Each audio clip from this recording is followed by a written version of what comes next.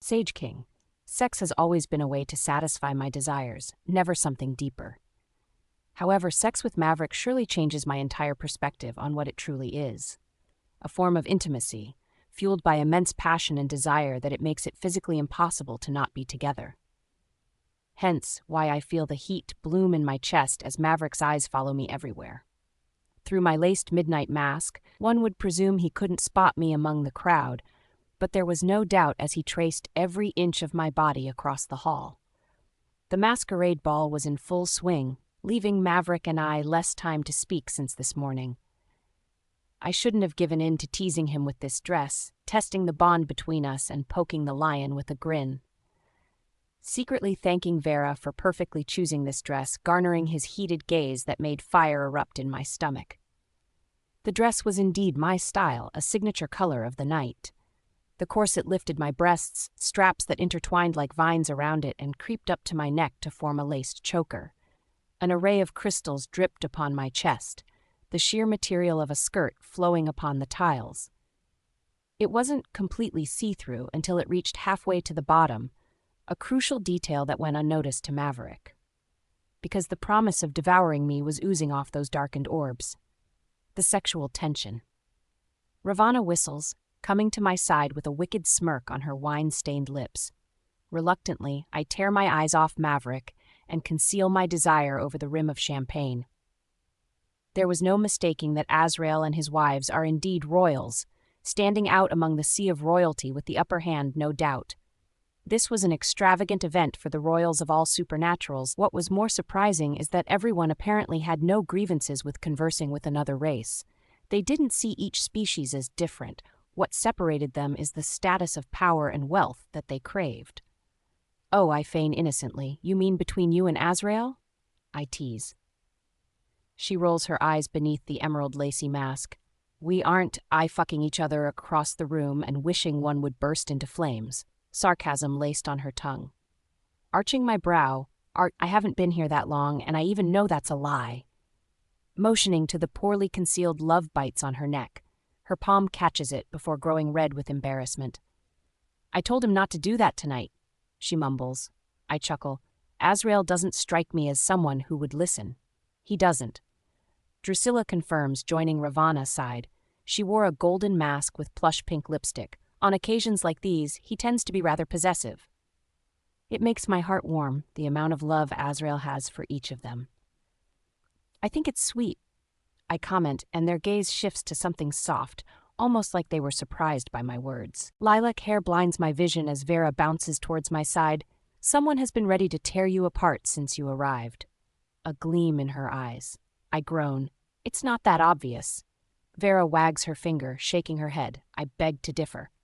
"Well, I have you to blame then." I smirk. Her eyes widen in shock. "There was no complaints when I showed you the dress." "One might even say you wanted this reaction from him," Ravana argues, taking a sip of her champagne and ignoring my glare.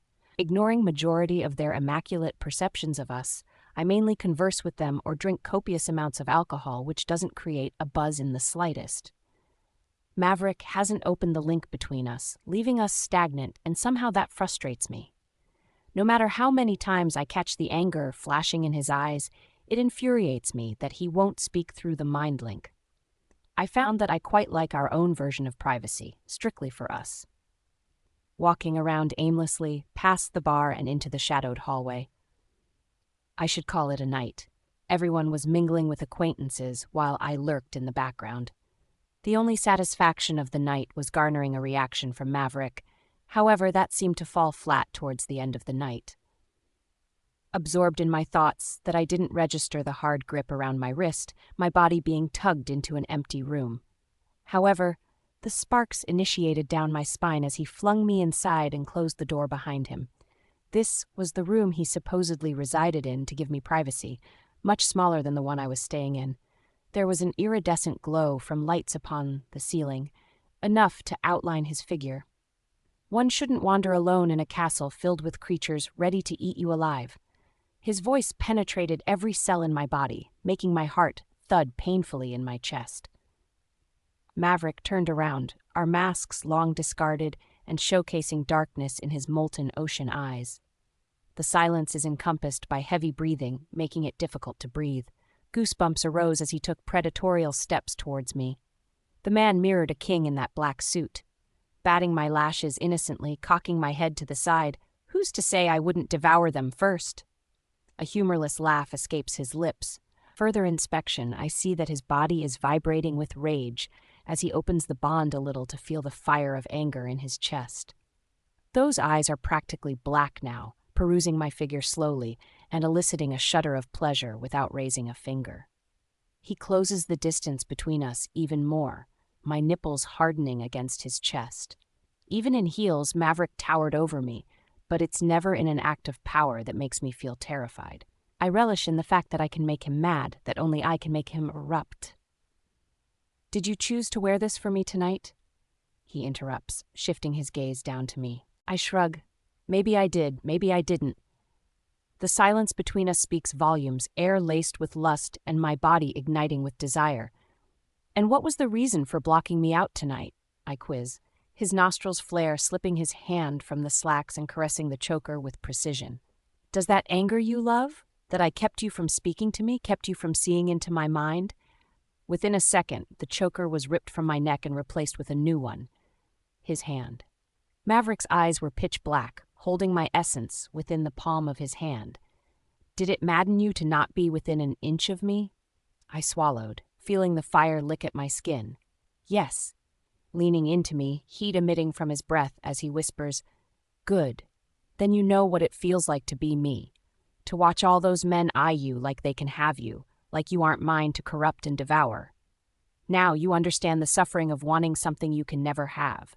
Maverick's words hint at a double meaning, and yet I'm too far gone to realize the gravity of his words. Instead of deciphering further, I completely relinquish all source of control to him. "Maverick," I moan into the night. Immediately, his hand tightens around my neck to the point that it's difficult to breathe as our lips collide. This must be dark magic, the way our lips move in urgency to the point that I'm left breathless and drinking in his life. My tongue dives deeper into him, earning a growl of possession that vibrates through me. His other hand wraps around my waist, drawing me into his body like he wanted me to be embedded in his skin. "I want inside you," I gasp, desperate to see inside his mind and dropping all my walls for him to feel my desperation for him, the way I need him. "No." Maverick cuts. I draw back to stare at him through glazed orbs. A wicked grin on his lips. This is punishment for denying what is mine this entire night. "You can't be serious," I sneer, annoyed and turned on. His arms shoot to cage me against the wall, a contrast of the cold at my back and the fire in front of me. Maverick resembled a beast in this moment, ready to indulge in his prey. "But I am Sage. For you, I have no control." He confesses, and I feel every heart completely skip a beat. "Sage King. We fucked and then put on our masks, returning to the masquerade because, according to Maverick, we couldn't leave just yet." The clock ticked to midnight, with even more people littered across the gigantic hall. Maverick excused himself to speak with Azrael, who was currently surrounded with unknown faces. The bond between us is glowing, a sense of peace overwhelming me and making my night. For once, we are united despite our bickering, which is practically foreplay. Sometimes he doesn't feel real, this fated bond between us. With all the knives at our throats, I'm astonished we managed to even mark each other. The consequences of our actions are up in the air, anticipating the next step of the Elysium Coven. Through the chaotic mess in my mind, Drusilla approaches me, and her serene voice actually soothes the voices in my head. "For one night, you should relax." I think she did more than relax. They disappeared for an hour. Vera chimes, resting her chin upon my shoulder with flushed cheeks and glazed orbs. "Guilty," I shrug. "I was jealous you guys were having all the fun." I add unapologetically. Vera laughs along with Drusilla, embracing me gently before bouncing like a ball at Drusilla's side. "Come on, let's have another kind of fun." We have different definitions of fun. Although during my quest of conversation among royals, I took a liking to the Prince of Fays, he was rather fun and charming. Maverick certainly didn't think so, fire creeping through our connection, and it made my stomach burn with excitement. Our eyes never detour, always tracing every movement of one another. until the flash of pitch-black straight hair flows through the night upon a woman with a bright red dress. She made a splash, becoming the main attraction with her pale skin and the thigh-high slit running to her hips, turning her back to Maverick, facing me, and I'm speechless by her beauty.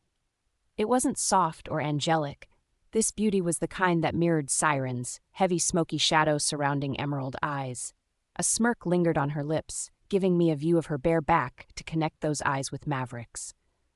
A wave of jealousy surged through me until I studied how his eyes filled with acrimony. I could see the wheels turning in his mind, watching her with an intent to commit murder. There was no sliver of desire in his gaze, fingers wrapped around his whiskey glass and tightening as if he was restraining himself. But why? Who was this woman? An ex? The anger made my blood boil at the thought of anyone being intimate with him, since the marking I've become rather agitated with any woman near him. However, something in my gut told me it wasn't anything of lust. There was something wrong with her, an unnerving presence, which prompted me to follow her, justifying my insanity.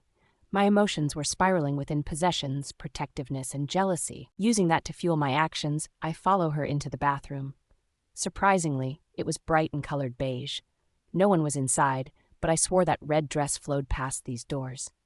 Now, empty. I wonder if it was a figment of my imagination. That can't be right. Maverick saw her as well. Facing an empty bathroom, I curl my fingers along the cold counter to ground me back to the earth. Taking in my appearance, pupils blown like I was on some type of drug. Maybe my mind is playing tricks on me. Maybe darkness is infesting my mind and making me hallucinate. But darkness is under control, marking each other has stabled it. In this haze, the light starts to flicker before going out. Everything is encompassed by darkness until the lights flick on, and as I stare into the mirror, I lock eyes with the mysterious woman, a wicked smile on those cherry lips, and I'm certain this isn't my imagination. "Hello, Sage." Her tone sinister, spitting my name with distaste, turning around so that we can have this conversation face to face. A few feet apart, but I catch a whiff of her scent, heavy notes of chemicals, and something bitter that leaves a bad taste on my tongue. "Who are you?" I ask, narrowing my eyes at her figure. She was shorter, even in heels compared to me. I didn't bother questioning on how she knew my name, because it's likely that she indeed knows who I am. "Neha?" The name was unfamiliar to me. I was at a disadvantage while she might know who I am. "And I'm supposed to know you?" Heels click against the tiles, settling her hands over her hips. Neha's entire features were swimming with hatred as she sneers. "No. But I know you, Sage King, and I want to know who the fuck do you think you are?" I scoff, grinding my teeth as Bella growls. "If you know me so fucking well, then I think you can answer that question yourself." "You think you are so smart, huh?" she marvels, tonguing her cheek to control the anger, failing since the vein pops from her forehead with viciousness. "Not my fault you couldn't come up with the conclusion yourself." Neha is seething, that beauty being tainted by the hatred and bitterness as she spits. "You should have stayed away. You shouldn't have touched Maverick." In 2 quick strides, my hand is already wrapped around her throat, squeezing until her pale face turns red. I knew this woman was bad fucking news, and saying his name made me violent. Who the fuck is she to tell me to stay away? Darkness is ready to bleed into my stream, and I won't be responsible if she becomes nothing but ashes in a few seconds. "Keep his name out your fucking mouth." I snap, making her eyes bulge from the lack of oxygen before shoving her disgusting body away from me. Neha laughs, distorted, as she takes in a couple breaths. Fingers dart to massage the area, soothe the tension against her throat. "He was doing so well until you arrived." "Oh, are you his fuck buddy?" I taunt, because even saying those words make me want to rip to pieces for touching him. "Maverick is my fiancé." She smirks with satisfaction. Every muscle in my body freezes. For a moment, my brain short-circuits, and darkness creeps into my orbs.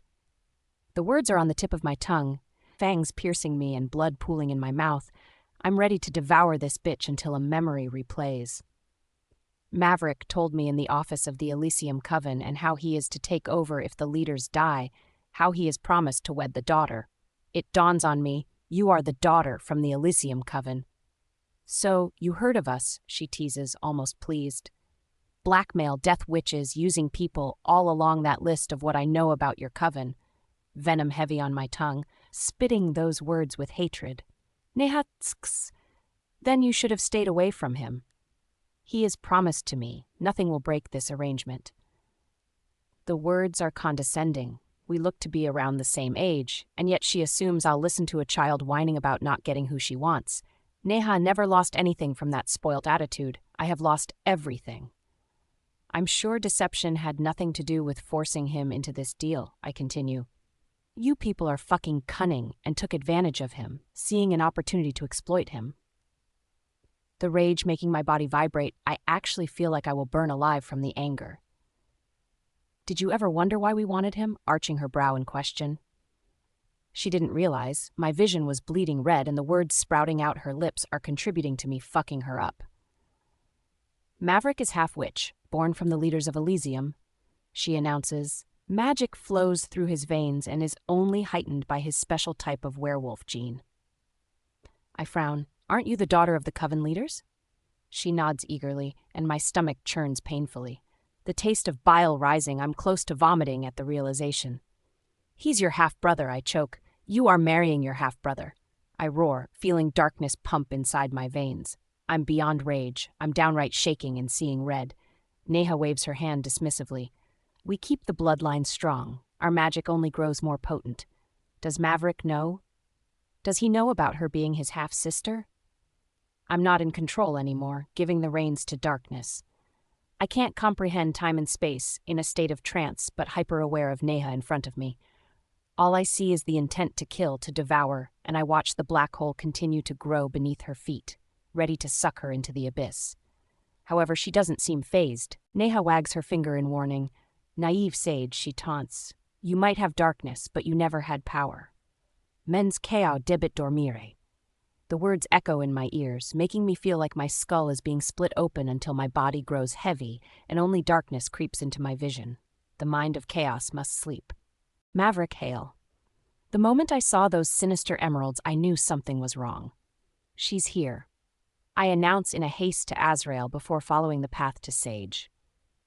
I didn't think she would notice the acrimony between us, but Sage is perceptive and curious, which only made her eager to decipher what truly happened. Completely absorbed with unease, a pit growing in my stomach with every step towards my worst nightmare. Neha can do the unthinkable, destroy me in a second with Sage in the palm of her hands. My feet move faster than anticipated, flinging the door open. Our link has been stagnant, almost like she is asleep, and I can't reach her. The only sliver of hope, if they killed her, I would have felt it. The lights flicker, a trick they are fond of. It never incites what they want from me. However, the possibility of Sage being in danger makes taste fear for the first time. The lights brighten, and Sage is nowhere in sight, only Neha in front of me. My heart starts beating erratically, painfully, and making my body vibrate with fury. Grinding my teeth to keep some semblance of composure, where is she? I growl, a fire growing inside of me. Neha is used to everything she wants, never even hearing the word no. She is spoilt to the core. Even when her magic isn't that powerful, a pout forms upon those ruby-stained lips. Didn't you miss me, baby? Her wobbly voice questions. That whiny voice makes me want to bash her skull in. She is well aware that I don't fall for that act. She is a nuisance in my eyes since the first moment. Where the fuck is she? I roar, an inferno ingesting every organ in my body. Her mask of innocence slips easily like raindrops, a bitterness coating those orbs. It doesn't matter where she fucking is. Neha hisses. The skin on me starts to sizzle. I know you didn't kill her. Give her back to me. I fume, wanting to let the fire burn us alive. She shoots me a glare, disgust marrying her eyes. You disobeyed us by marking her. Zero is losing control, along with myself. Not having Bella or Sage is making our hearts sink into the pit of darkness. No one touches our mate, or even talks about our bond. They warned us with those death witches that they will come. I wasn't naive to believe there wouldn't be consequences. However, I was formulating a plan. That was what tonight was supposed to be about, gaining favors from others in order to have a course of action to annihilate Elysium. I didn't mind being in debt to others if it meant killing everyone from that morbid coven. However, they chose the exact moment to shatter everything. If you hurt her, You'll what? She taunts, cutting off my threats. Swallowing the sensation of helplessness where this coven is concerned. I'm useless. Sage has control over darkness. She couldn't easily devour them, but that comes with consequences of death. Even darkness has limitations on how we use it. Neha cocks her head, finding gratification in my turmoil. We are to wed, and you dare go against our deal. She scoffs in dismay. I envision darkness torturing her, eating her, and making her scream until nothing is left but bones. How could I forget? I seethe. You take every opportunity to remind me. I couldn't lose control. If I killed her now, then Sage is lost to me forever. Playing the game is the only way to ensure she is back and safe. Then how can you do this to me? Neha cries, tears glazing those disgusting emeralds. How could you mark someone else, feigning a broken heart? We both know there is no love between us. Give her back to me. I demand, darkness bleeding into my eyes and showing that I'm serious. Neha is the coven's daughter, hot-tempered and powerful to an extent, but never like me. I will showcase my wrath if they harm her. I don't care if I die as long as Sage is alive and safe. If I don't get her back, I know all the terrible things the Elysium Coven will do to her.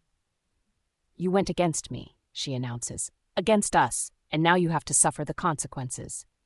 Neha declares, and my heart is close to being torn into pieces. I'm not playing this fucking game, just give her back to me. I growl, that helplessness making my mind swim in a pit of hell. Afraid that's not going to happen anytime soon. I glare at her, ready to wrap my hands around her neck and squeeze until nothing is left of her. Father passed away last night, she informs, and my blood runs cold with every muscle freezing. Now it's your turn to uphold your end of the deal. I can't breathe, engulfed in agony and the taste of blood in my mouth at the dawn of my fate. Neha smiles sweetly. Don't worry, my love, she continues. Soon enough we will be together, and Sage will be a distant memory. The lights flicker, a ghost kiss placed upon my cheek, and I feel spiders crawl all over from her disgusting touch. When the lights come back on, Neha has disappeared, and Sage is still nowhere to be found. Fuck! I roar. Sage King.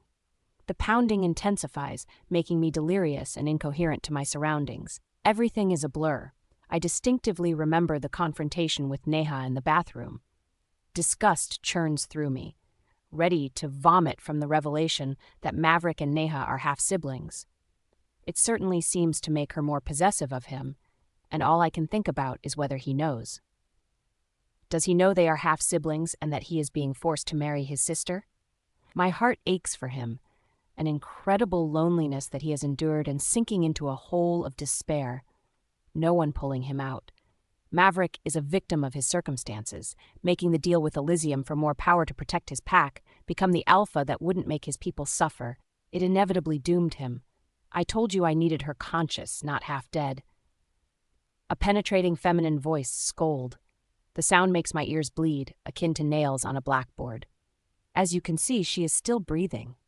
Another voice notes, annoyance lacing her tone. The voices are being drowned by the agony spiraling inside of my head, everything bathed in darkness and concealed by a blur. Each time I blink to focus, I fail.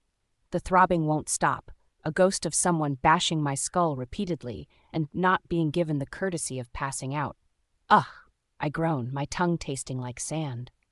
See, she's alive. The familiar voice hisses, disappointed that I was alive. Two figures appear in front of me. I move my hands and legs, but to no avail. Everything is restricted by a tight cord. It bites into my skin, the scent of blood in the air as I pull desperately, but alas, it doesn't give. Through the pounding, a distinct snap of fingers echoes, and all the pain is sucked away. I gasp for air, desperate for a lungful of oxygen. The previous pain long forgotten and my vision starting to clear. Two women stand in front of me, one behind the other. The familiar crimson-colored dress and vile emerald orbs belong to Neha, but the other is blinding my vision. She was dressed in a black gown, appearing to be in her late 30s, with defined cheekbones and a bottomless pit of evil swirling within those obsidian eyes. She smiles, the curve showcasing her white teeth. You are lucky my daughter didn't kill you. Rolling my eyes, extremely blessed, sarcasm lacing my tongue. This is the coven leader. Maverick mentioned her name to be Alicent. Now I can see it, the resemblance of evil while Neha appeared hot-tempered, Her mother was level-headed. Alicent studies me, a snarl uprooting those crimson lips. I don't see it. I told you she deserved to die. Nea spits, hatred blowing her pupils. Lifting a hand towards her. Hush, child, he will come. Alicent assures, not taking her eyes off me. She looms over me, showcasing the power dynamic between us. Fire crackles from the walls, torches being the only light in this gloomy dungeon. It's clear their intent is to kill me, eradicate the person holding Maverick back from marrying Neha, conjuring darkness to taint my vision red and devour these two, but I'm simply grasping at nothing. Darkness isn't here, only a hollow space occupying my soul that was tainted black. Don't bother trying to unleash darkness, I restrained it. The mother informs, not at all impressed by my actions. If she took these restraints off, I bet that smug face will be whipped off. Sagging into the uncomfortable metal chair, aches forming in my back. And now what are you going to do? Neha is displeased at my attitude, growling like a puppy, and it makes me laugh. While this little girl doesn't bring a sliver of dread in my stomach, her mother certainly has something lurking in her demeanor to make fear crawl up my spine when she smiles. It's funny, the only resort you have is to kidnap me to get him here. That is truly pathetic. I laugh, pointing out the glaring obvious. You fucking bitch. Neha snaps, quickly replacing her mother's position in front of me. She places her hands on the side of my head, a malicious smirk on her lips, and suddenly I feel like I'm burning alive. There is no fire in sight, yet I feel my entire body set ablaze and being devoured. The heat searing my skin, burning my flesh and consuming me with excruciating pain. I want to pass out. A scream tears through my sore throat, holding her eyes as I become overwhelmed with the sensation of burning alive. My skin melting until I become nothing but ashes. Enough. Alicent commands. Reluctantly, Neha drops her hands with a grunt. Whatever mind game she was playing stops, a torturous tactic among witches. I've dealt with witches before, but not Elysium, therefore I recognize that what Maverick said is true. Something is different about them, and now I understand why they wanted to massacre them in the past. There will be plenty of time for that, her mother soothes. We have more pressing issues to take care of. Her fingers descending on my mark, and I feel disgust creeping my throat. Take your fucking hands off me. I growl, feeling my eyes shift. She laughs, finding this amusing and not seeing me as a threat. Oh, darling, we have a dilemma. I would love to carve that hideous thing off your skin, but alas, she marvels, that wouldn't break the bond. A fated bond can never be broken, right? However, the wicked smiles upon their faces brings a seed of doubt. A fated bond was created by a dark witch, but did it really make it invincible or just unbreakable to the moon goddess? Swallowing the fear, I can't help but feel terrified of what they will do to this bond. They are the Elysium Coven, and no one truly knows what evil is embedded in their souls. Do you know what makes our coven different from others? Alicent questions, walking off to the side and towards a table filled with items I can't see clearly. The cords start biting again into me, burning as I continue to pull against them when I see her lift a gigantic needle. I hate needles. The sight already makes me lightheaded, grinding my teeth as I watch Alicent fill it with a glowing blue liquid. She turns around, tapping the needle with a few squirts escaping, the two grips on her fingers making it appear like a weapon. We experiment, she answers. We have no boundaries compared to other covens who leave the others alone. Elysium doesn't care for boundaries or restrictions. We have the power to bring extinction to any race we want. Neha chimes in. Of course, that requires more manpower since Daddy is dead and Maverick is the perfect leader for our coven. I'm rocking the chair, attempting to free myself as she takes calculating steps towards me with that needle, which could kill me. You only want to use him, your own blood. I seethe, feeling the anger burst from my chest. Alicent scoffs. Unlike your kind that frowns upon incest, it only strengthens our magic. You people are disgusting. I spit. Neha waves her hand dismissively, shifting until she is behind me and wrapping my hair into her fist. Sharp nails dig into my scalp as she tugs more, exposing my neck and probably pulling out chunks of my hair in the process. There is no escaping, my body confined and restrained without the energy to break free. Alicent looms over me with the needle. Since flesh can't break the bond, how about killing the only thing that ties you two? For a second, I question what that truly meant. Until Bella flashes in my mind, unable to move properly, but I hear her voice warning me. Suddenly, I'm erratic and attempting to shake off Neha. I will kill you. I scream, my heart pounding so hard in my chest. Let me fucking go, I will kill you all. I roar, the fire burning me alive as Neha burns through me with her mind tricks. They can't take Bella, she is my only connection to Callan. I won't let them take her. I will kill them all. Tears of rage blind my vision. I will tear your body into pieces. Oh, if you think what Neha is doing is pain, you are in for a rude awakening. Alicent smiles, shoving the needle into my neck, and I taste death. I scream and scream and scream until blood convulses from my mouth. Pain consumes me. I'm sorry, Bella. I whisper, Maverick Hale. This cannot be happening. I breathe, a mere whisper as I pace within Azrael's office. It's been 8 hours since Sage was kidnapped, no sleep among any of us as we try to create a plan. Azrael was outraged that his security was blindsided by an uninvited guest. The barrier spell placed upon the castle had to be strengthened since. I couldn't keep Sage safe. I couldn't stop them from taking her. Everything is spiraling. My entire world is collapsing. The consequences were flashing lights, and I ignored every single one to pursue Sage. She is in my blood, my oxygen, my everything, and I have forsaken her. Do you think they took her back to the Coven? Soda asks. Halting my steps, I'm irrational as my eyes shift with Zero at the forefront. Of course, they fucking took her there. I spit, frustrated with the stupid questions. Don't speak to her like that again, Azrael warns, all trace of commonality erased between us. Sauda wasn't insulted by my harsh tone. They were all understanding of my circumstances, which made me feel worse, running my fingers vigorously through already disheveled hair. Charging into the Coven won't guarantee her safety. Alicent will kill her as a way of retaliation for disobeying her.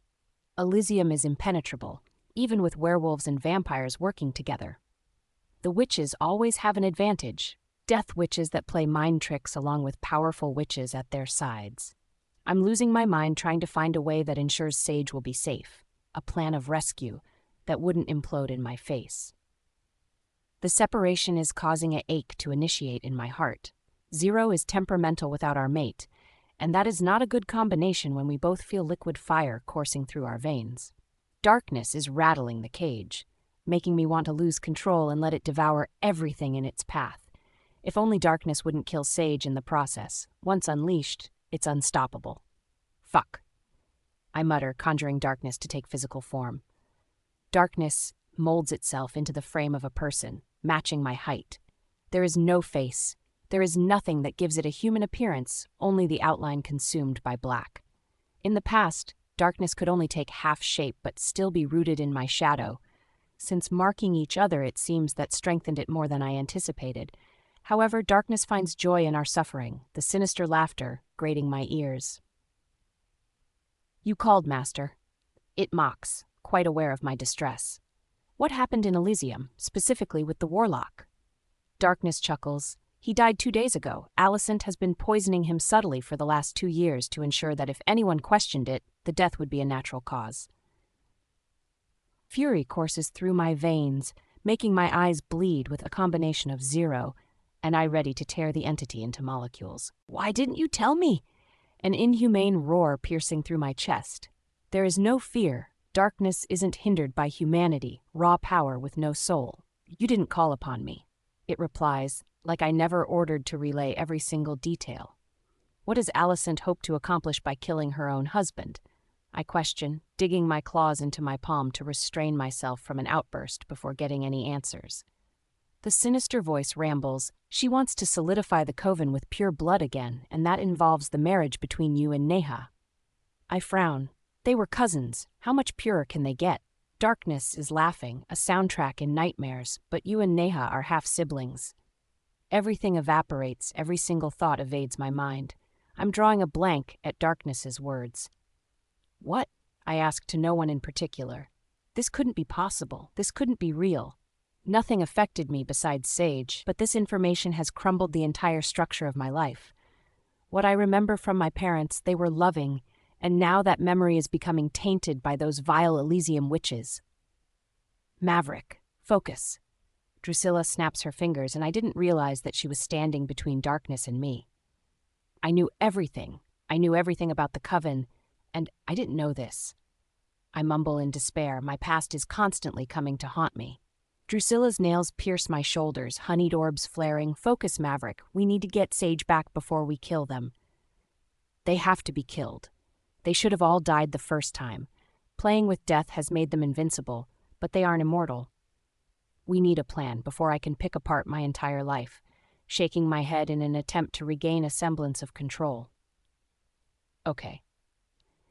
Neha alluded that the death of her father set everything into motion, my end of the deal finally being utilized. Elysium can never be ruled with one leader. They need a pair to ensure unity and power. Incest is common. It makes their magic potent, and if what darkness has said is true, then half-siblings will surely be more powerful. Alicent is well aware that her daughter has shortcomings if given the chance to rule by herself. Therefore, she wants to take control over all the strings and make us mere puppets while she owns Elysium for another 100 years. Where are they keeping Sage? Vera questions, which surprises me since she isn't a conflict type of person. Silence ensues. Alicent blocked me from her and figured out I was in their shadows. I'm completely blocked from everything in Elysium. Fuck, you are useless, Ravana declares, and she is right. Darkness couldn't do the one thing I needed. Protect Sage at all costs. Rage consumes me, Zero's anger spiraling with my own. My body is shaking, my heart pounding so loud that I couldn't hear anything. Without thinking, I hurl the bottle of bourbon from Azrael's desk to the wall, wanting to destroy every piece in here. My fingers itch to kill, to devour and tear apart flesh. I need her back. The power I craved to make me stronger has brought upon the worst type of agony I could ever experience in my lifetime. The curse becoming crystal clear, our doom of never being together. But I won't let that happen. I'll get her back, no matter the consequences. We need a plan. We need to get her back. I repeat for 1,000th time. You can't barge in there. You can't save her without dying. Azrael reminds, as if I'm not prepared to die for her. Azrael is right, Ravana agrees. There is no guarantee you could even get her out of Elysium before you die. You need a better strategy. I don't know any other way besides the obvious, I sneer.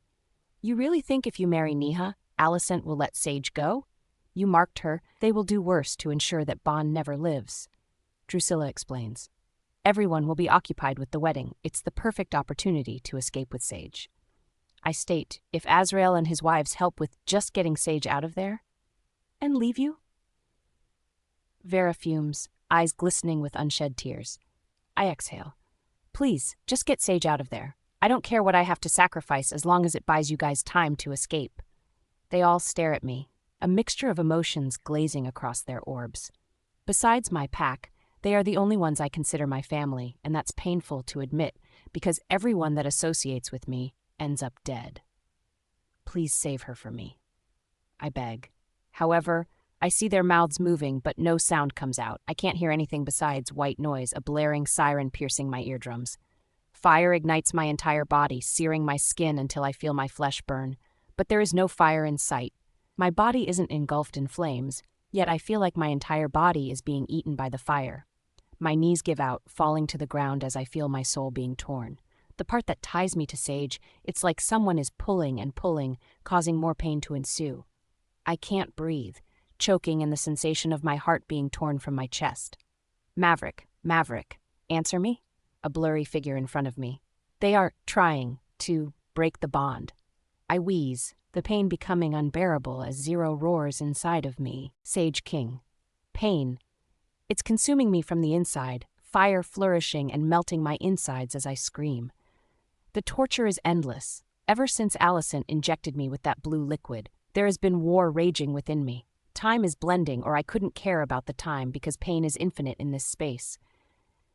Constantly, fire licking my wounds, and I watch in horror as the skin restitches itself to start the process all over again. This was healing casted by Alicent to prolong the pain. It started with slashes from an invisible weapon, splitting my skin and making me nothing but a disfigured monster. The healing initiated, suddenly reattaching the skin that coated my body in blood. I became immaculate, marble skin, and then fire erupted. It burned my body. I screamed my lungs out as my skin charred, and it made me wish for death. What was even more cruel, the hallucinations of Maverick ripping my heart out. That was more traumatic than being burned alive, no matter if I knew it wasn't real. It made my heart ache to see that they used my love for him as a weapon. However, the heart beating in his hand was entirely real, along with the gaping hole in my chest. "The bond isn't breaking, Mother," Neha whined from behind the doors, stomping her feet in annoyance. "Elysium is truly diabolical. I do believe they have the power to destroy any creature they desire. That liquid is a creation of their own, the cause of my demise. It's a fated bond. It will take time," Alicent reassured. A sigh of relief escapes my chest, a throbbing lingering in its wake. For a moment, I was afraid they had the power to break the bond. Sweat exuded from my skin, a disgusting smell emitting from my body. The cold stone against my face soothed the fire that once killed me a few minutes ago. Steam permitting from my skin, the healing was slow. If the bond can't be broken? Straining my ears, ignoring the pain currently engulfing my essence. The bond would be irrelevant since he is moving forward with the deal. The wedding will commence in 2 days. Exaggerated clapping booms, except the words are on replay in my head. He accepted the proposal. They are getting married? No, it wasn't possible. He wouldn't do that. I'm trying to regulate my breathing, to not relinquish in the pit of agony accompanied by my racing heart. "You think he will follow through? It's been a week and he only accepted yesterday," Neha questioned. "For her, he would do anything." Alicent stated, I can already see the curves of her lips lifting into a devious smile. She was finding joy in destroying his life, and I know the meaning behind her words. Maverick would do anything to find me, to save me. And that is coming at a sacrifice. My eyes burn from the unshed tears. The ache in my heart growing because I didn't want Maverick to do this for me. I didn't want to cry. That would bring them happiness to assume they broke me. But they haven't. I've tasted death multiple times, and yet the mention of Maverick is what shatters my soul. I'm surprised she is still alive. Neha muses in disappointment. "Fuck you." I spit, feeling my throat closing from the lack of water. My vision is blurring. "You can't have him," I declare through the haze. Alicent is clicking her tongue. "Oh, darling, he was never yours to take." She hisses, claws digging into my cheeks. "He will never be yours." I affirm, "No matter what you do." "We will see about that. Hard to be bonded when you won't have a wolf any longer." Neha snaps from my side.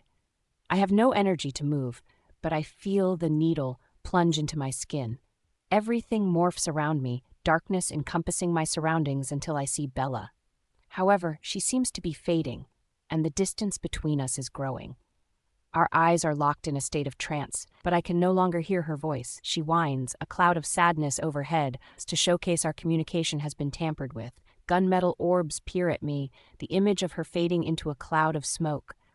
All this fight, only to end up with the same result. Alicent voiced taunts. I couldn't see her, but she echoed in the darkness.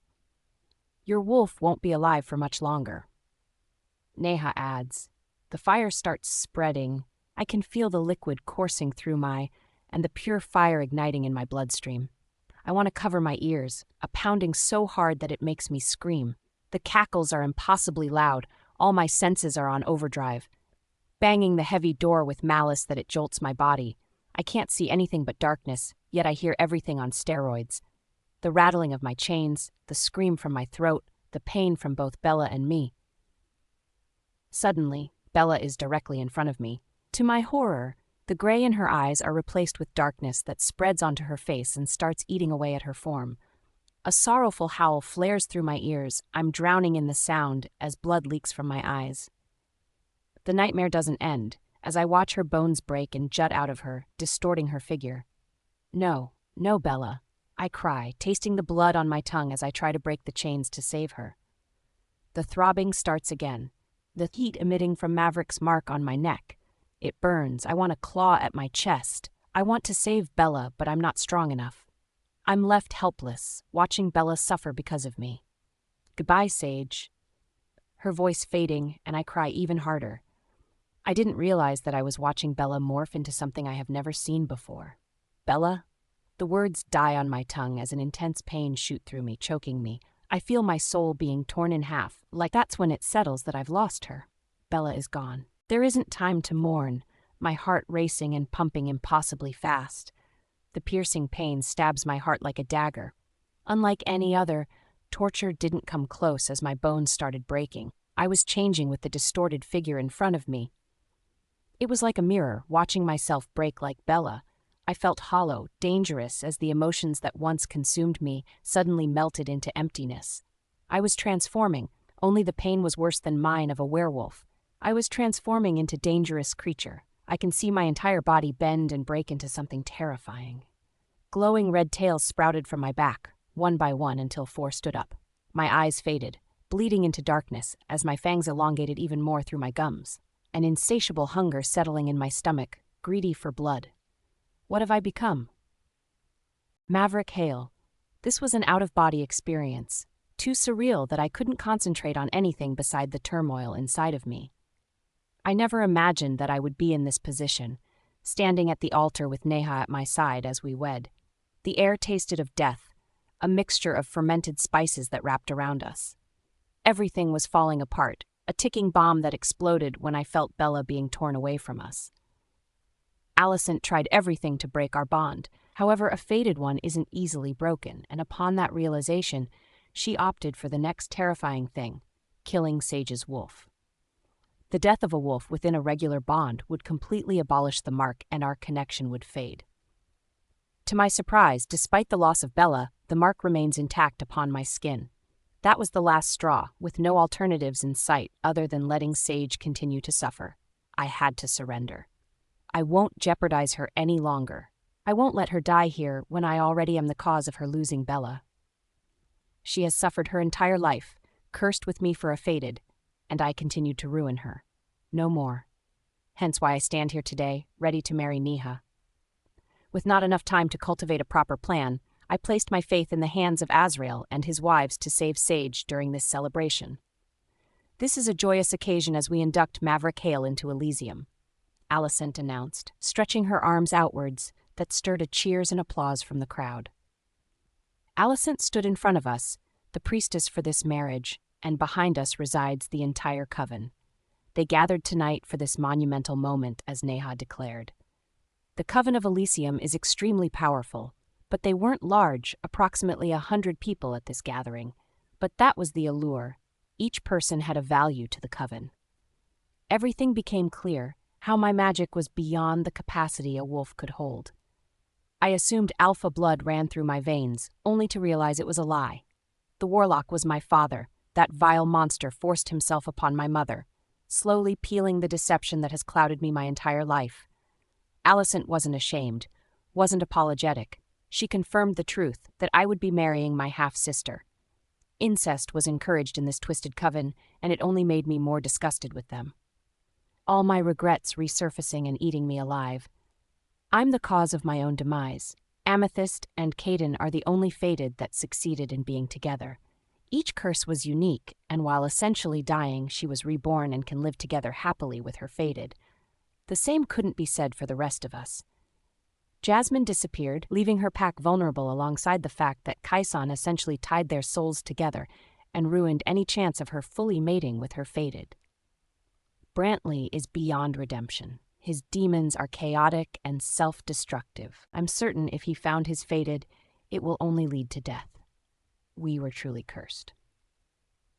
Alicent's wicked smile showcases pearly whites as her lips move to chant spells that will harness the powers between us. It slowly forms a circle of dark magic beneath our feet. This magic should feel familiar, and yet it feels invasive. I want to crawl out of my skin to escape this uncomfortable sensation. She holds up a dagger, vines of black thorns forming the handle, while the silver is engraved with runes. I can already sense the magic infused into the dagger, the essence of Elysium. I'm familiar with the dagger. It's used throughout history for every couple that rules Elysium.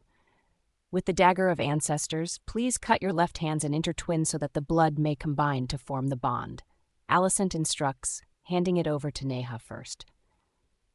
Neha smiles. Decadent roses embedded in her many braids. One would mistake her for someone with humanity, but she has none. Those eyes showcase how cruel she truly is, a vile witch like her mother. She slices without hesitation, blood reaching the surface and pooling in her palm. I'm moving on autopilot, suppressing the hatred and sorrow that's close to consuming me. Everything becomes background noise as she hands the dagger, tainted with her blood, to me. My heart is racing, beating so hard that it makes my body vibrate. Zero is spiraling, darkness is restless, and I'm drowning in despair. This sacrifice is worth it, reminding myself constantly that this is for Sage. To save her. I wasn't naive to think Alicent would easily hand her over. My only hope is placed upon Azrael. With Sage at the forefront of my mind, I slice quickly. Pain doesn't resonate. I'm numb throughout this ceremony. Nothing hurts more than the pain in my heart, the one that I gladly gave to Sage. Returning the dagger to Alicent, Neha and I combine our hands. Her touch spurs my hatred, despising the reality of our blood mixing together. Alicent ties a black cloth around our hands, starting the process. The blood of Elysium is sacred. We are able to strengthen our powers today, for the blood that runs through Neha and Maverick are that of purity. Tonight, they will become one and lead us into salvation. Cheers erupt from behind me, but I don't detour my focus off Alicent and Neha. She holds 2 vials underneath our joint hands, encapsulating our combined blood that drips into those glass vials. Once filled, Alicent hands us each one. Repeat after me, she continues. I drink the blood of my love to solidify our unity. I vow to fulfill my duties as Coven leader, to honor, strengthen, and uphold the traditions of Elysium as our leaders before us. The words burn my tongue, lacking any sort of truth. She nods in approval. Now please drink the blood to solidify the union and creation of the bond. Silence surrounds us, everyone eager to appraise their new leaders. Neha downs the vial instantly, and I already feel her presence like thorns piercing through my soul. Lifting the vial to my lips, blood has never repulsed me more than it does right now. Once I drink this, our marriage is infinite. I'll become the warlock, their new leader. Voice echo around us, pressuring me to proceed. Taking a deep breath, holding the vial to my lips, and ready to drink. Except, my hand is frozen in place at the persistent banging coming from outside the double doors. We were in Elysium's gigantic hall specifically meant for marriages. No one is able to come inside when those doors close. Something was wrong. The pounding grew inhumane and made the ground shake with a force that made my feet move. Suddenly, the doors flew off the hinges. A gush of wind slashed fiercely through the room, and my eyes widen in horror. The vial slips from my fingers, glass shattering beneath my feet. Sage, I breathe in shock. Because the person in front of me cannot be Sage, it's a creature that shouldn't exist. A ghoul. Maverick Hale. Gone were the eyes of silver. All that remained is her crimson gaze with black sclera surrounding her orbs. She wore the dress from the party, unrecognizable as its now torn fabrics covered in dirt and blood. It does little to shield her nudity, marble skin that's splotched with blood and dirt. One can mistake the lack of emotion behind that cold stare. However, they couldn't see her anger. I felt it tear through my chest, a confirmation that our fated bond is still intact. The rage ignited a fire that burned my heart, a hunger for vengeance that required blood. Sage's emotions are too much, too consuming, and I felt every ounce of her pain. Neha is frantic at my side, her hand squeezing mine. How did she escape? How did escape, mother? She whines, the terror evident in her tone. Ascent's silence speaks volumes. You can hear a pin drop among the large crowd. They are rendered speechless, alongside me, although for different reasons. Neha's hand is burning my skin even more, providing an urgency to rip the skin off. Where is Azrael? They should have taken her and disappeared, but there is no one behind her. I don't sense their presence anywhere close, which means she broke out on her own. I was spiraling into a pool of unanswered questions, drawing a blank for the first time, because all I could focus on is Sage. A transformation I never saw coming, a creature that shouldn't exist. I wanted my eyes to be deceiving me, that this wasn't the fate Sage has been cursed with. To no avail, nothing disappears, and I'm left to face the reality. Sage is a ghoul. It's solidified by the 4 glowing red tails sprouted from her back. They are known as kaguni, which are hard muscles that have the same effect as claws. I watch the tails move subtly, almost non-threatening. But upon command, Sage controls each tail without lifting a finger. Ghouls aren't supposed to exist. They are creatures mutated by magic. Shifting my attention to Alicent, the rage that's killing me is my own, as my eyes glow a bright blue to showcase Zero is ready to devour. She cowers for a second before instilling the fake bravado of someone who isn't terrified of the outcome. "What the fuck did you do to her?" I roar, violently ripping the cloth that tied me to Neha. She stumbled onto her ass, but I didn't care, her words falling on deaf ears. Alicent composes herself. No remorse? I experimented. She answers with a twisted smile. "You made her into a fucking ghoul." My voice thundered. "Ghouls are only created by the mutation of dark magic. There is a reason why ghouls aren't allowed to exist." Alicent smirks. "I realized that breaking a fated bond is futile, so I did the next best thing to ensure you two will never be together. The curse is coming true. Every avenue we have went down ensures the same destination. Let's watch how your bond withers and the hope of being together dies. You will become completely devoted to Elysium, taking your rightful place as our leader." She announces with a wide smile and diluted eyes. Shaking my head, "Do you have any idea what you have done? You have damned her." The words are drowned by the screams of terror initiating behind me. Alicent's eyes cross over my shoulder, widening in fear, and I turn around to face absolute carnage. I already knew Sage's emotions were out of control, consumed with hatred and vengeance to destroy this coven. I never assumed she could accomplish it.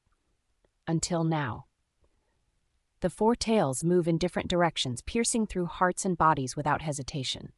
Sage completely controlled each tail, mercilessly killing everyone.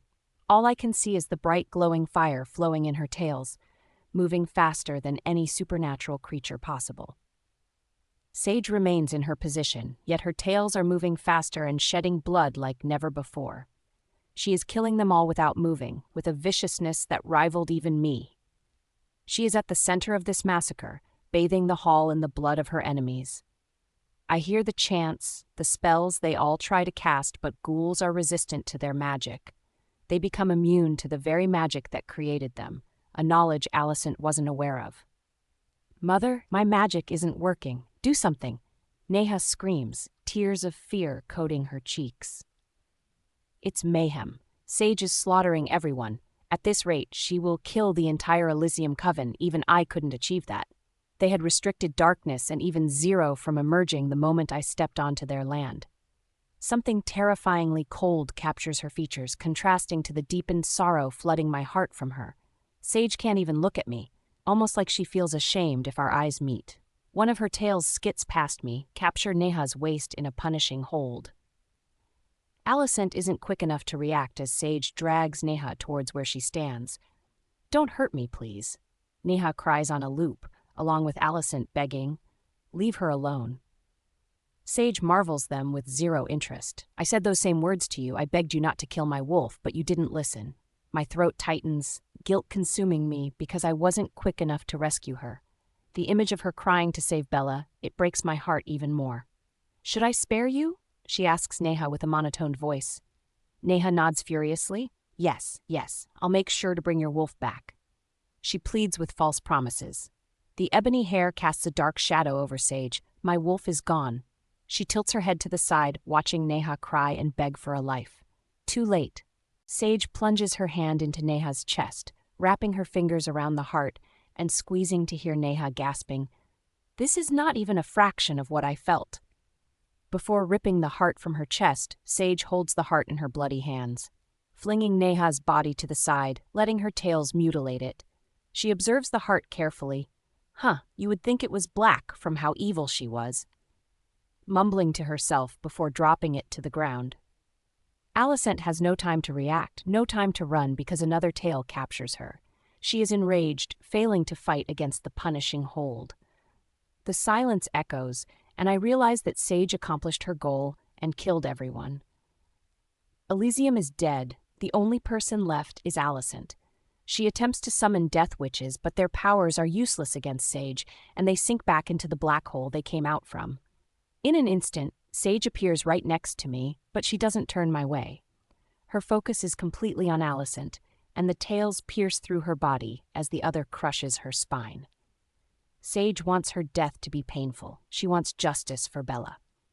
"I wonder what you thought would happen when you turned me into this monster." Sage grins. Did you think you could control me? Use me for your leisure while stealing my mate? Fuck you. Alicent spits. Even if you kill me, the result is still the same. There is no way for you two to be together. A ghoul is monster of creation. She laughs, feeling accomplished that she ruined Sage forever. The rage turns into lava, burning inside of me and Sage. Look at this carnage, Sage announces, moving Alicent around the room. The coven you love so much is dead. There is nothing for you. No more words are exchanged as Sage unleashes all 4 tails onto Alicent's body, her screams blaring through the room as the tails puncture and mutilate her body. The torture feels like hours, listening to her screams of agony and pain before complete silence. There is no satisfaction in Sage's eyes, blood coating all her tails and blending into the glow. Sage, don't. She cuts, meeting my eyes, and I see the pain, the agony she is going through, and I feel it in my heart and soul. You don't understand. As a ghoul, your hunger for blood will be insatiable. I argue, we need to go home. She studies me, a distance between us, and with a sad smile, I have no humanity left. I have no heart to give you. I won't let you leave. I won't let you suffer anymore, I declare. Sage doesn't respond, turning around and walks away from me. I can't let her leave. She doesn't understand that the bloodthirst will only get worse. Proper care needs to be considered when handling a ghoul. She will spiral into that pit of agony if I don't bring her back. If I don't help her overcome this, before she could disappear, a flash of lilac hair is in front of her. I don't want to hurt you, Vera, Sage warns tiredly. And I won't let you suffer alone. Vera speaks, lifting her palm and blows something into Sage's face. Specks of glitter permit the area surrounding Sage, staggering back as her tails retract. Rushing to her side, and within a second, Sage collapses in my arms. Maverick hail. I caress her cheek with the back of my hand. She sleeps peacefully after going through excruciating hell.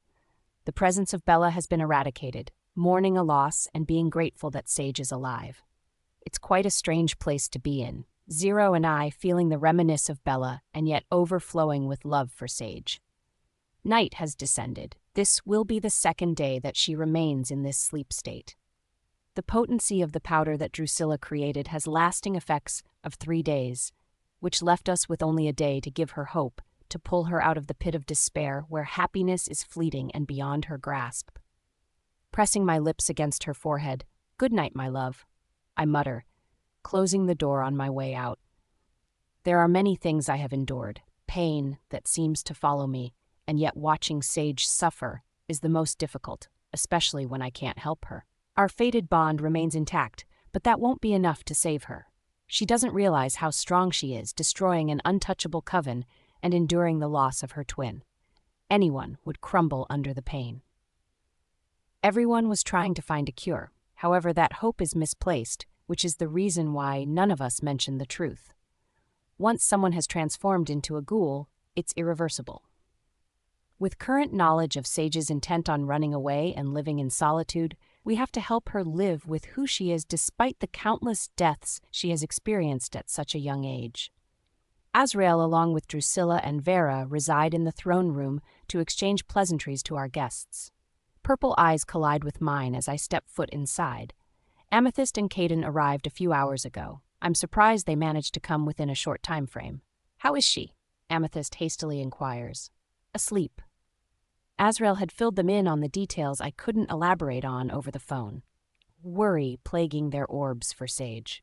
On other occasions, I despise the idea of disclosing anything pertaining to Sage, but in this situation, my feelings are irrelevant. All I care about is Sage, and I will do everything in my power to help her, mind and heart. The people that have been with her since the beginning deserve to know about what is happening. Guilt is seeping from their pores, probably for giving Sage the chance to run away. However, they did use all their resources to find her, which showed they care. I'm just better at keeping secrets. "I never thought she would run to you," Caden voices. "The chances were slim that she would go to her fated, when she made it certain she never wanted a mate." On cue, both of their eyes dart to the mark on my neck. They are trying hard not show they are surprised that we have marked each other, fated having a different kind of mark than regular mates. "Sage was able to hide from you because I'm the last place you would search." Nodding in confirmation, I'm indeed the last person at the time she would run towards. Amethyst exhales. What's going to happen to her now? She continues with an array of questions. And what is a ghoul? She was new to this side of the world, and it showed. After relaying the explanation of ghouls and how they are derived, I watch the mutation of her features switch from calm to horror. Caden's eyes are ablaze, lips thinning as anger rackets through his bones. Both of them are itching to kill me, watching Amethyst start to glow and smoke emitting from her fingers that quickly erupts with flames of orange. You did this to her, she fumes. I nod. Yes, I am at fault for causing her more pain. There is no denying that I have ruined her life with my own selfish desires. And I will do everything in my power to save her at the cost of my own life even. Let's not be to haste to throw lives away, Azrael interrupts. His words resonate to Caden, and he restrains Amethyst from killing me. I want them to take out their anger on me. I know they want to by the fire in their eyes. However, this wasn't the time to wallow in self-pity. She lost her wolf? Caden inquires. Yes, all the experiments done on her before fully transforming into a ghoul costed her Bella. A sharp pain pierces my heart that the mention of Bella being gone. Realization dawns on them, passing an agonized look between each other. That was her only connection to Callan. She is burying her pain. Losing everything has made her want to give up her humanity. I affirm her new lifestyle is going to be more of a burden on her as well. Amethyst frowns. New lifestyle? Even uttering the words brings an intense weight upon my heart. Ghouls have to feed on humans for survival.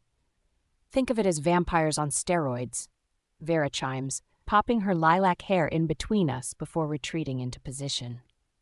She encompasses all the qualities a vampire would, but it's worse. A vampire can go on a binge when deprived for years, but a ghoul has an insatiable hunger that constantly gnaws at them all day. Regular food won't appear to her anymore. She will need discipline in order to not randomly kill someone during her feeding. It's going to be a constant battle every single day for the rest of her life, which is more than she can handle right now. Sage's mental state is fragile, and this will certainly push her into insanity. Amethyst recognizes the severity of the situation. This is horrible. She already fights her emotions daily to cope with the loss of Callan, and now she must fight bloodthirst. Her eyes cloud with unshed tears. We need to help her. She doesn't deserve this. She doesn't. Drusilla voices for the first time, taking a step forward in the circle we are in. Drusilla is always composed, and yet I see the turmoil within midnight orbs. I've created a liquid that will suppress those desires. I can't reverse the effects, which sadly means that Sage will have to live with her new identity as a ghoul. However, ghouls are able to curb their appetite with coffee. The liquid I have developed, taken over time, will give her discipline when it comes to feeding. If she can control herself, then it will make this adjustment easier on her mentally. I state, trying to see the positives. Will it work? Caden questions. Do you really think she will be able to live with who she is now? That was the million-dollar question. Could Sage with being a ghoul for the rest of her life? Would she be able to accept it? Silence echoes in the room, thickening the atmosphere with tension of the unknown. She needs a reason to move forward. She needs a reason to live, and unfortunately I'm not enough. That's why you wanted us here, Amethyst concludes. She ran away from us for a reason. We remind her of a time when Callan was alive, and that is too painful for her. Caden exclaims. For once, I agree with Caden. Memories are torture to relive for her. Sage pushed the sorrow to avoid the pain, and now there is no way for her to escape it any longer, which sparks an idea to bring her soul back. She has to accept the loss of Callan. She has to grieve properly before she can start to heal. I state, before we can exchange ideas on how to uncap the bottle on those suppressed memories, the scent coffee and sweet coconut invade my insides. I know immediately who it is, Zero shifting around to focus on our mate. Bags under her eyes, exhaustion written all over her face. Silver orbs darting to Amethyst and Caden, no surprise or even a reaction of happiness. What are you doing here? She spits. I don't give them a chance to answer. You were supposed to be asleep. I speak, you shouldn't be awake now. We still had another day. Too bad.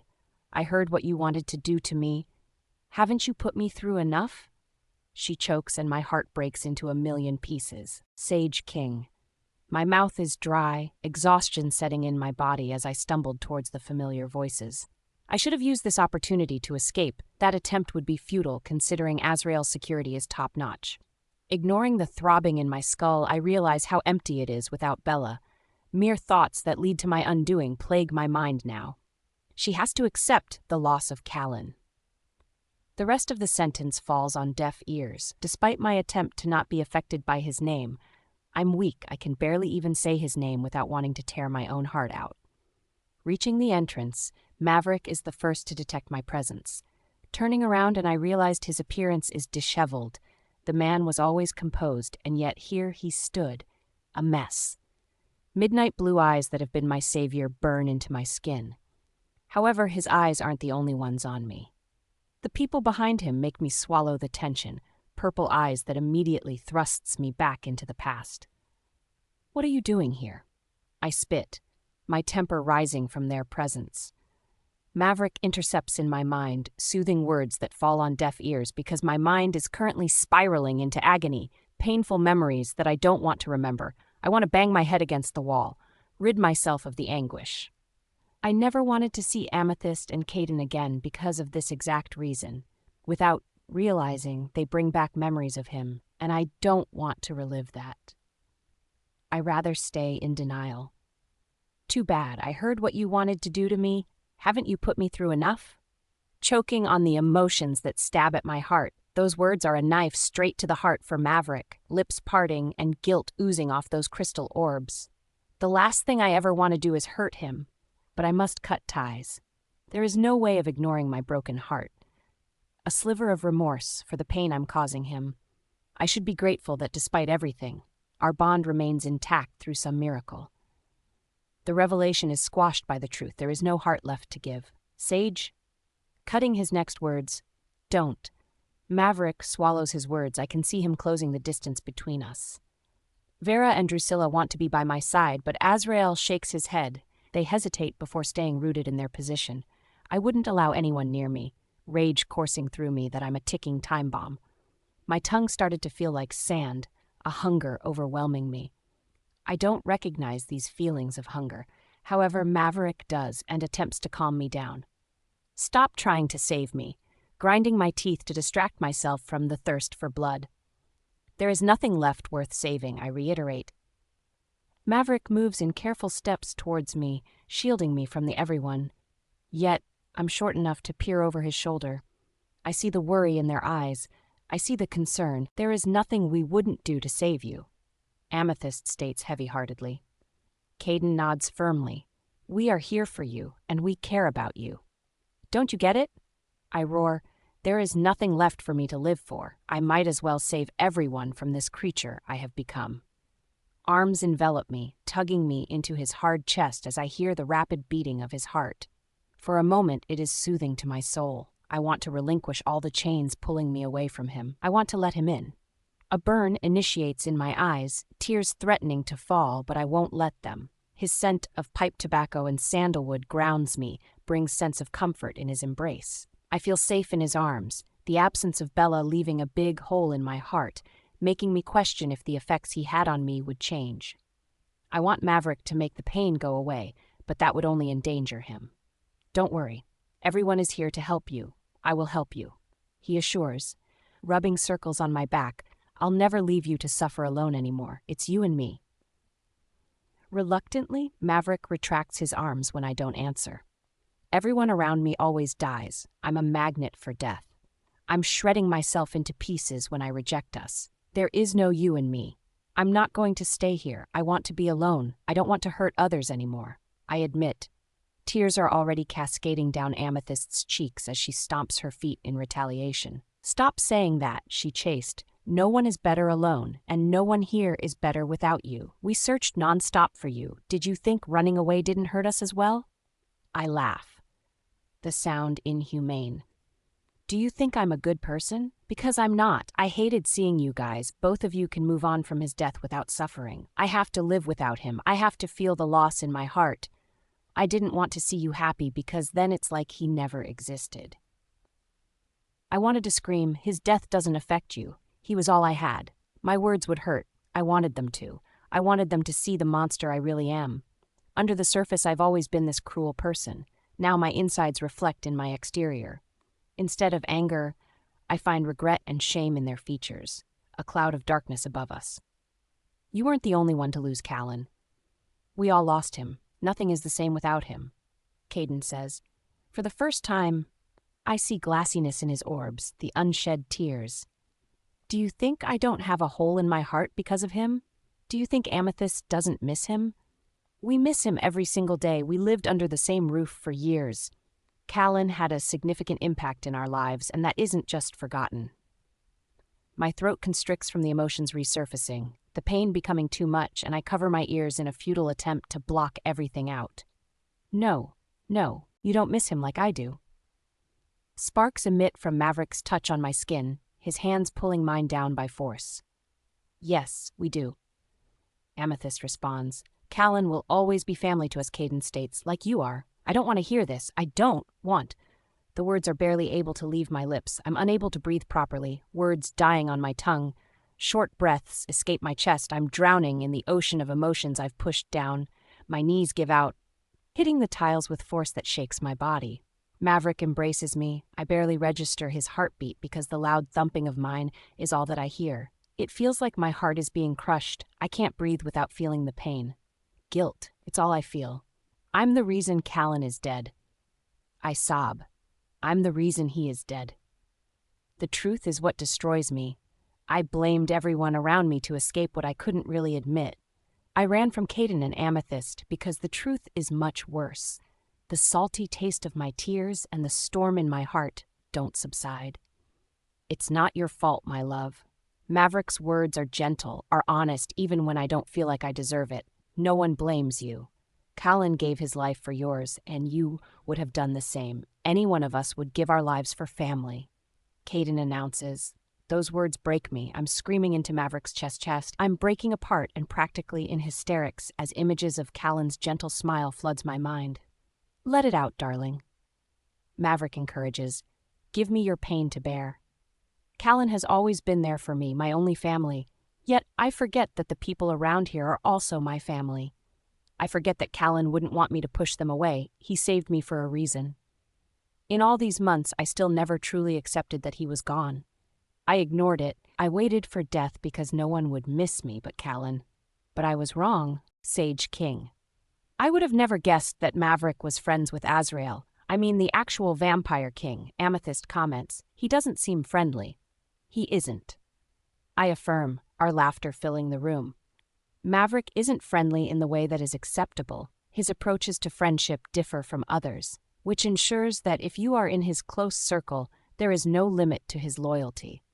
What's your plan now? Are you going to come home? Amethyst's rapid fire of questions swarm in my mind. Everyone misses you. A softness in her tone. I smile. I miss everyone too. Hope swirls within her orbs, and I'm ridden with guilt that I had shut them out for so long. Amethyst and Caden, the entire Blood Moon pack, they will always be family. But it's no longer my home. My family has extended, and my home is with Maverick at Shadowpack. Shaking my head, I'm not coming back. Distraught creases her features. Why? I thought we were. It has nothing to do with you or Caden. I just don't think my place is with Blood Moon anymore. It will always be in my heart, but my home is with Maverick now, I state firmly. My words ensures that Amethyst sports a grin. Ah. Rolling my eyes, don't start. Surrendering her hands in the air with innocent eyes, I never said anything. You're going to be the Luna of Shadowpack, she teases. Oh, no, we haven't discussed anything, least of all that. Come on, Sage, you guys have marked each other. This isn't a trivial bond, it's a fated bond, which means forever. There is no way Maverick is not going to make you his Luna. Nodding her head in agreement to her own statement.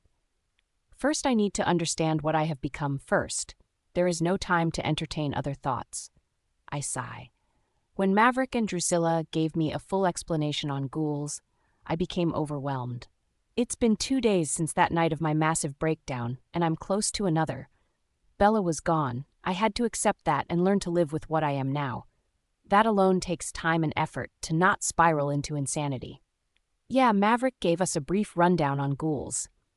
Apparently, there is this whole other side of the supernatural we hadn't known of. I snort. You have no idea. Silence surrounded us before Amethyst embraced me, clinging onto each other as the familiar burn initiated in my eyes. I cried so much these past couple days than I have my entire life. Thanks for coming. I'm glad you are safe, and that Maverick was there for you when we couldn't be. She whispers, giving me one last squeeze. We have resided too long in this palace. It was time to return home. While Amethyst and Caden would depart in a few days, Maverick and I had to wait for Drusilla to make progress on this liquid. Amethyst was tired, no doubt, and she needed the rest, which left me to watch the sunset, an orange and purple horizon burning onto my skin. I was exhausted from having to face my feelings. I failed to realize that my agony all these months have been my own demise. I never fully accepted Callan's death, and I hadn't appreciated his sacrifice. If the roles were reversed, I wouldn't have wanted him to live like I have. A soft knock echoes from behind the door. Come in. Surely this would be a pleasant distraction. Maverick swiftly enters our room with something in his hand. I appreciated the way the man can wear formal attire, white dressed shirt that clung to every muscle in his body. You could see the ink on display, menacing, and yet when he approached, I had to stiffly laugh. Because in his big hand is a teacup. Strands cascade upon his forehead, a shield to his soft gaze that traveled towards me. The sunset casted a magnetic glow as he reached me, a symbol of how he became the sun to me, a beacon of light in my darkness. A smile pulls at my lips when he takes a seat next to me on the couch. Care to share why the big, bad alpha is carrying a cup of tea? That was an experience, I applaud with a face tainted in red from laughing. Don't mention it to anyone, he warns. I would never. He doesn't buy my words in the slightest, probably from the grin on my face. Maverick rolls his eyes dramatically, which made him appear childish. I liked this side of him, that wasn't restrained and rather carefree. Maverick extends the cup towards me, grabbing a hold of it with confusion. Okay, I drawl, awaiting an explanation. Drusilla finished the poison today. For some reason, my heart rate picked up, thumping painfully in my chest. The pounding resonated in my ears, although I was something else entirely and required a new source for survival. It became real in this moment. At first, the thought of eating humans repulsed me, but now the thirst for blood was unimaginable. It's all I thought about, making my gums ache and my tongue taste like sand. I wasn't out of control yet, but it didn't mean I wouldn't be in the future, which is why I wanted Drusilla to succeed in her creation. In the span of 2 days, I'm certain I've had over 20 cups of coffee to subside the cravings. Hunger is permanently keeping me on edge, knotting in my stomach and growling with ferociousness. I need monthly consumption for survival.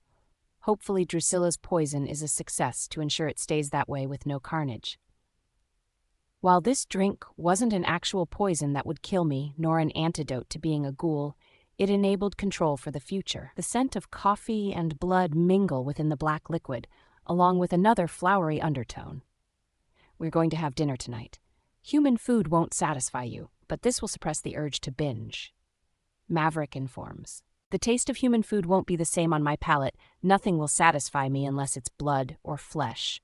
The best alternative is blood, and this drink will help me maintain control from slaughtering innocent people. Slowly, my lips latch onto the rim, and I take a sip. Immediately, my taste buds burst with delight, a euphoric sensation overwhelming my body, and my vision becomes tainted in red. I knew they shifted as I took huge gulps. It was metallic with a blend of something smooth going down my throat. Slow down, Maverick calmly says. Surprisingly, I heed his words and pace myself. The drink is sensational, delicious, and satisfying my hungry stomach. Once I finished all the contents, I licked my lips in satisfaction. Ah, I sigh, feeling a sense of calm that wasn't there before settle in my being. Maverick's hand caresses my cheek. How do you feel? I feel full. I admit with wide eyes, I think it worked. For the first time, hunger isn't at the forefront of my mind. Despite the questionable color, I enjoyed it. Maverick leans forward, placing a kiss onto my forehead. I'm glad, intertwining our hands, swallowing a sense of doubt. Do you think I can do this? A flood of unnerving questions plagues my mind. What if I lose control and kill the people I love? I won't be able to live with myself. Hey, Maverick's voice is stern and yet comforting to my soul. Drawing me closer, he places his forehead upon mine. His scent overwhelms me, settling in my bones and making the thoughts disappear. I think he can feel them, my fears. You are strong, Sage, stronger than anyone. If anyone can do this, it's you. Being a ghoul isn't a death sentence, and you need to realize that. Such simple words breathe power into me. So, Maverick smiles, we are going home. Arching my brow, you were listening? Maverick is unapologetic, placing a kiss on my hand. His gaze is overflowing with love. Just so you know, you are my mate, and you will be my Luna. There is no doubt in my mind, our pack will love you and worship you the way I do. Never doubt my love for you because it's only for you. I freeze. You love me? The words a mere whisper, just to clarify what I heard from his lips. I do, he affirms. I love you, Sage. I swear I can't hear anything but the rapid beating of my heart. This felt unreal. An overwhelming sensation of love flows through me, a subtle hint of his feelings mingling with my own. The fear that chained me to the past, the fear of losing my loved ones, but in my heart ran deep the love I have for Maverick, the man who saved me from myself. I love you too, Maverick. I confess, tears distorting my vision. Sage Hale, 2 years later, you need to stop letting them into our bed. Maverick scolds quietly. I scoff. Me? You are the one that caved last night. I did not, he denies. You so did. They whined and cried daddy for 2 minutes and you were putty in their hands. That's a new record. I smirk. Usually he caves in 1 minute. The truth resurfacing has him stifling a growl, a vein beginning to protrude from his forehead, disheveled strands cascading upon his forehead while he exhales harshly. Just this once and never again, he affirms, lying to himself. Yeah, sure, just 'cause it's their birthday you let them into our bed. He smiles, exactly, attempting to use that as an excuse for giving in to them every single time. Rolling my eyes, we had 2 heavy weights snoring upon our chests. The twins resided in the middle of our bed. Somehow that changed over the course of the night. You would think for 2-year-olds they wouldn't snore this loud, but even the sound vibrates in my chest. Colin's ebony hair tickles my chin, heat exuding from his small body and melting into the fabric of one of husband's formal shirts. I can spot the drool puddle on Maverick's white V-neck shirt. Ever since the twins sleep in our bed, he opts to wear a shirt since they drool during their sleep. Joshua's rosy cheeks are puffy as he awakes, big blue-gray eyes blinding my vision. He rubs a tiny fist over the sleepiness, while Maverick caresses his head. Happy birthday, my baby. I greet, but he's too lost in the haze of sleep. Cake, he mumbles. Maverick and I laugh. Anytime they hear the word birthday, the first thing that pops into their heads is cake. Callan grumbles on my chest, seemingly waking up on par with his brother. Mama, he calls in the midst of his sleepiness. Happy birthday, my baby. Giving him the same greeting as his brother, that can't play favorites with these two. Even though they clearly have favorites between us. It amazes me how Joshua manages to sleep with all his clothes on, but Callan always finds a way to take off his shirt. We start sitting up, attempting to wake up the boys who are still sleepy. These two can sleep through a hurricane, one of the many blessings when they were born. Although the pregnancy was painful to endure, I was bedridden for the remaining 2 months since they grew so big, leaving me unable to walk. Oh no. Maverick groans as downstairs is riddled with noise. A house full of people, that's a first for you. I tease. Remind me again why you thought it was necessary to have the birthday party here? I don't like other people in our home, he declares. I snort. They are our friends. We don't have friends. They are merely acquaintances, he exclaims with a stern voice. But he is such a liar. The birthday celebration is in full swing. However, I had to sneak away before they cut the cake. Do you not like the taste? Drusilla inquires. I'm drawn out of my thoughts, not aware that I had spaced out since drinking the poison. A stark contrast from the first time when all I could think about was desiring more blood. I'm sorry, my mind is elsewhere. Unfortunately, on my baby's birthday is the day of my monthly feeding. Although it's not a necessity, I tend to keep a routine for my intake to avoid reverting into that state of hunger. Drusilla smiles. That means it's been working. Prior to this, all you could think about was feeding, and now it's the furthest thing from your mind even when you are. Hearing her words of confirmation brings a new wave of relief through my body. While the first 3 feedings were a struggle since I craved more, as the years have passed, I seem to have been kept satisfied and full. Whatever Drusilla put into this liquid has worked. My control has never been this ironclad before. I found another ghoul in London. His name is Jace, and I offered to help him. He tends to binge, but after drinking the poison for a year, he has restraint and control whenever he chooses to feed, Drusilla informs. Somehow that brings a massive smile onto my face. I'm glad. You truly are magical to be able to create something this powerful. Waving her hand dismissively, it's nothing special. She is much too modest. If only she knew how this poison has changed everything for me. If it wasn't for her, I wouldn't have been able to live as this creature, let alone give birth to my boys. I wouldn't have this beautiful family if it wasn't for her. Before I could express my thanks, the crashing of something expensive is heard along with fits of giggles. Seems like Vera is getting into trouble, Sauda comments from the entrance. I leave her to babysit for 5 minutes and it's already chaos. I groan, massaging my temples as I finish the last contents in the mug. That's what you get for trusting a purple-haired pixie. Ravana yells from the living room. I sigh. We leave the kitchen and it's utter chaos. Hence why I left you to watch Vera. I speak to Ravana, who is seated upside down on the couch. You left a child in charge of a child, Maverick comments. Joshua in his arms while I hear Vera make airplane noises. She whizzes past us with a giggling Callan on her shoulders. Off we go, she announces. However, the plane ride is over when she faces us. Callan is unaware of the situation and starts playing with her purple hair when she settles him on her hip. We were just having fun. He's going to get sick before we even give him cake. I scold. She pouts, but it's Joshua who cheers with his arms in the air. Cake! We needed to return to the party to cut the cake. Everyone was enjoying themselves in the backyard. Since the forest was no longer haunted by death witches, we finally made use for the massive space. Amethyst and Caden arrived earlier along with RED members that I haven't seen in 6 months. There are occasions where we alternate with dinners, however special occasions are mandatory for us. Maverick attends monthly founding family meetings. The werewolf community is settled in a state of peace except for Crystal Blood Pack.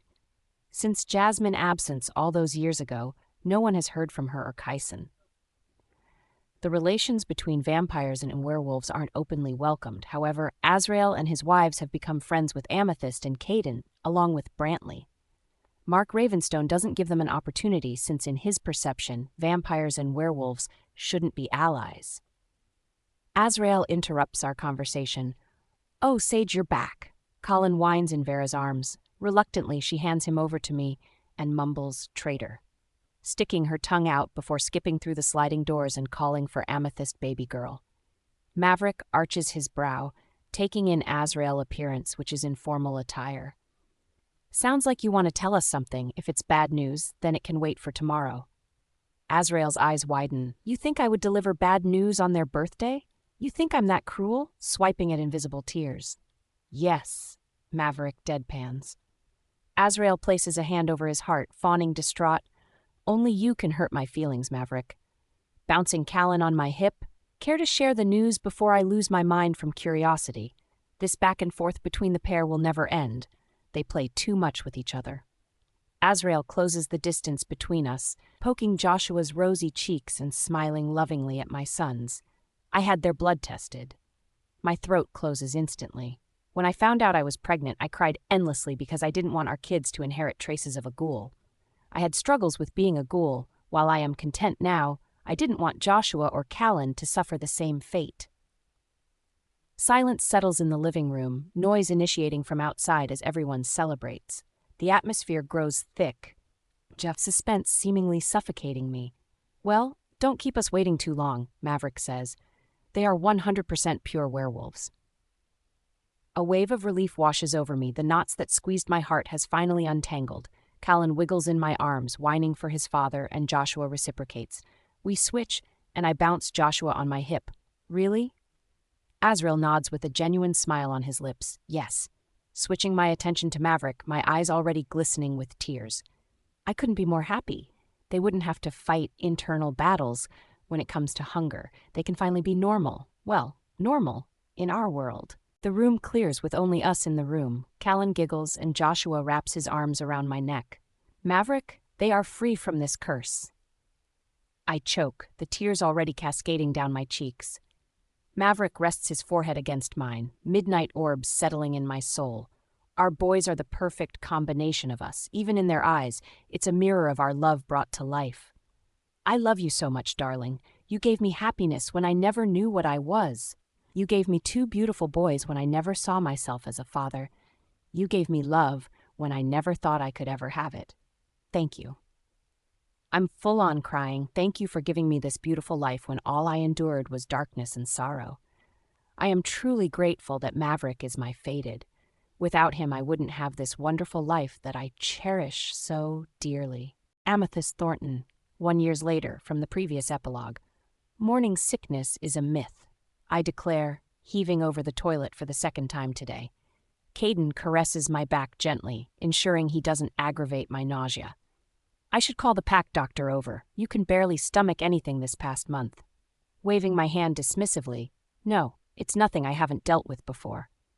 The nausea subsides as I focus on the splitting headache brewing. Massaging my temples, I don't know if I prefer morning sickness to this afternoon sickness. I prefer you not being sick and getting rest, love.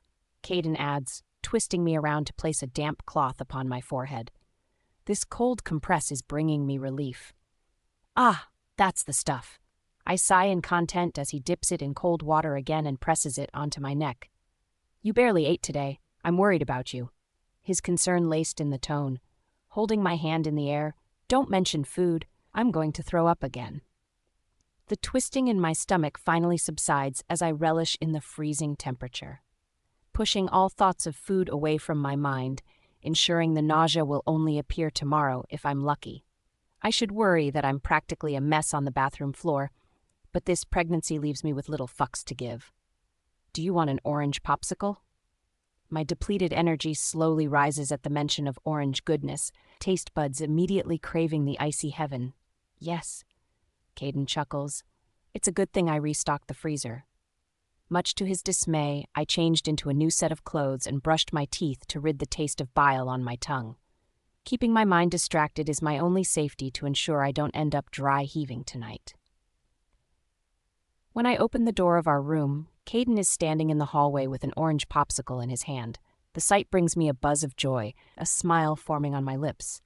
Immediately grabbing the popsicle, I bite open the plastic and suck the orange popsicle. It is pure ecstasy and chases away the nausea. My stomach is settled for the first time today, and I couldn't be more grateful. Thanks, baby. He kisses the side of my head affectionately. Glad you are enjoying it. When you were pregnant with Visenya, you were addicted to the cherry flavor. Caden muses with a gentle smile. I stick my orange-colored tongue out. Don't mention cherry. I might not make it through the night. We walk in step down the hallway into the direction of childish laughter. Our house is in a constant state of chaos. I was trying to limit myself since I go through these things 5 times a day, and that isn't good.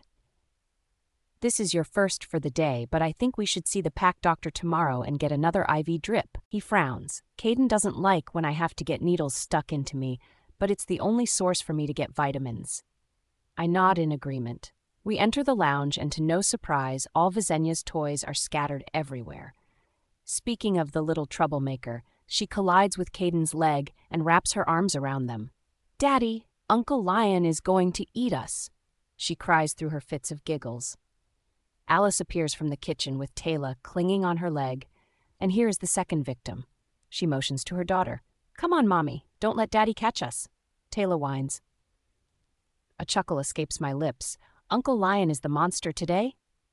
Found you. Lion intercepts with Zion on his shoulders. Daddy win. He cheers, bouncing and clapping his hands with joy. He wins today, but we are getting him back later, Caden declares, lifting Visenya into his arms. Her black curls bounce with the movement, hypnotic purple eyes sparkling as she wraps her arms around his neck. Daddy is alpha. The win is ours, she rejoices. That makes no sense, I whisper to Alice, and she laughs along with me. Let me tell you, Visenya, I can take your dad any day. Lion smirks. Like to see you try. Caden smacks with an equal grin. And here I thought we could have a peaceful dinner.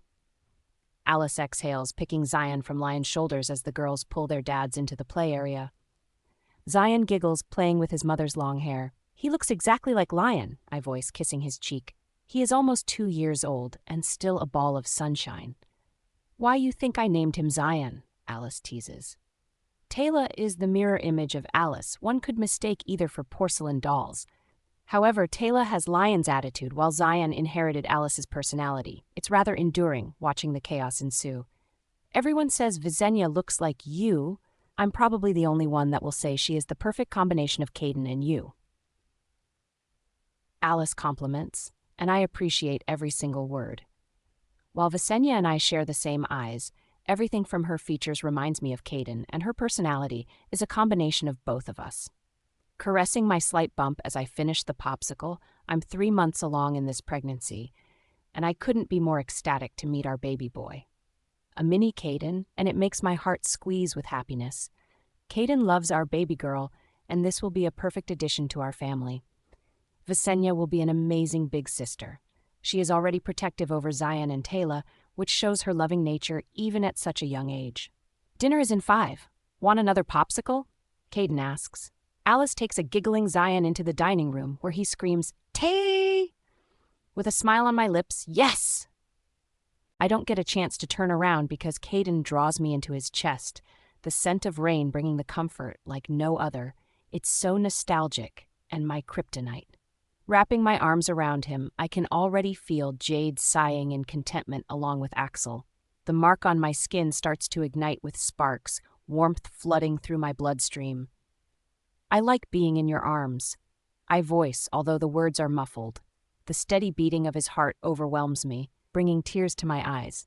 I never realized how grateful and incredibly lucky I am to have Caden in my life. He changed everything for me, gave me a life I never would have dreamed of. Our pups are evidence of our love. This family we created, it's more than I could have ever imagined. I love you, Amethyst. I sniffle. Sorry, I thought I had the wall up.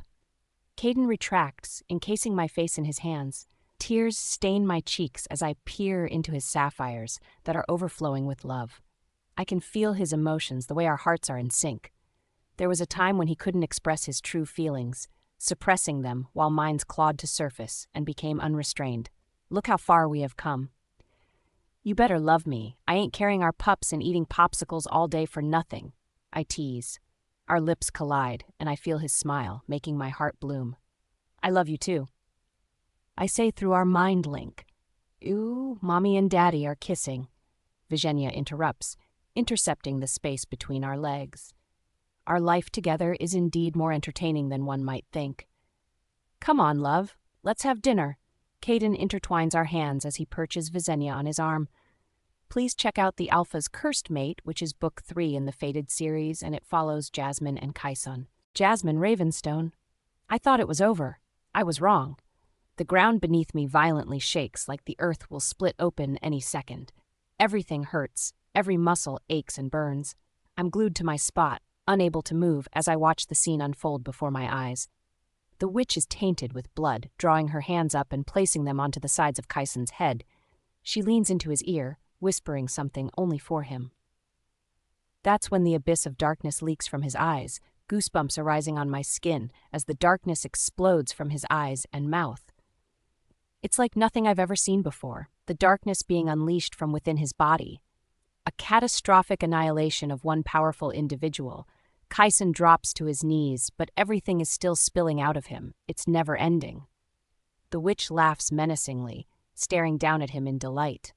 I wanted to move, to shred her skin from her bones for doing this to him. Even with every pain sparking through my body, I forced myself to stand. However, the witch is suddenly flung back and suspended into the air. She is restrained, unable to move, and that once evil laughter escaping her lips is replaced with screams of terror. Fear leaking from her pores as I watch her body begin to twist, bones crushing on amplification and blood and flesh spraying upon the ground. Suddenly, the screams stop, and her mutilated body drops to the ground. I'm able to stand on 2 feet, ready to go to Kyson, but his body is shielded by Kier. A cry escapes my lips as a million invisible knives pierce through my heart. Flattening my palm to soothe the intense pain, I feel something deep in my soul. It's like my soul is being ripped apart, a hollow sensation settling within, all my emotions slowly fading away until emptiness remains. What is happening? Air is being tainted by whatever darkness is exploding from Kaison. On shaky knees, I take one step at a time. Kier encases his brother's face in his hands, words I'm unable to hear reaching his ears but not stopping whatever is killing him. Each step brings an unimaginable pressure that forces me to stop, ensuring I can't move. I need to go to Kaison. I need to help him, even if I don't know how. Somehow I feel him slipping through my fingertips. Our connection could never be explained. It always felt deeper, like we intertwined with silk threads tying us together. Right now, I can feel the thread being torn. Like he is being pulled away from me, our connection fading until that hollowness settles within my heart.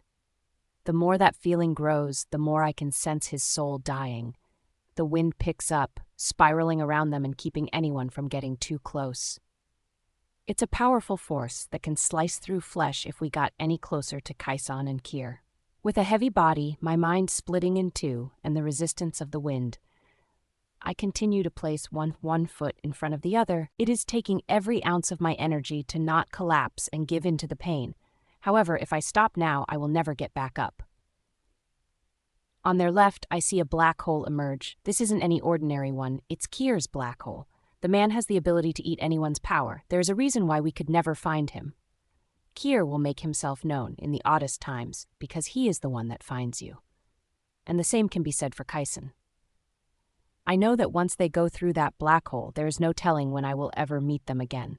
Kaison and Kier will disappear for days, for months, for years, forever. You need to go. Anya, my wolf, screams in desperation. My head is already splitting in half, along with my heart twisting in agony. Every piece of my soul will be demolished if it ends here.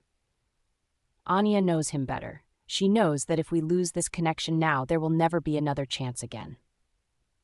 I'm too weak to move. I can't move. I huff in frustration. Anya partially takes over until we are both on the forefront in my body. We wouldn't manage to shift now. It's better that her strength leaks into my skin. The black hole starts to expand until it's twice the size of their bodies. Suddenly, all the strength combined with Anya's enables me to sprint, my entire body numbed to anything but the desperation of reaching Kaison. Kier didn't turn around. However, he knew I was racing towards them. You can never come back, he warns in haste. I can never come back. Was there anything left for me to come back to? My father would kill me if I disappeared without a trace. He wouldn't forgive me for leaving Crystal Blood Pack and my position as Alpha. I had responsibilities as his heir and a member of the founding families. Everyone in Crystal Blood despised me. They labeled me as incompetent and pathetic. They didn't want me as Alpha. They didn't deem me capable. My father alone raised me as himself, a younger version to take over. He wanted a son and instead he got me, so my father used me to keep his claim over his pack. I can never go back. The only person who made me feel like myself, like I was worthy, that made me feel strong and desired for than just my power was Kaison. I can never go back? There was nothing left for me without Kaison. Nothing will stop me. I didn't care about the repercussions of my choice. There is nothing more unbearable than never seeing Kaison again. Obligations be damned. Skidding on busted knees against the grass, intercepting Kier and Kaison as I wrap my arms around Kaison's neck, the darkness like an entity crawling from his mouth. I'm not leaving you. I whisper into the croak of Kaison's neck while our bodies shake with the massive thunder. Closing my eyes as we were sucked into the black hole of darkness, together, Kaison Zero, Kier Kaison, to think that my two perfect creations became my biggest downfall. The familiar ominous voice taunts. I'll never forget that voice, forever imprinted in my brain once we found out the truth. Our youth seemingly stripped away, tainted by the truth of our existence. Pain, unimaginable pain piercing through my chest and digging into my heart. My soul, a blend of darkness and light, is being torn apart.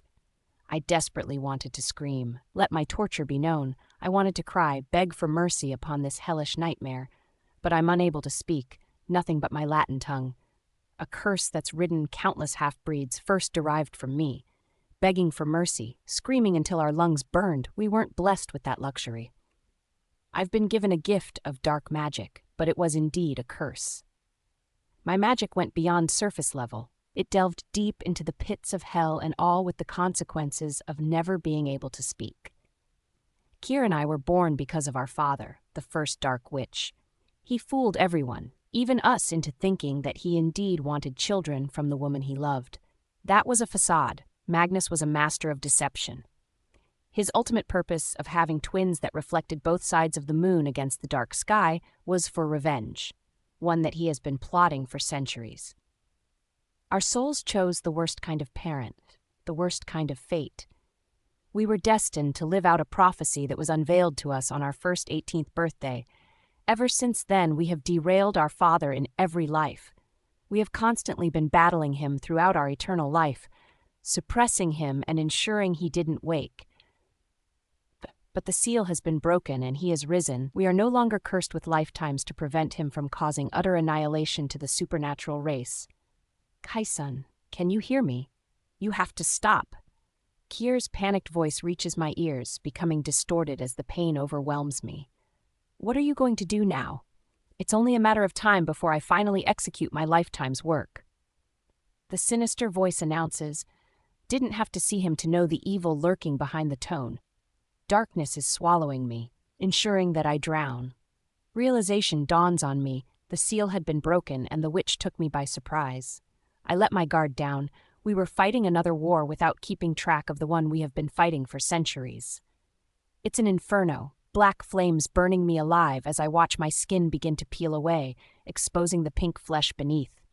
Every muscle's ache, my throat feeling like someone crushed it. I've been screaming and no one can hear me.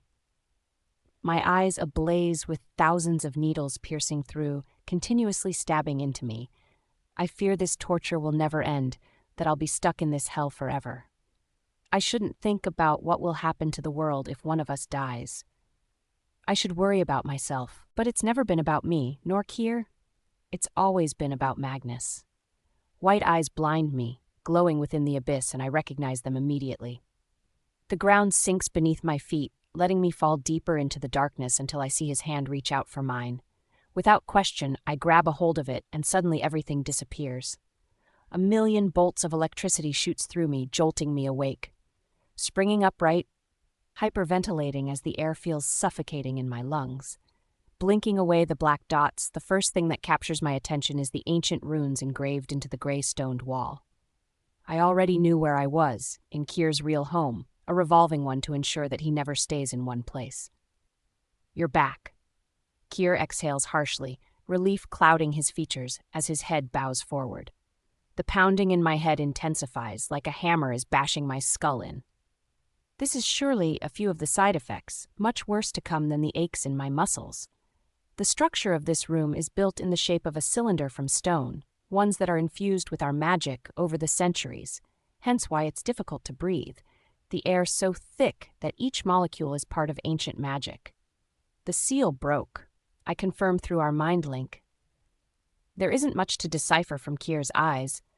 They were white, and while that represented the color of purity, he was anything but.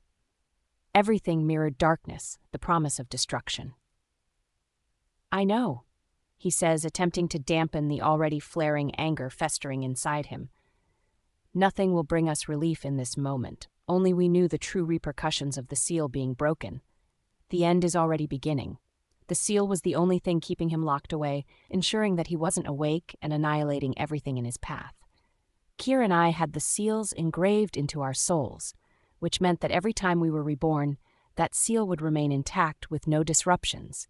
It was the reason why we kept our memories each time, because it was our purpose to prevent this very scenario from appearing. However, Kier's was broken 5 lives ago, and mine was broken today, which meant he has awoken. What do we do now? I ask. Our approaches differ even though our goals remain the same. Kier shifts until he is on his feet, a malicious grin forming on his lips. What we have always planned to do, kill him. Attempting to follow his actions, pain racketing through my body that begged for rest. There wasn't any time for that. This took priority over physical pain and fatigue. It's not going to be easy, And you know that. We aren't enough. This is our last chance. If we die, there is no takebacks. There is no rebirth. We will be dead. I argue death has always left a bitter taste in my mouth. Despite Kier's personality, he is quite rational through the bloodthirst. His plans have worked over the centuries. They are well detailed and executed perfectly compared to anything I have ever created. You haven't been listening if you think I don't know the consequences if we fail this time. We must kill him. Sealing him away will chance another awakening, and we won't be here to stop it. Kier grits. With everything transpiring between my head and body, shifting my brain from knowledge and then drowning out the pain, I hadn't realized that there was another presence in this room. Turning around, every cell in my body freezes as I study Jasmine on the floor, eyes closed and purple bruises blooming on her skin. Immediately, my knees fall to the ground, checking her pulse, and I sigh in relief. Why did you bring her? I question, my anger turning into fire as I take in the ease of Kier's posture, leaning against the wall without a care in the world. He shrugs. She wanted to come. Doesn't mean you let her. I state the answer is crystal clear, but Kier doesn't care. The blood inside my body is burning with my rage. He disregarded her safety and let her come here. Nobody affects Kier. He only does what is necessary for his own benefit. He doesn't care about anyone. With the way he treats his own fated mate Olivia, I'm surprised even Magnus gave him a mate because he certainly doesn't deserve one. This is dangerous. She could die. Why would you let her come? She can't even go back now, I stress, feeling the ache riddle my chest at the worst-case scenario, because Jasmine is a founding member. She is an alpha. With her disappearance, who knows the havoc it will cause? Kier's eyes are impenetrable, showcasing that his next words would be nothing but the truth. She didn't want to leave you. Furrowing my brows, I must not have heard correctly. What? One-way ticket, and she chose you over everything. Jasmine Ravenstone. The sound of the whip cracks through the silence, distinctively colliding with flesh. I can hear it, growing louder with each passing second. The reminiscent of flames permitting the air before darkness bleeds to life. A crowd appears in front of me, ashes floating around them. I can barely see anything. However, I see they have formed a circle, and the horrifying sound emitting from the spot inside. Crackling of the fire doesn't drown the sound of the whip slicing through the air. It intensifies, like speakers blaring the sound. I know the voices are increasing, yet I can barely hear them speak. Something calls out to me, instinct alone daring me to follow the sound of the whip. My feet move, pushing through the crowd to get into the circle. My heart starts pounding painfully in my chest, breaching into my throat with a sense of fear. I can't breathe, barely able to focus on anything besides that flesh being whipped. An array of emotions floods me, and I couldn't determine the reasoning for the swift change. Goosebumps prickle my skin, knotting my stomach in the process. Demon, demon, demon, the crowd chants on a loop. Purge the world of his existence. Another boisterous voice cursed. My tongue turned to sand, dread consuming my heart that seemed to turn into ash at the sight before me. The whip rains a world of pain upon his already mutilated back. Blood leaking from the torn flesh, long gone was the pale skin as it became consumed with the color red. I recognize the stark white hair, now matted with blood. His figure is crumbled onto the ground, against the blood and dirt tainting his once snow-white skin. There is no fight in him.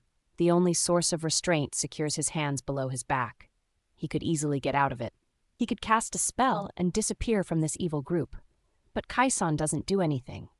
You shouldn't exist. The man looming over him with the bloody whip in his grasp spits.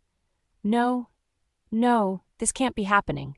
I hear the cheers, appraising the man for torturing him until they became drowned by white noise. A heavy breathing hits my ears, the desperation for oxygen burning through my lungs. I don't realize my knees drop in front of him, into the puddle of blood that was forcefully taken from his body. Please don't be him. Please don't be. I'm begging, pleading to the moon goddess that this isn't Kaison. The sensation of dread consumes me like a lethal dose of poison, an indication that my wishes are futile. My hands are shaking as I eat the distance between us, encasing his face within my palms. The heavy breathing grows louder, more desperate. I wanted to unleash my wrath, my blood boiling with the urge to slaughter them. All that anger dissipates when I meet his eyes, a bottomless pit engraved with pain and suffering.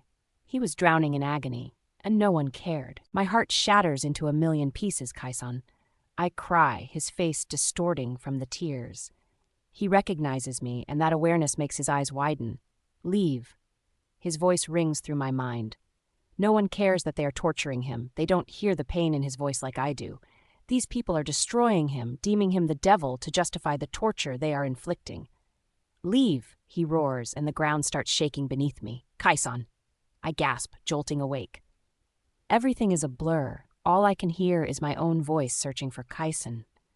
Until the sparks emit from my forehead a serene voice floating through my mind with reassurance. I'm here. I recognize that voice, pulling me from that nightmare and grounding me in the present. His hand caresses my crown, a sense of comfort seeping into my heart. I'm here, Jasmine, he placates. My eyes meet his, pupilless and lacking the agony he was in moments ago. Scanning him from head to toe for any sort of damage, and I sigh in relief. The bandana long abandoned to showcase his beautiful face. Pulling us apart, he studies my frazzled state. Arching his thick brow with a frown upon his red lips, "Are you okay?" "No, I'm not. Fine." I smile, feeling the bead of sweat trickle down my forehead. His voice lacked life before. Kaisan was desperate for that torment to end, and I felt the burning in my lungs from the lack of oxygen he couldn't grasp. I desperately wanted it to be a figment of my imagination, however I knew better. That was a vision, a look into his past. Kaisan places a cold palm upon my forehead, eyes peering at me with concern. "You're burning up." He disappears after that revelation, and I was thankful for the space. Kaisan is fine now, but that clearly wasn't the case. When he first announced that half-witches are cursed, I didn't realize the severity of his pain. Kaisan has only encountered evil people all his life, and I feel that knife in my heart like a phantom, an indication that I couldn't save him from that. Shifting my focus to the sound of fire, it springs unpleasantry, and I take in my surroundings. I was in unfamiliar territory, a lounge bathed in the glow of orange. Kaisan returns with a glass of water, taking a seat next to me on the leather couch. Lifting the glass to my lips, "Drink." Following his instructions, we are locked in a trance, and I wonder if he knew what I saw, his past. I never want to see his eyes like that, the way he begged for death in silence.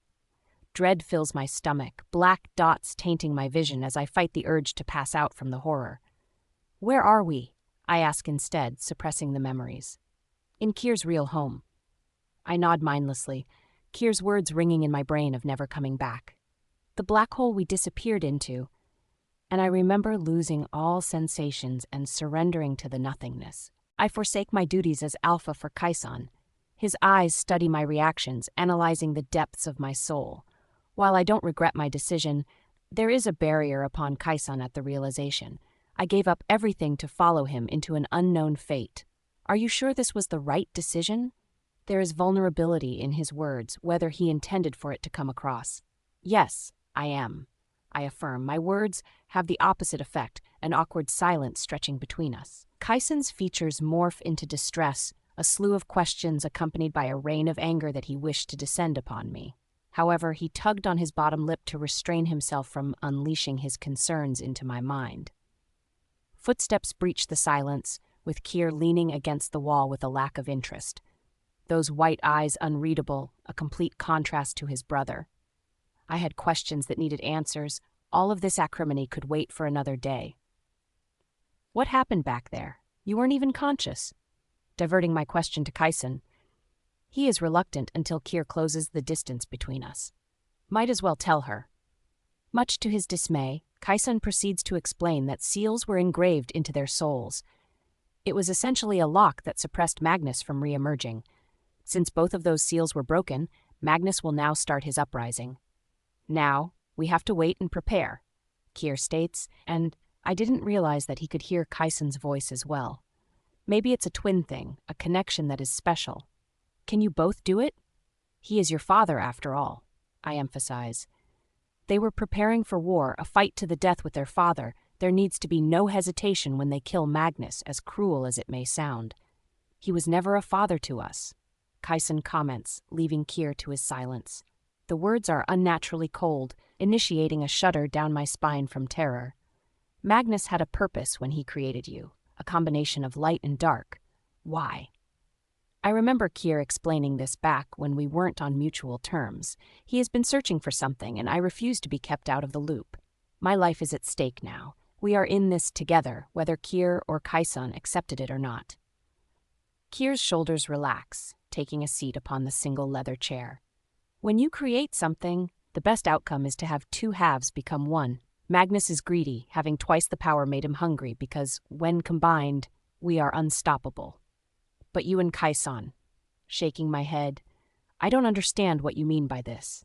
Kier sighs, exasperated. Do you know what's Magnus's end goal? The reason why his own sons had seals placed upon their souls? The reason why we have reincarnated so many times? No, I answer honestly.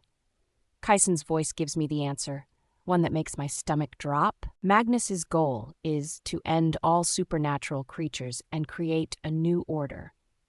It wasn't possible for me to be left speechless. Since my entanglement with Kaisan, it seems to be a regular occurrence. Annihilation of all supernatural beings, is that even possible? Yes.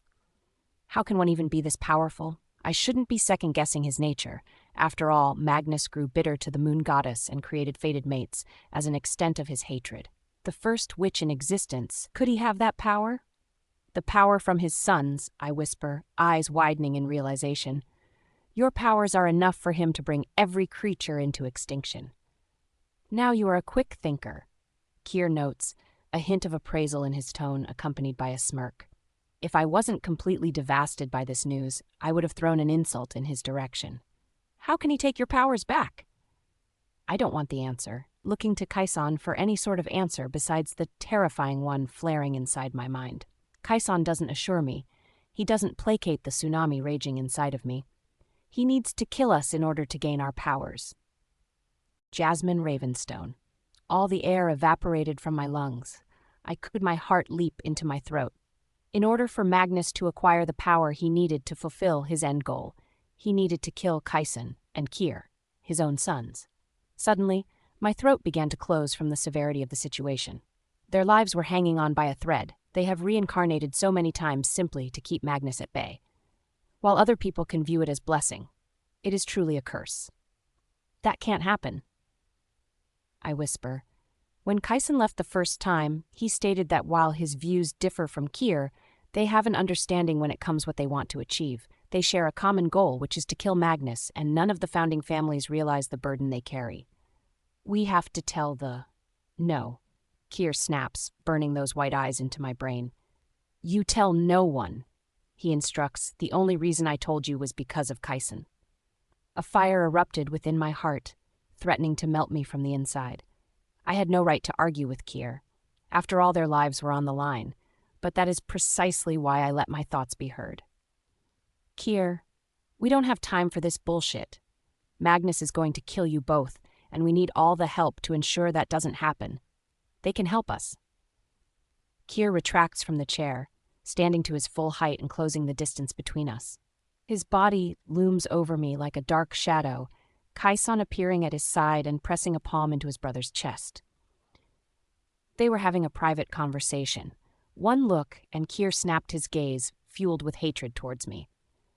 Do you know what creating a new order will entail? Kier doesn't give me a chance to answer. It means he will recreate all the supernatural creatures again, but under the witch's control. That is enslavement since birth. There will be no free will for anyone. He snarls. Every bomb they drop upon me seems to send me spiraling into a black hole.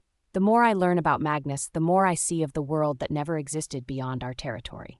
Every supernatural being fights their own battles for their kind, but Kier and Kaisan are fighting for all of them. With no help, alone. How do we stop it? What can we do? I ask in one breath. Kier shakes his head, retreating from the position and reaching the entrance that he appeared from. There is no we. Kaisan and I will handle our father. You will only get in the way. He leaves us alone, and somehow his words cut deeper than he realizes. His intentions differ from my father's, from the pack, but those words have always been like thorns on my heart. Pins and needles sprint through my legs as I stand, unable to see anything besides the torment of being useless. A warmth floods my chest before Kaisan embraces me. I bury my face into his chest, inhaling his magnificent scent of sandalwood, intertwined with frankincense and lavender. Kaisan comforts me when it should be the other way around. Don't take Kyr's words to heart, Enchantress. I don't realize all the chains that weighed me down seem to unwind. Kaisan is the remedy to all the pain in my heart. How? We aren't mates. We weren't fated. So how can Kaisan be the one person to make me feel something other than the black hole devouring my insides? This is something only we can do. I don't want you getting hurt because of me. If I am the cause of your pain, then it would.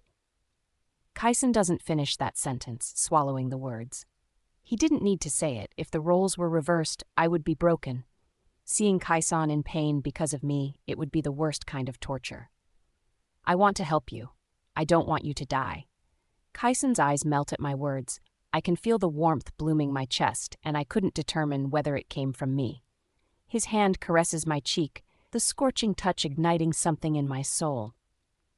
I'm selfish to admit that I'm happy you are here when I've put you in danger. An angelic voice that practically emits magic in my heart. His confession ensures that I've made the right decision despite Kyr's reluctance in including me in the plan they have concocted.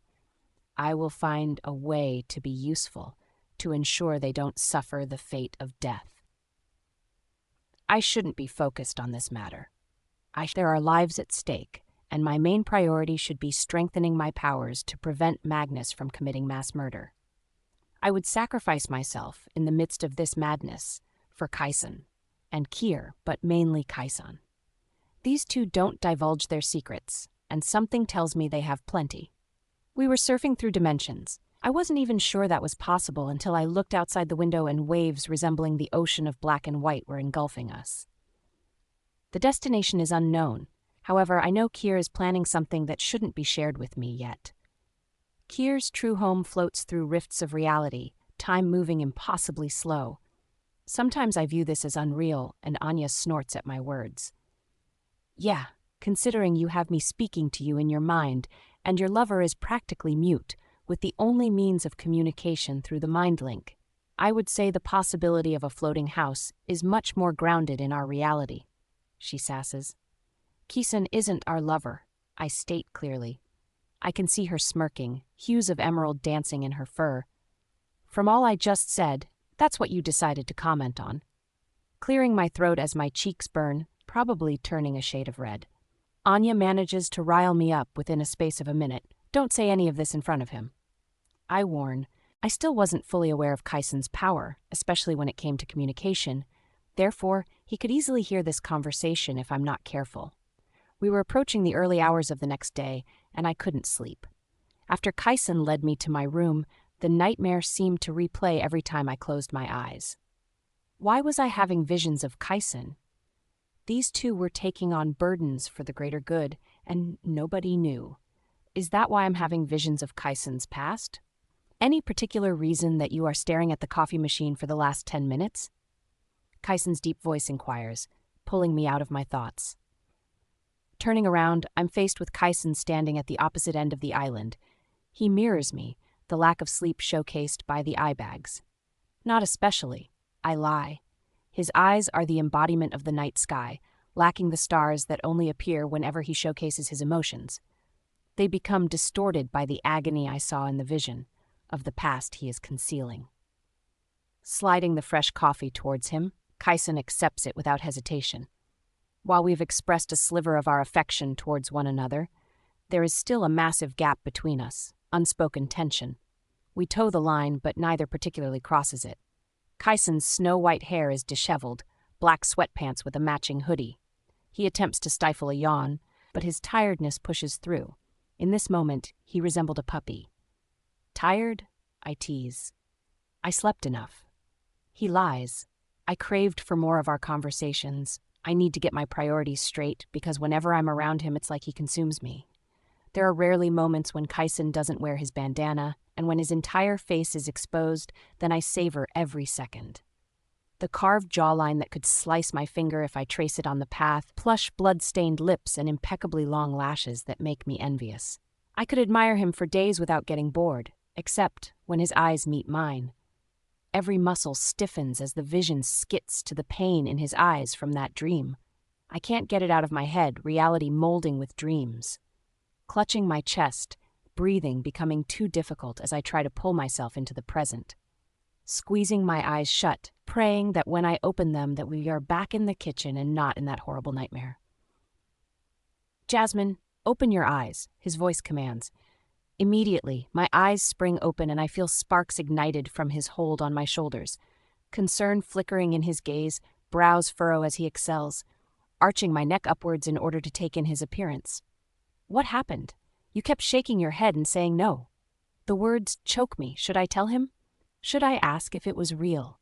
All these feelings flooding through me, making me hesitate when I was never a person that would. I've never reacted this way to anyone. I don't know if it was real, but before I woke up last night, I swallow, unable to meet his eyes. "I saw you getting whipped near a fire." The silence is consumed by the rapid beating of my heart. I can barely register anything but the tightening in my chest. Anxiety creeping through my bloodstream, making my stomach drop. I felt his hands lock on my shoulders before dropping quickly like I was on fire. Kyson takes a couple steps away from me, placing significant distance between us. He doesn't blink, simply staring at me, but I know his attention isn't on me. "How did you see that?" "I don't know," I answer honestly. The capabilities of my visions should only extend when it pertains to me. If this was a vision, why would I see Kyson's history when he isn't my fated? "Was it real?" I ask, willing all the courage I could muster in this moment. His tongue darts out, and he twists his head so that we aren't face to face anymore.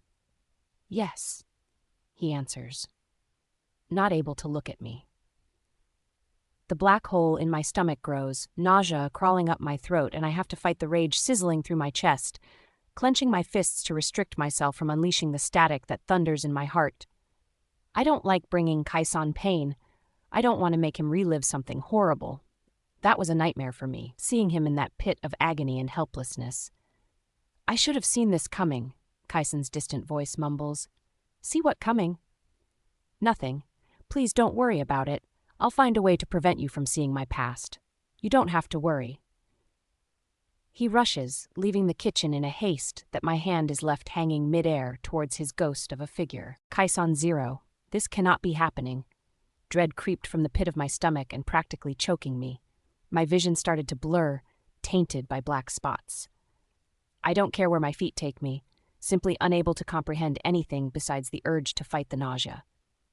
"Jasmine, there is no way for her to see my past lives." Shaking my head, I couldn't relive the moment she described. It's different to already know of its existence, but relieving that torture is a whole different kind of pain. I don't want to think about it, the first time I was reincarnated, and that's the beginning of the creation from the devil. All half-breeds are known as demons, and I was the first to inherit that abuse.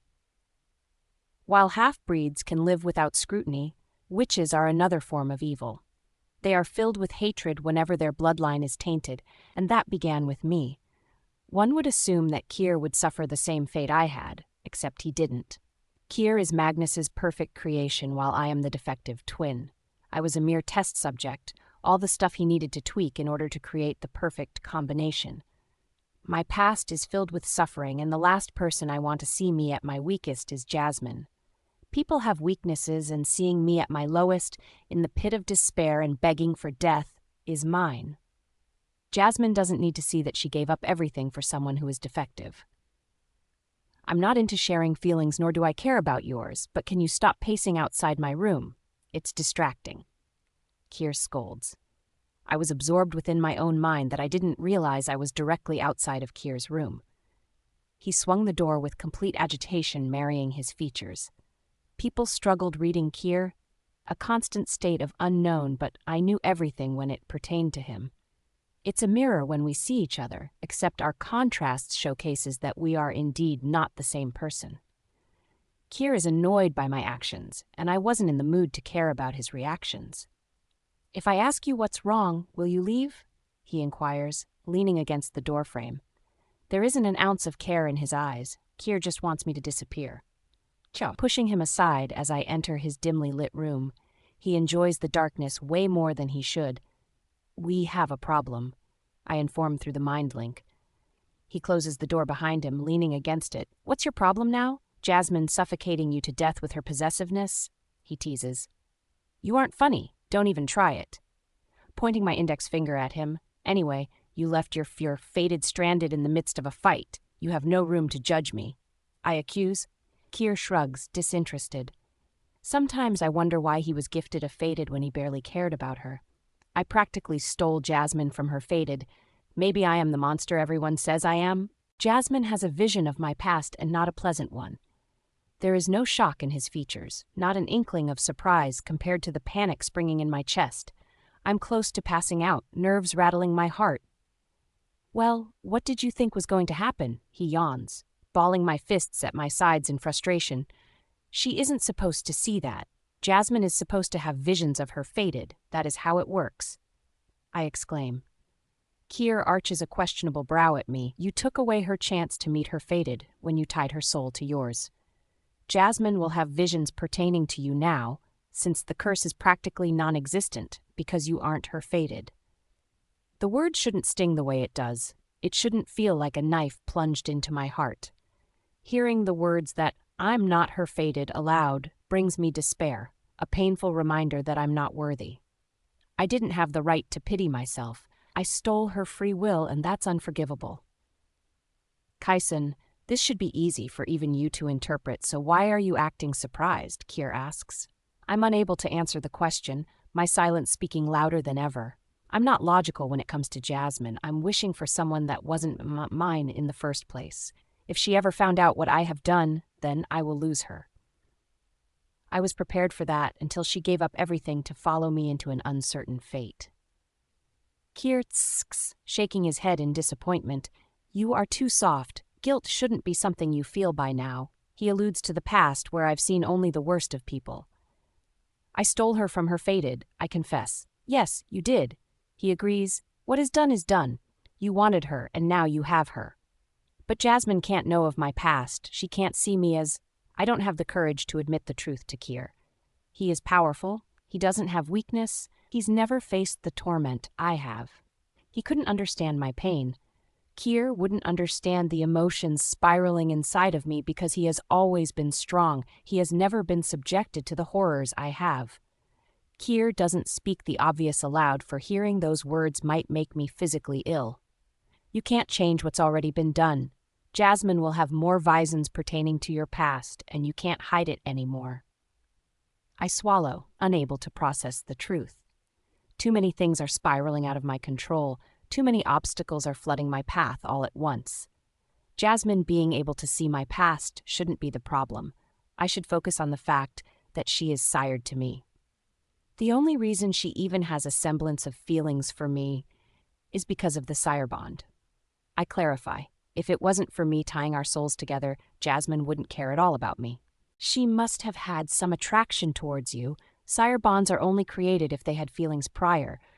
Jasmine probably took a liking to something about your appearance, he emphasizes, motioning with his figure to my appearance. Which made me self-conscious. Her feelings aren't her own. Any sort of attraction and protectiveness she feels for me is a result of the sire bond, I emphasize. Then take it as a sign and live your life while you can with her. Kier says, a dark cloud looming over us. My priorities are askew, anger bubbling in my chest because Kier doesn't realize what I'm trying to say. It's not real for her. I can love her, but she would never truly love me. Kier exhales a harsh breath. We have enough problems as it is. Why do you want to mess with something that is rather beneficial to you? You owe me.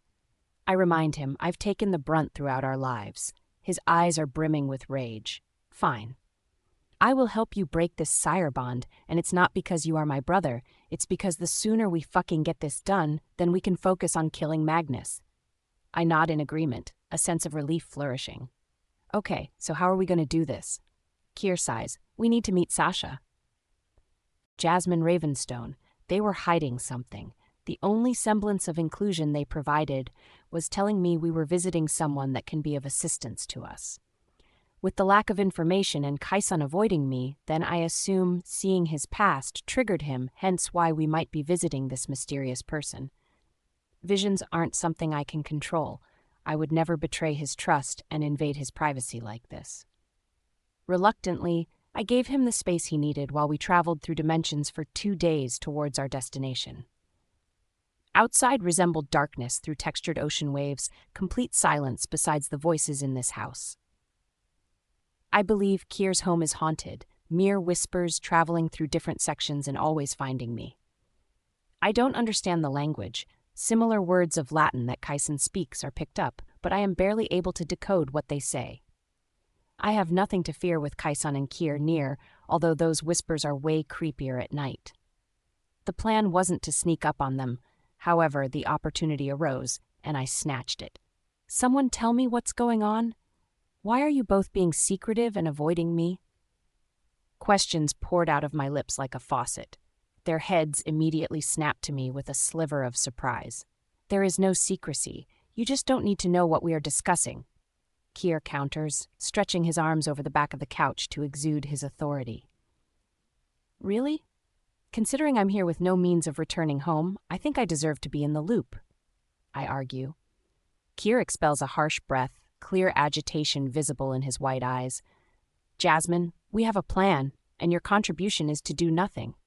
I know you guys are all powerful witches and whatnot, but you can't shoulder these burdens by yourself. I huff, resisting the urge to punch Kier in his face, grinding my teeth as my temper rises. I'm not a damsel in distress, nor am I worthy of fighting side by side with them. I have to strengthen every core ability in order to even stand next to them. Kier's words are harsh. They are the reality of my weakness. However, they weren't without faults. Kyson and Kier want to take this on by themselves. You've only seen a fraction of what we have endured. Don't think it gives you the right to everyone's secrets because Kyson has a soft spot for you. Kier chastised. Kyson fumes at his brother. The conversation once again private. I'm ready to unleash the anger bubbling inside me until the house starts to violently shake. The tremor induces a wave of nausea before an iron grip wraps around my waist. Electricity sparks between us as Kyson draws me into his chest. He keeps us upright, stable while the quake diminishes, dipping his head into the croak of my neck, consuming every fiber of my thoughts as he nuzzles closer into me. My heart thuds painfully in my chest, unable to control my reaction to his affection. Anya is running wild like my heart, drinking in every ounce of this golden moment. A deep exhale escapes his lips, radiating heat onto my skin. I like you in my clothes. His words showcasing all the sleepless nights. Kyson's hoodies were comfortable, and they had his scent, something I'm thoroughly addicted to. It's driving me mad. Kyson is driving me mad. I'm questioning my sanity because I've never been an affectionate person, nor do I like it when someone shows me that side. Brantley annoyed the hell out of me with his constant attention, yet when those actions derive from Kyson, I crave it more than anything. You both make me sick. Kier deadpans, breaking us out of the trance. The tremors had stopped, and we didn't notice. Kier is staring at us with disgust, and if it wasn't for Kyson, then I would have mirrored that expression. He detaches from me. What was that? We have landed, Kyson responds. A frown forms on my lips as I eye Kier, who stands to his full height. The realization dawns on me that Kier is dressed in formal attire compared to the usual sweats he lounges around in. And where exactly have we landed, Kier? Hell. With these two, it's a possibility. The land of 1,000 souls. Kier's twisted smile has my face paling. What? I stutter. I knew they would take me to some fucked up hell. Kyson's laughter is serene, providing comfort in my mind. It's not as scary as it sounds.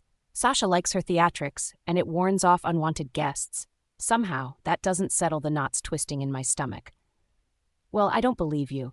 I've never heard of this place. Are we dead? Is that why we are surfing through dimensions? I question. So dramatic. Kier snorts, let's go otherwise. Sasha is going to trap our souls here forever. His eyes widening for emphasis. My stomach plummets before Kyson shakes his head. Don't listen to him, he's joking. For a place called the Land of 1,000 Souls, I certainly didn't expect it to look like this. Smog is constantly concealing all the extended area we have walked through. Down the stony trail, I can hear music blasting in the distance. I expected the stench of death. Instead, it had notes of fragrant flowers permitting the air. None of them explained who Sasha is. However, the way Kier leads, it's obvious they both have a familiar connection to Sasha. The music grows louder as we reach a gigantic castle, a slew of drunken people bouncing around the Reaper statue fountain. These people were having a party, while the sky was bathed in dark gray clouds with sparks of lightning every few minutes. I didn't think anyone could party in this atmosphere. Clearly, they have proven me wrong. Who are these people? The souls. Kyson answers, a hint of excitement in his tone. Are they dead? Kyson smirks. That is a complicated question, Enchantress, and we don't have time for me to explain the process. A humorless laugh leaves my lips. I want to go back to the house now. The drunken people dance along our path, leading to Kyson intertwining our fingers and pulling me in step with him. The castle appeared to be haunted, dark and mysterious aura that radiated off the walls. Pushing past the haze, we enter a completely empty hallway. The bass of the seductive music can be heard, echoing through the vast space. Who is Sasha? Magnus's cousin, Kier announces. My jaw drops. You are telling me that Sasha has been alive for thousands of years? Our steps halt at the archway decorated in vines, the scent of books overwhelming me, and I peek into the cozy library. It's bathed in darkness, candles burning to illuminate a glow. More than 1,000. Kyson teases. Smartass. I mutter. Following Kier as he turns a corner into the library, a brighter glow emitting from that section. We stop behind him, and I peek at his side to see why. Smoke dances in the air from her lit cigarette. A woman of otherworldly beauty seated upon a single leather chair. The cigarette is held by her slender index and middle finger, sharp coffin-styled nails. Midnight pin-straight hair mixed with snow that touches her waist. A thick hardcover book resides on her lap, and she turns the page with her free hand, not bothering to acknowledge our appearance. I thought I told you to never disturb my reading time. Her voice sharp and domineering. And you've been reading for millennials. I think you can endure the distractions. Kier replies in a flat tone that makes me stifle a laugh. Sasha sighs, taking a drag from the cigarette and closing the book. She touches the crystal drop light at her side table and it switches on.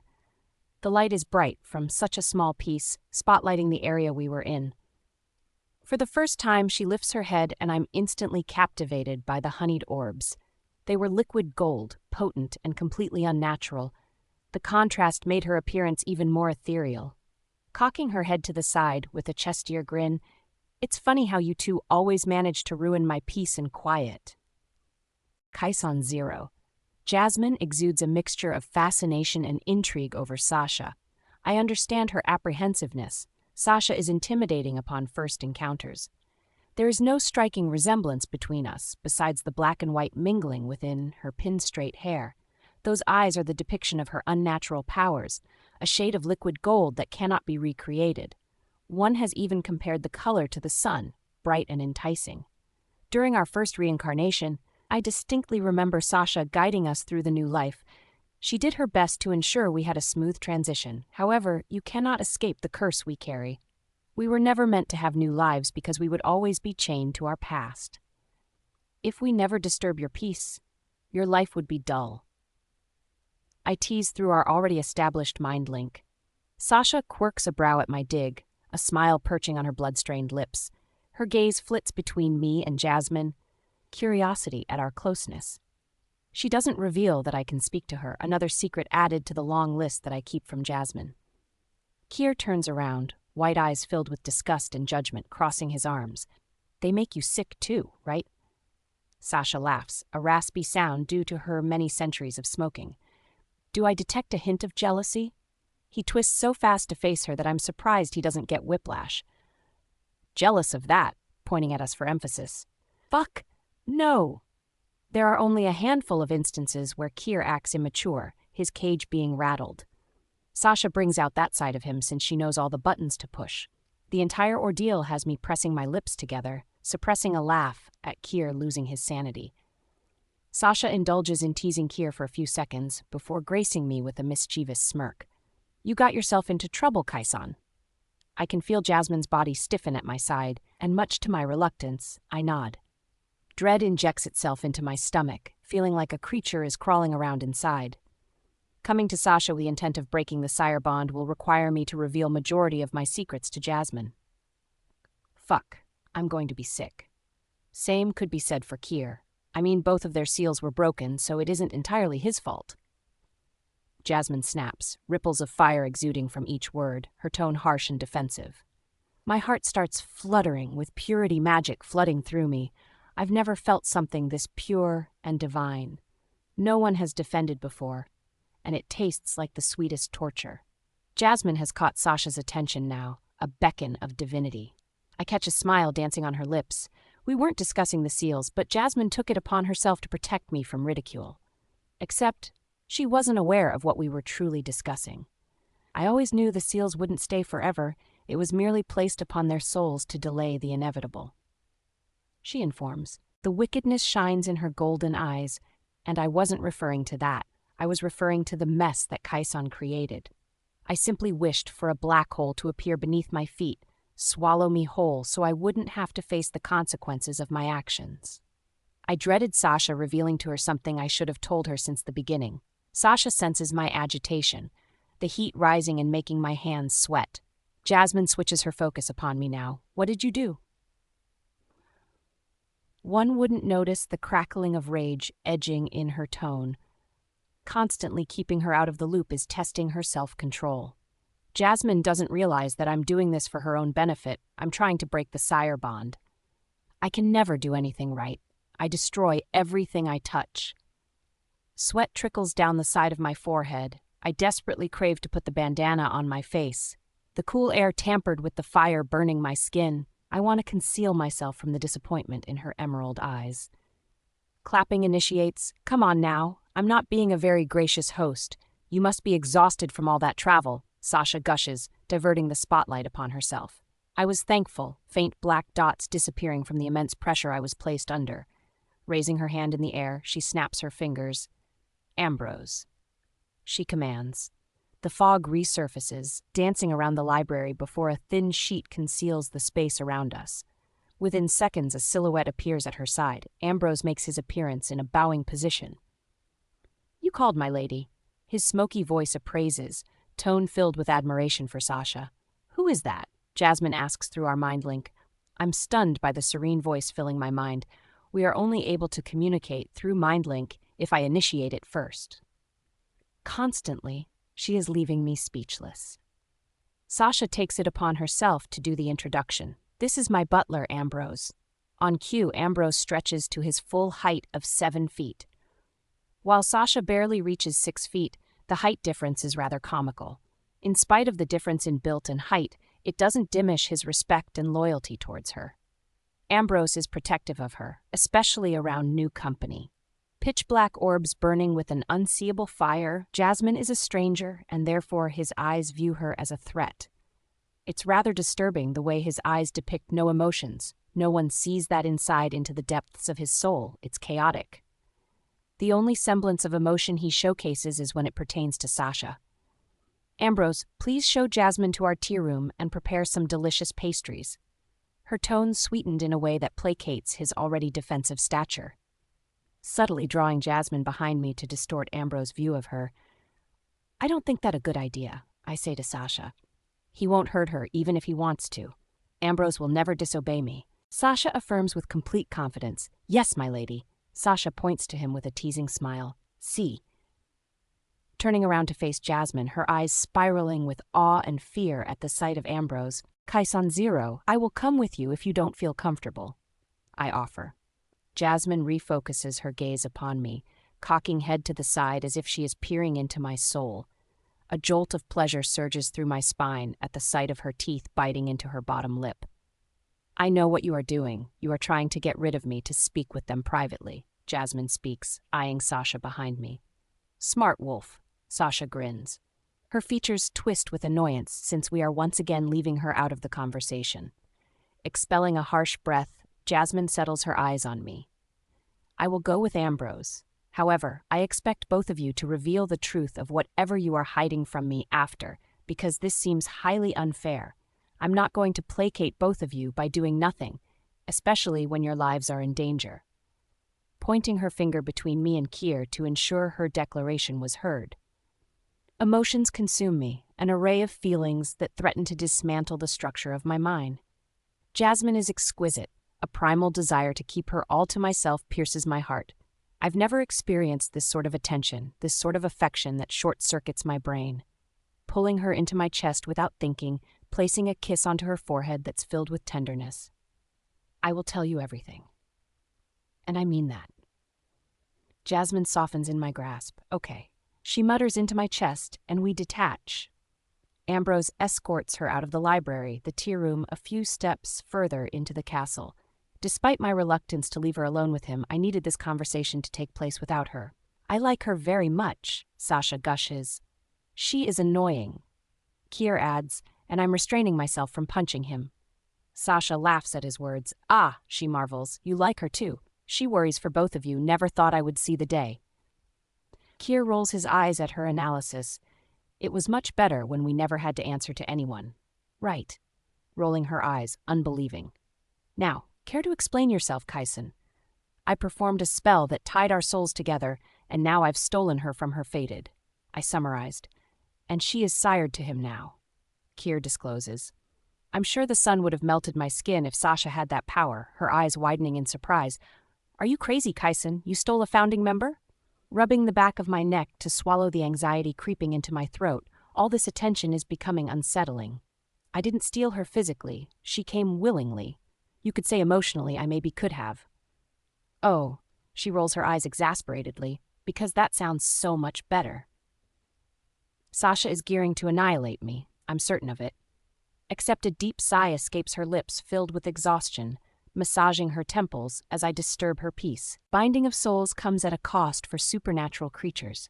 In order to find balance, nature creates sire bonds as the repercussion of such a spell. Why do you think it's forbidden, Kaisen? She reprimands. My lips thin, unable to reply. The beating in my heart increases, showcasing the disaster formulating inside of me.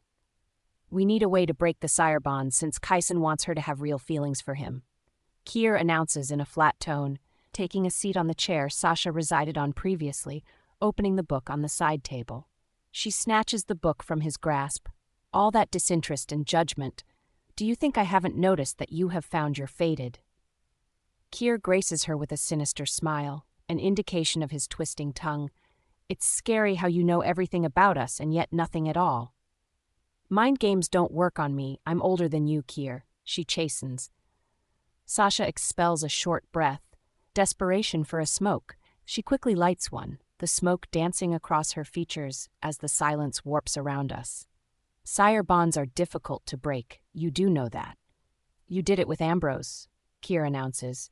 That's because his previous master was a monster, and I couldn't let him live like that anymore. She snaps defensively, the tone of pure hatred for reliving the torturous past of her butler. Except it wasn't just hatred because of mistreatment. Waving her hand dismissively, and it's completely different. Ambrose isn't a wolf with a fated. The pounding in my head intensifies. I have created a mess and the solutions are slipping further from my grasp. She isn't aware of the sire bond. Sasha remarks, her reactions are genuine, but she doesn't know. I want to break it before she finds out.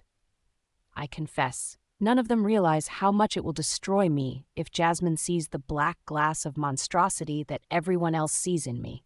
It might seem impossible. I can't even guarantee that we can actually break it, Sasha says.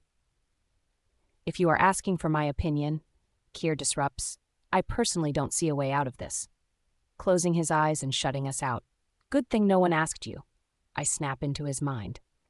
Sasha takes a longer drag off her cigarette and I proceed to say, we weren't supposed to have fated, even you know that. Magnus created us with the assurance we would never have a mate. Her eyes are staring into the distance. And yet Kier has found his fated and you have stolen one. She whispers, more to herself than us. She is lost within the maze in her mind, processing all this information. Is your fated from a founding family too, Kier? She asks. No, she's an oracle. He replies with closed eyes, still disinterested. Interesting. Sasha mumbles. What are you getting at? I inquire. Don't you find it strange that you were able to tie a founding member's soul to yours? Fated mates are concrete, and yet you practically made it non-existent. Any sort of magic that disrupts the fated bond would be repelled immediately, but you managed to create your own bond with her, she explains. Aiming her cigarette in Kier's direction, Kier having a fated mate who is an oracle is fascinating. Upon those words, his lids open. Oracles are never given mates, since their devotion to the moon goddess is much deeper than with regular wolves. Also, she isn't a high ranking in the slightest. Something is indeed happening that we have missed. A sinister grin forms on her lips, sparkles coating her eyes. It's all so fascinating. Jasmine Ravenstone. The atmosphere is laced with a thick fog of tension, barely able to get a breath as it suffocates me. Fear rattled my bones, and I couldn't stop playing with my fingers, attempting to diffuse the pressure in my heart. Ambrose is a man of few words, except that didn't dwindle his menacing aura. He was a curation of power, from his Herculean structure to his skyscraper height. I couldn't concentrate, my mind split in various pieces. Shifting my focus around the tea room, which is entirely enclosed by glass, overlooking an ocean bathed in black ink. Dark gray clouds permit the sky, lightning cracking every few minutes. A delicate breeze caresses my skin. Aside from the sinister environment beyond this cast, it brought a sense of comfort and safety. Why is it called the Land of 1,000 Souls? I ask absent-mindedly. Ambrose stood at the archway adorned with roses and vines, hands secured behind his back while his eyes focused ahead. I wondered how a place with such a disturbing name was filled with a life, flowers, and people that all blossomed. The steam danced from my tea, taking sip to soothe my nerves. I'm pleasantly surprised by the bursts of flavors, jasmine and lemongrass caressing my tongue with a sweet aftertaste of honey. It overwhelmed the anxiety unsettling my stomach, initiating a sense of calmness. The Land of 1,000 Souls was created by My Lady. Supernatural creatures who have dealt the worst kind of evil on Earth are permitted to stay here. Majority of them are souls, because when you arrive here there is a price to pay. Ambrose explained to my surprise. What is the price? That is not for me to disclose, miss. He cuts, ending all questions regarding his home. Pushing this man further wouldn't benefit me. His loyalty lies with Sasha, and there's no breaking that. I'm overwhelmed by the rectangular table adorned with many pastries and decadent marble teapots. Spooning a huge piece of tiramisu, my taste buds in heaven by the rich aroma of coffee and rum, coupled by the sweet cream and cocoa, pure bliss. For a moment, I could forget the threats weighing on Kaisan and Kier. However, it became jaded by the secrets they were keeping from me. During my time with them, I realized that the line when it comes to magic is distorted. I mean, isn't the creation of werewolves with extraordinary powers another depiction of that? How long have you been working for Sasha? I'm trying to fill the silence, more for own disturbed mind. Ambrose gave off a scent that complements Sasha's, his more potent than hers. Nothing about him indicated that he was a supernatural creature, probably the same as Sasha. It baffled me how she was able to live for centuries. Being Magnus's cousin must have come with benefits that she passed on to her butler. A few centuries, he replies vaguely. I'm attempting to not showcase my surprise. Sasha has perfectly flawless features, a youthful appearance that is frozen at 28, while Ambrose is on the rugged side. His features told a story of hardship, one that made him appear by estimation 35. While I'm not aware of the struggles Sasha faced, it's clear that both of them have endured suffering together, hence the fierce loyalty and respect that continued for centuries. Heels click with purpose upon the tiles, Sasha appearing through the entrance and immediately diverting her attention to her butler. Ambrose, I told you that you have to work on your people skills. Sasha scolds playfully, a smile on her lips. His features are unyielding, hardened by a scowl that doesn't diminish in her presence. While his midnight orbs showcase someone without a soul, it automatically bleeds an essence of life in her presence. I'm sorry, my lady, I will try to improve my social skills, he exclaims, with all seriousness. I suppress the laugh with a smile. Sasha peers at him with a full-blown grin and shakes her head. Kier enters with Kaisan on his trail. Somehow the playful atmosphere is dampened by a sensation of impending doom. Kier always wears a malicious grin, a contrast to his divinity of playing games with one's mind. That wasn't the case. Even more so was the state of Kaisan. For some reason, I can sense his heavy heart. My heart thumps painfully in a cage that seems to spiral into a pit of despair. It's unsettling, his aura shaken, his features a mutation of dread and fear. Silence, once again, warps around us. Kaisan reaches me within 5 steps and grabs a hold of my hand, fire emitting from his skin and searing into mine. If I wasn't overwhelmed by the nerves threatening to destroy me, I would have relished in the jolts of electricity that passes when we touch. "I need to speak with you." Kaisan announces, his voice sounding distant within my mind. His tone tastes like acid on my tongue, a shattering of my heart, and I can't understand why. Kaisan is struggling with something, shouldering burdens that he should share with me so that he isn't alone. When I try to break through that wall, Kaisan doesn't answer any of my concerns and simply drags me out of the tea room. We return to the library, into a different spot that shields us within the shadows. An iridescent glow cascades upon us when snaps his fingers overhead. I can barely see him. Expect there is no mistaking the somber expression that contours his features. Kaisan parts his lips, swallowing that strains his skin and showcases his prominent Adam's apple. He was struggling, brows scrunches and tugging on his bottom lip with hesitance. This frazzled state is unsettling, making my nerves eat away at my own resolve. "Just tell me what's wrong, Kaisan. This silence is driving me crazy." I shrieked, my heart pounding like a hammer in my chest. He runs his fingers furiously through his snow-white hair, strands falling in different direction upon his forehead. "Do you remember when we first met, how I said the only person I could communicate with you?" "So I did," his voice trailing off. I frown. "Yes, you did that spell." Memories resurface of how orgasmic that experience was, a hit of cocaine shooting through my veins and overwhelming every nerve in my brain. Kaisan somehow consumed the very essence that keeps me alive. Hesitation clouds the pupilless, inky eyes. I lied. Kaisan confesses. A sliver of betrayal invades my mind, slipping into a state of irritation that only fogs my heart for a minute before dissipating. I figured since it was strange how you could communicate with Kier and Sasha. His eyes widen in surprise, like he thought I wouldn't notice. There is actually more. I didn't just lie about that. Gradually, a dull ache initiated in the middle of my forehead until it grew more intense with every word Kaisan tells me. A throbbing in its wake, spreading into my eyes and making me want to rip them out. Kaisan's voice flutters in my mind, barely registering what he is even saying. "Our soul, I stole." His words were being drowned by this excruciating pain in my brain. "Kaisan, I can't hear you." I heave, breathing becoming too difficult as I clutch the side of my head.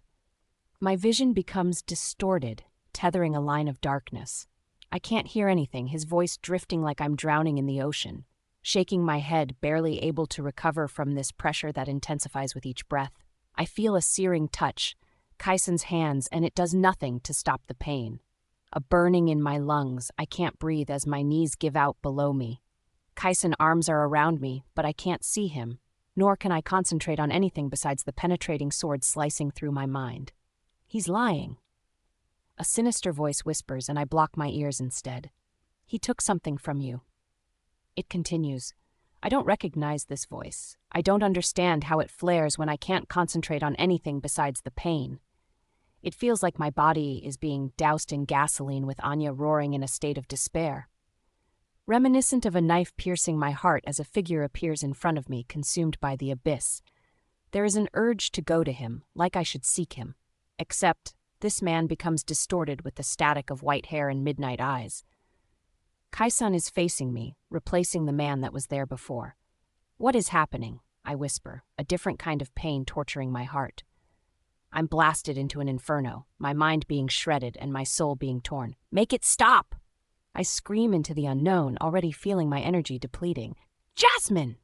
Kaisan screams, and yet I don't even register what happens when I succumb to darkness. Kaisan 0. She wasn't listening. The moment those emeralds were distorted by a cloud of pain. Jasmine collapsed in my arms, and my heart wouldn't stop beating, like it was ready to burst from my chest. I was living my nightmare, watching Jasmine's eyes roll back into her head and blood leaking from her nose. Something is wrong. This wasn't a normal reaction to someone losing consciousness. Her cries induced by agony growing louder while her body shook with tremendous force. Footsteps reach me, Sasha, Kier, and Ambrose appearing. "What happened?" Kier demanded sternly, white eyes flitting between me and Jasmine. His stare shifted to something lethal, every muscle locking in my body at his examination of us. Shaking my head frantically, unable to find an explanation of what transpired. I don't know. I was about to tell her about the sire bond and what I had done, but then she started hyperventilating and screaming in pain. Sasha drops to her knees next to me, checking Jasmine's temperature. No doubt she would discover that her skin sizzled with unnatural heat, a creation of an invisible fire that burned through my own hands. To my horror, Jasmine's strangled cries escape her lips. She doesn't open her eyes, the pain morphing into her reality. I can't help her. I can't do anything to save her. I can't do a spell unless I truly know what is happening. Otherwise, it will backfire, and I could accidentally kill her. I need to do a spell. I need to. Sasha lifts her palm to silence me. No, something is not right about this. We need to get her into Tempest. The seal will absorb any unwanted dark magic that might be corrupting her. With no other alternative, I agree. I'll take her. Tempest is the true manifestation of a sealed temple. The room I awoke in within Kyr's home is merely an imitation. Bathed in darkness, incense burning amber at the gigantic wall adorned in a story carved into stone, clear water cascading upon the groves. Sasha instructs that I lay Jasmine upon the black glassed surface in the middle of the temple. Beneath the glass is inky infused water that is unreactive. The water will only react when magic is being absorbed by the seal, according to what's divulged. There is only a handful of times I found myself here, along with Kyr. This is a sacred place for Sasha. She ensures the temple is worshipped, respected, and loved. Without hesitation, I place her fire-induced body upon the glass, steam fogging it. Jasmine hasn't awoken, her body continuously withering from an unknown pain. There is a phantom knife plunged into my heart, terrorizing me with helplessness as I massage my palm over it to calm my frazzled nerves. What are you going to do to her? Choking on the ball of emotions forming in my throat, I can't even scream to show my frustrations. She is still in pain. The seal isn't working. Kyr emphasizes behind me. Sasha remerges from the passage leading to her own curated desires, her brows scrunched in concentration as she approaches Jasmine, occupying the space at her head. There is a gap between them until Sasha lifts her hand with her palm face downwards upon the stony floor. Latin whispers escaping her lips, the ground beneath my feet erupting. A gigantic bowl emerges from the stoned floor, the cylinder spine adorned in symbols I recognize of dark magic. The pounding in my heart intensifies, threatening to crack my ribs before escaping. The trembling halts when the entire sculpture has emerged, and I wondered what could be so life-changing about a fucking bowl. Except, when I look inside, it's empty. It's empty. What the fuck is going on? How is this going to help us? I stress, running my fingers through already knotted hair. Ambrose? Dagger? She commands instead. Ambrose brings forth a golden dagger that is rare to witches, the handle carved with matching symbols that adorn the bowl. Sasha arches forward, lifting Jasmine's limp arm into the air, until the action plays out in slow motion as she presses the dagger onto Jasmine's palm. There is no way she's going to hurt Jasmine, prying the dagger from Sasha's hand before she could inflict a physical wound upon my enchantress. What the fuck do you think you are doing? Do you think I'm going to let you hurt her when she is already suffering? I roar, my tongue growing thick from not being able to express my anger aloud. Sasha grinds her teeth, not shaken by my rage. The seal is working. Can you see the water is adorned with glitter in every wave? When the water is calm, it means there is nothing worth absorbing, but when it moves, it's sucking the magic out and manifesting into glitter. Analyzing every detail she described, black water cultivated in tides of glitter beneath Jasmine. Swallowing the agonized burn festering in my chest, that doesn't explain why you want to hurt her. While I've been reincarnated many times, the magic that Sasha practices is unbeknownst to me since it's a period of creation when Magnus first existed. Therefore, it makes her unpredictable in situations like this. Ambrose grabs a hold of my wrist, seemingly crushing it, and I bite my tongue to endure the pain. The dagger falls from my hand, and he returns it to her. No. Don't hurt her, please. I beg, unable to pry myself from Ambrose's strong hold. Shut up, Kyson. Sasha scolds. I'm not going to hurt her. I need to see her blood. On cue, Sasha makes a clean slice into Jasmine's hand. The The sight of her blood dripping into the bowl brings a wave of nausea, a sickening twisting in my stomach at my failed attempt to stop her. Why do you need her blood? Minutes pass before Sasha has approximately a cup worth of blood filled into the bowl. She passes the dagger towards me, wiping off the excess to ensure it's clean. Ambrose releases me, but doesn't move from his position at my side. He is ready to kill if I take the opportunity to hurt Sasha. "Cut yourself, Kaisan," she orders. "What? This is insane. What is she concocting in this bowl of death? Cut yourself and put the same amount of blood into the bowl," she instructs. I could easily subdue them, perform a spell, and take Jasmine from this cruel fate. However, this temple sealed all my magic, and I would barely get a move in without Ambrose apprehending me. Magic is off limits in Tempest. Every ounce of essence will be soaked into this black sea. Reluctantly, I follow her instructions. A dull burn in its wake as blood pools to the center of my palm. I give my blood to the bowl, an action that resembled a fountain as I wait for something extraordinary to happen. Now what? You asked for our blood and now? Jasmine is having a reaction to ancient dark magic, similar to Magnus's. Sasha informs and immediately a pressure emits in my lungs, making it difficult to breathe. He is trying to intervene, perhaps reveal the truth about her fated mate. She proclaims, "However, that process is going to be extremely painful for her because of you." I didn't deserve to feel this suffocating guilt. I didn't deserve any forgiveness from Jasmine nor her loyalty. I'm the source of all her agony. Nevertheless, I believe that fated mates in regards to you and Kier are rather questionable. This ceramic bowl is the only essence of magic in the temple. All these symbols ensure that the results are accurate. Get to the point. Kier snaps, his patience running thin. Sasha merely rolls her eyes at his obvious acrimony. When two people are not meant to be together, their blood will repel. There will be a distinct separation which will result in an eruption of black flames before it evaporates. And if they are meant to be? I inquire.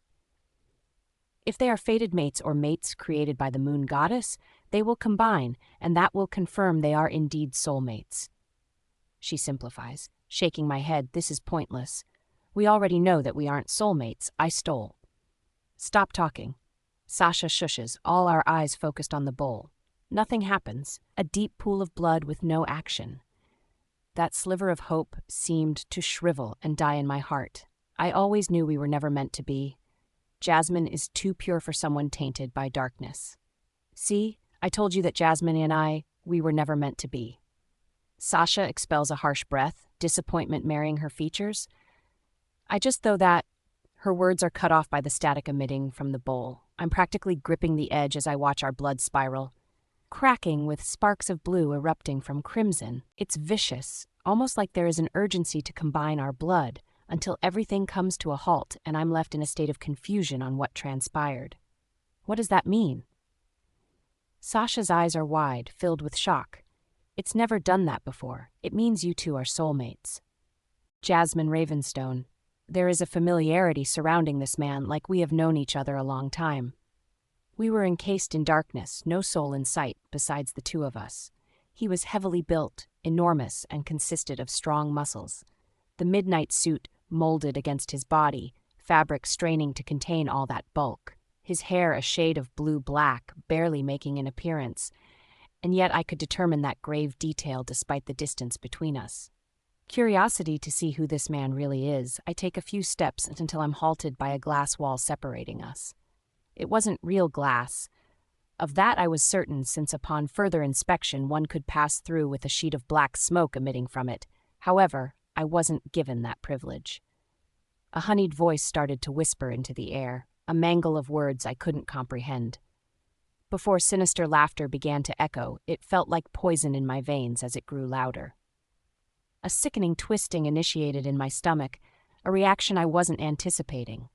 The man's shoulders weren't shaking, that laughter was encompassed from the stomach, and it would have shown in his actions.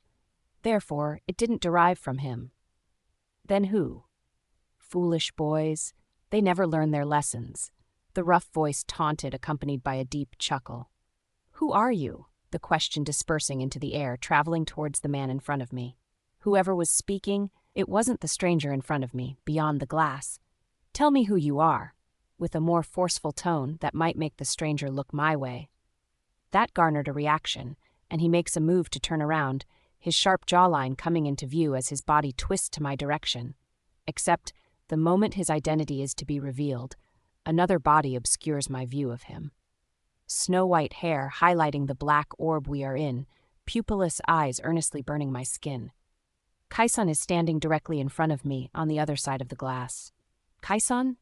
Confusion tugging at my brows with his appearance. It's his essence, not an illusion. His tortured eyes aren't registering my appearance, almost like he is deep within a haze of anguish. Needles pricked my skin, my mind racing without a clear destination. I attempt peek over his shoulder to see who the mystery man is. To no avail, massaging the sharp pain in my heart that explodes with guilt. It wasn't my own. The devastation bleeds into Kaisan's eyes, his heart overwhelmed with a poison of despair. It's demolishing every fragment of his soul. How am I able to feel that? A strangled noise tears through my throat from the intensity. Kaisan lifts his hand. Unknowingly, I reciprocate. Our palms sink through the glass, electricity sparking in its wake. Despite our hands being able to melt through the glass, an unknown force stops us from colliding. We are locked in a trance, a haunted mist wrapping around our bodies. Did he tell you what he did? That hoarse voice questions, a sickening excitement in his tone.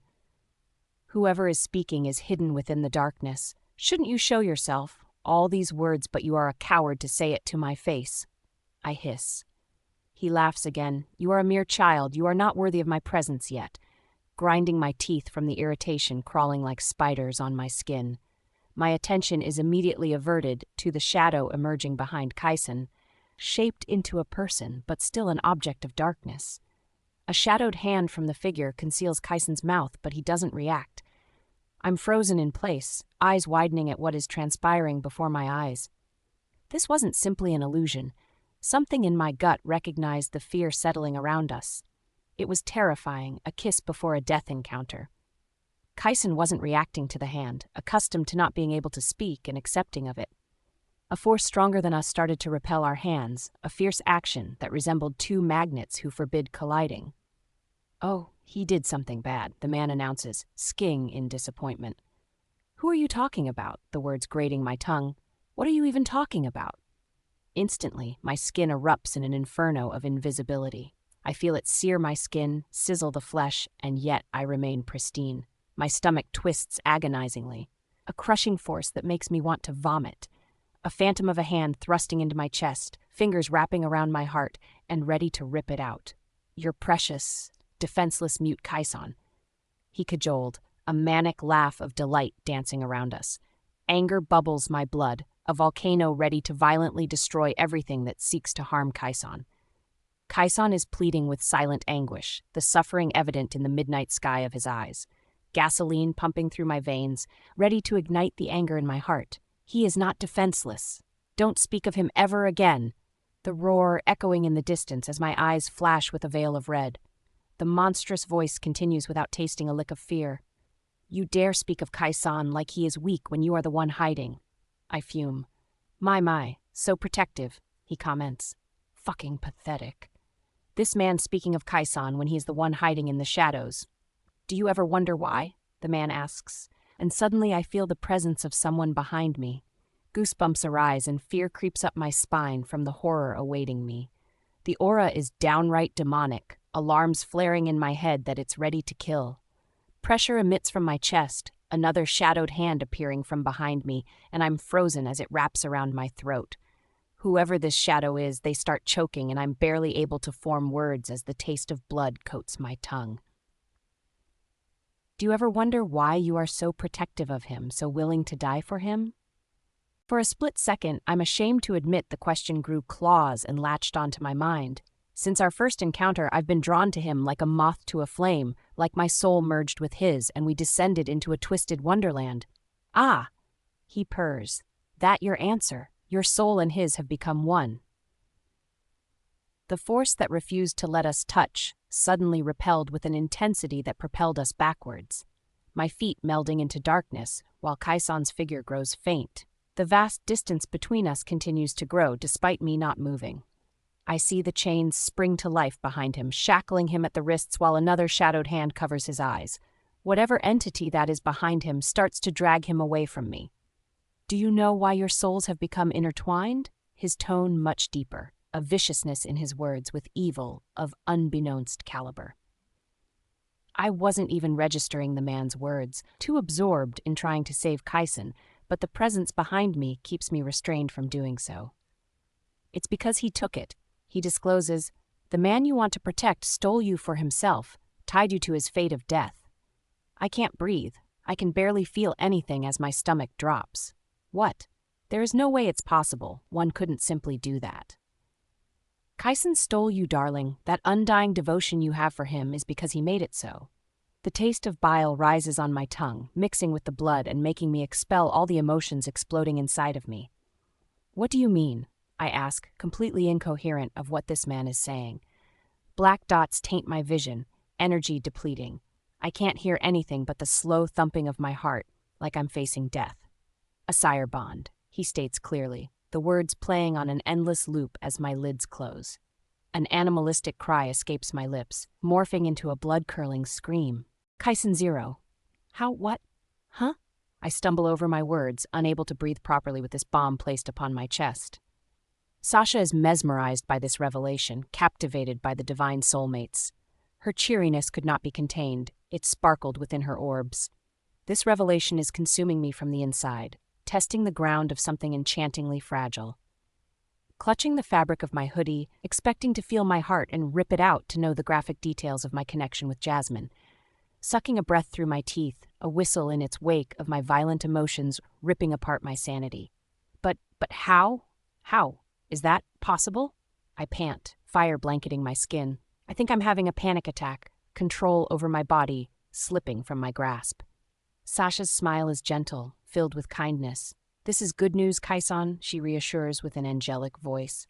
Sometimes I forget that Sasha is good at nurturing the people around her. She has done it for years with us and is the only form of kindness we have experienced in our lives. I want to believe her words, dampen the fears festering inside of me, but I can't. This crushing sensation emits from my lungs a feeling of impending shattering all happiness that threatens to consume my soul. Yeah, I should be happy. I concede hesitantly. We are soulmates. The endless questions flood my mind about what this truly means for us. Wouldn't I have known? Fated mates are able to identify each other with magic. I'm certain I would have discovered if Jasmine was mine from our first encounter. As I said, the situation surrounding you and Kier when it comes to fated mates is tricky to understand. She emphasizes, you are wolfless. However, you carry the gene of a werewolf in your blood. Kier is a full werewolf with the gene of a witch in his blood. It's possible that he found his fated because of that, while you have no wolf to help you determine who your mate is. The information was too much to ingest in a fragment of minutes. I've long since came to terms with the fact that Magnus ensured Kier and I wouldn't have a mate. Now, it seems to be all lies created to make our lives more miserable than it was. Every reincarnation, I've retained all my memories. There would have been a glimpse of any encounter with Jasmine, except I had no recognition of her appearance in any of my lives. Fated mates have history. Part of the curse showcases their past lives together and the fate they are cursed with. I would have remembered Jasmine if she was my soulmate. I would have at least one memory of her. The bowl never lies. Its existence is purely for verification. It would never lie. Sasha affirms sternly, narrowing my eyes at her while every molecule in my body sizzles. Do you understand what this means? Jasmine and I are soulmates, which means her mate or even her fated. The bubbling rage in my chest is doused in cold water by the blood-curdling scream, all words evading my mind as we abruptly stop all actions of communication. The tortured vocals are roaring with anguish, a taste of fear. Jasmine, her body springs upright as the haunting scream thunders throughout the temple. Rushing to her side, body thrashing and clawing with the purpose to kill. I attempt to contain her by restraining her movements upon the glass. Despite my best efforts, I needed help to shield Jasmine from hurting herself, whether intentionally or not. Kier and Sasha assist in restraining her jerky movements, her eyes blackened with poison. I recognize that magic. It only further confirmed Sasha's analysis. Magnus made contact with her. But how? Shh, I soothe in a calm voice. You are okay, Jasmine. You are fine. You are here with me. Her mind is a chaotic mess. The thread between reality and dreams are blending. Her chest rises rapidly, hyperventilating, and it slows as she reels in her panic. Jasmine is trying to control her emotions. Kyson. She cries, one fueled with a mixture of anger and heartache. Those emeralds spark, blue lightning crackling through the pupils as she arches her neck in pain. The phantom hands of pain causing her suffering. Any magic in this temple will be absorbed, and the inky water underneath is sloshing violently. Spell Kyson. Settle her. Kier shouted, I can't do spells in here, and I'm worried what she will do if we take her out of the temple. Her power is unstable right now. Physical touch, Sasha ordered. Physical touch will soothe her. If this wasn't a dire situation, I would have dismissed the mere idea. However, I wasn't in a position to completely rule out the action. Surprisingly, when our foreheads touched, the calmness overwhelmed us both. Our eyes hypnotized in a spell-binding trance I didn't want to escape from. I was descending into the deepest parts of the forest, losing myself to her. Once her breathing evened, I reluctantly drew back. Are you okay? She nods, no words escaping her lips or within my mind. Everyone gives her space, but I leave only a sliver between us. Jasmine sits up, sweat trickling down her brows and her cheeks flushed from the intensity of both her emotions and actions. Welcome back, Kier greets flatly. Jasmine doesn't respond, dangling her feet over the edge of the glass while the atmosphere thickened with flames of rage. Her fingers clutched the edge harshly, knuckles turning white from her restraint. What's wrong? For the first time, her eyes meet mine, filled with blinding rage that it burned my skin. Jasmine reached into the depths of my soul with her unspoken wrath. My heart slowed until I heard every painful beat. What did you do, Kyson? She interrogated. What is a sire bond? I wanted to tear my eyes from the socket, just to not see her gaze aflame with betrayal. Beneath that hot-blooded anger, I felt the ache in her heart, the pain I have caused. Jasmine is the only one to ever place her faith in me, defend me, and I shattered the trust we had. Where did you hear that from? I deflect. The bitter taste of disgust for myself settles on my tongue. I was going to confess moments ago, but now it seems more daunting than before. I remember Kier mentioning it before when we thought of him as the enemy. Back then, I didn't give it a second thought, but I want to know now, what is a sire bond? Each word displaying her vexation. It's possible I overestimated my abilities. Casting Latin spells were easy. Not being able to speak is a curse I've long since made peace with. In spite of everything I've dealt with, this moment with Jasmine is the most terrified I've ever been. I swallow thickly, biting my tongue for the metallic taste to give me courage. Within her mind, I give her the answer. A sire bond involves two people. One becomes devoted to the other unexplainably. There is unwavering loyalty that knows no bounds. It's a bond that ties them till death. Time seems to stop as I watch all the puzzle's pieces fit together in her eyes. How is it formed? When two souls intertwine, a repercussion forms from the act, which is the creation of a sire bond. The despair crawls up my throat and makes me choke. With each explanation, her eyes become more distant. When you said you did a spell that night we met, you meant you tied our souls, correct? Guilt twists my stomach, suffocating the air I breathe as I barely say, yes, I'm sired to you now. She exasperates, those forest green eyes glowing with potent rage. I'm your puppet. You can manipulate me now. I'm the one who is going to sacrifice myself for you because of this sire bond we have. She roars, shaking my head frantically, unable to control the rapid beating of my heart. No, that's not what it is. I hastily deny. It's not what she thinks. Fuck your promises, Kyson, she snaps. I left everything for you, thinking these emotions were real when it's really a creation of this sire bond. I want to tell her they are real, just as they are for me. I want to confess about us being soulmates, but I'm not confident enough to believe the unthinkable. My silence is enough of an answer for her, blinded by the disgust and hatred she now has for me. These emotions aren't real. They aren't real. They aren't real, she belted, practically pulling the strands from her scalp in frustration. They are to me, I confess lowly, a mere whisper in her mind. She slides off the glass, closing the distance between us, and I see the hatred clearly. It's the one I'm used to, the monstrosity everyone deems me to be. I wish I could believe you, but I don't. Jasmine Ravenstone. The pain radiated in waves, gnawing at my heart. Betrayal is a knife that cut deeper than any physical wound, sinking its claws into my heart and prolonging this anguish. There was no tearing it out of my chest. Instead, it became tainted by the color black. Sometimes I wonder why I'm dealt the worst hands in life, never being good enough for anyone. They deemed it necessary to mold me into the perception they most desired. I wasn't fit for the title of Alpha of Crystal Blood, no matter how hard I worked or the sacrifices I made to ensure I ruled better than my father did. None of it mattered. Flattery at the prospect of someone stealing my soul to be with me should have made my chest bloom with warmth, love, overwhelming my heart. Except it didn't feel like a binding of something glorious. It felt like the stripping of free will, the only thing that was consequentially mine. Now I couldn't decipher what was real and what wasn't.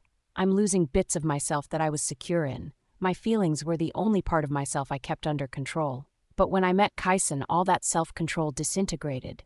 Everything is in shambles. My feelings are in disarray. I couldn't properly determine what I felt for Kyson. One distinct sensation burns in my chest, the rage bubbling and protectiveness pumping through my veins for Kyson. He had enough people hurt him throughout all his lives, but I couldn't distinguish if they were truly real or a figment of the sire bond.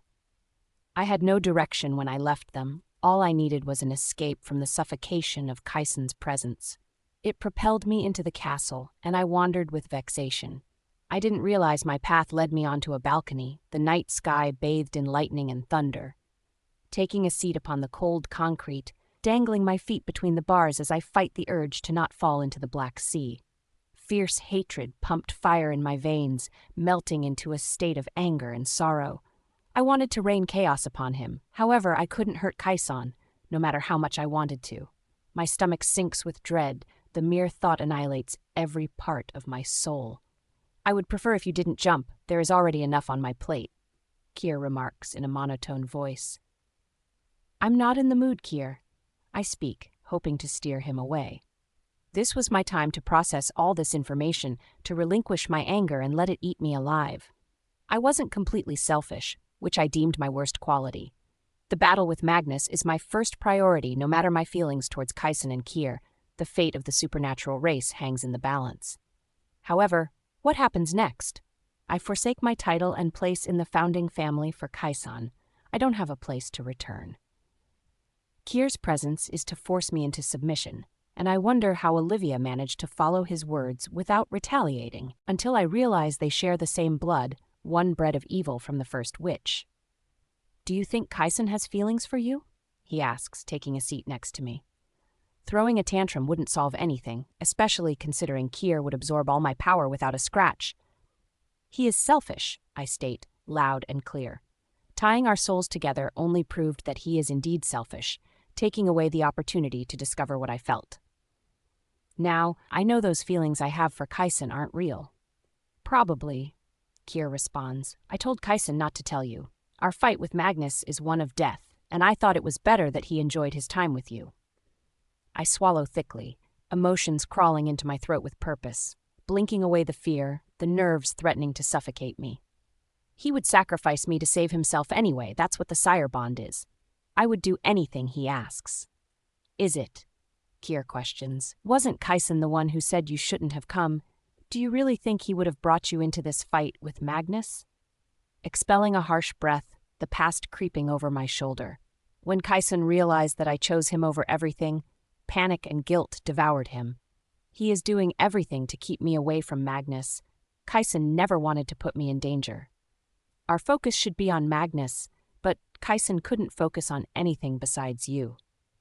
Kier proclaims, whether you guys consolidate or not, it doesn't matter to me. This drama between you two needs to end. A humorless laugh escapes my lips, narrowing my eyes at Kier, the sheer audacity he has. Easy for you to demand we end this, when you aren't in my position, I hiss. Kier glares at me, underlying anger that's threatening to erupt from his white eyes. So? Kyson stole your soul. Is that what you are angry about? He fumes. That he took your soul and tied it to his, that you think these feelings you have for him is merely deriving from the sire bond? Yes, none of it is real. I screamed at the top of my lungs, unable to breathe from the agony. Wrong, Kier thundered. Kaisan is too soft-hearted to admit the truth, that he chokes when it comes to his own emotions. You think you are the only one who feels betrayed, used? Guess what? Kaisan has been dealing with that his entire life. People, covens, our father, everyone uses him. He wanted one person for himself. And he stole my free will to get someone to actually care for him. I announce. However, the shame of my words burns me like an inferno. I've never seen those pupilless white eyes more terrifying than in this moment, dripping with malice and fury. All a sire bond does is make you protective, loyal to the other person. Whatever deeper feelings you have for Kaisan, beyond that nature, is entirely your own. All that desire and love you feel for him is all your own and has nothing to do with the sire bond. Every muscle in my body locks. What? My voice small. I didn't want to believe Kier's words. You didn't give Kaisan a chance to explain. You took the mere explanation of a sire bond at face value. There is more you don't understand. Had you stayed then, you would have known. Kier clarifies. A stretch of silence, ingesting this pill of regret that chokes me with every breath. Had I been too eager to dismiss him? Was I too hasty in judging him? A black hole forms in my stomach, all the hateful words I spoke about Kaisan threatening to devour me. Although, I don't blame you. Kier acknowledges. Kaisan is never good at saying what he feels. He endures the pain, the suffering, the torture, no matter how much it kills him. That piece of information shatters the last bit of my soul. It makes him selfish for tying your souls together, but there was a moment when you met him that you felt something. And a sire bond is only created when a spark is felt before the bonding. He informs. I couldn't admit the truth aloud because when I first saw Kaisan, he was a compelling beauty that felt like a divine connection. You are allowed to be angry, Kier concedes. Hate him even. Nevertheless, there is something between you two that has nothing to do with a sire bond. Shaking my head, wise words expounding from Kier is far-fetched. That doesn't make sense. You only feel something on that caliber for your mate. Exactly. He speaks. Kaisan 0. My cheeks were practically on fire, erupting with the guilt spreading through chest. Each labored breath made the walls close around me. I was choking on the shame. After Jasmine stormed off, losing her trust set in motion an unbearable pain that crushed my soul. Devastation clung to my heart, regret eating at my tainted heart. I didn't deserve Jasmine, nor would I ever be worthy enough for her.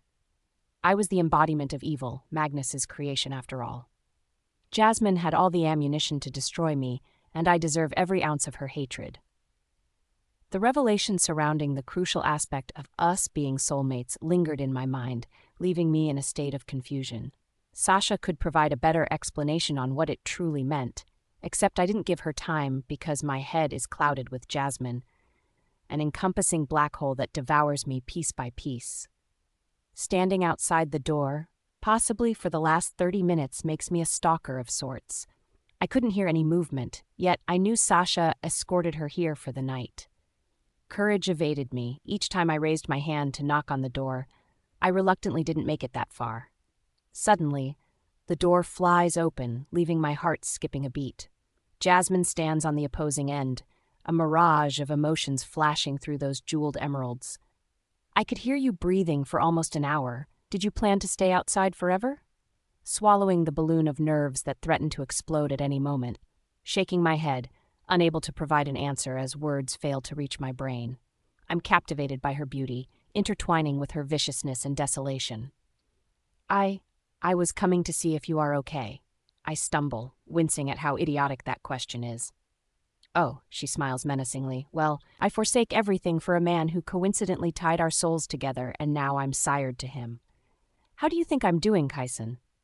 Glaring at me with anger. Right, shaking my head. Stupid question, sorry. Rubbing the back of my neck to dispel the awkwardness in the atmosphere between us. What do you want, Kaisan? She exhales, shoulders sagging in exasperation. If Sasha will let you stay here until you decide on what you want to do. I'll leave tomorrow and you. Her brows draw in. Leave? Where are you going? The pain pierces through my heart, realization dawning on me that we will part ways. Kier and I will leave. We need to figure out our strategy against Magnus.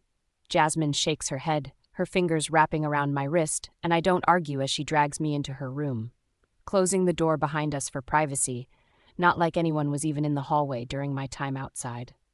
You are just going to leave me here and go fight Magnus after what you have done, she growls, sparks originating from her touch.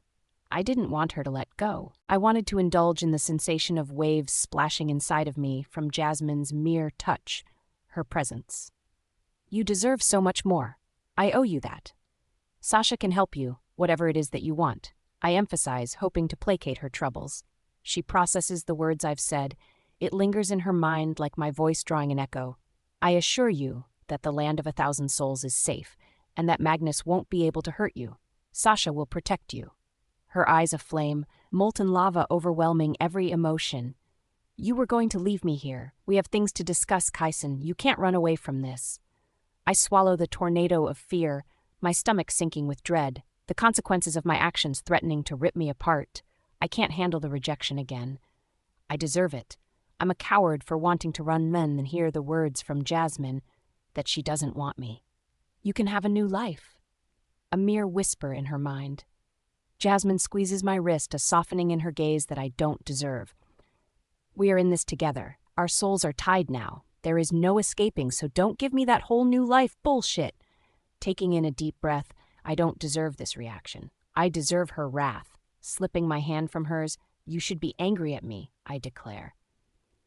I am mad at you, Jasmine announces. This doesn't mean I have forgiven you. However, I'm trying to understand what goes on your head, and shouldering this burden alone won't solve anything.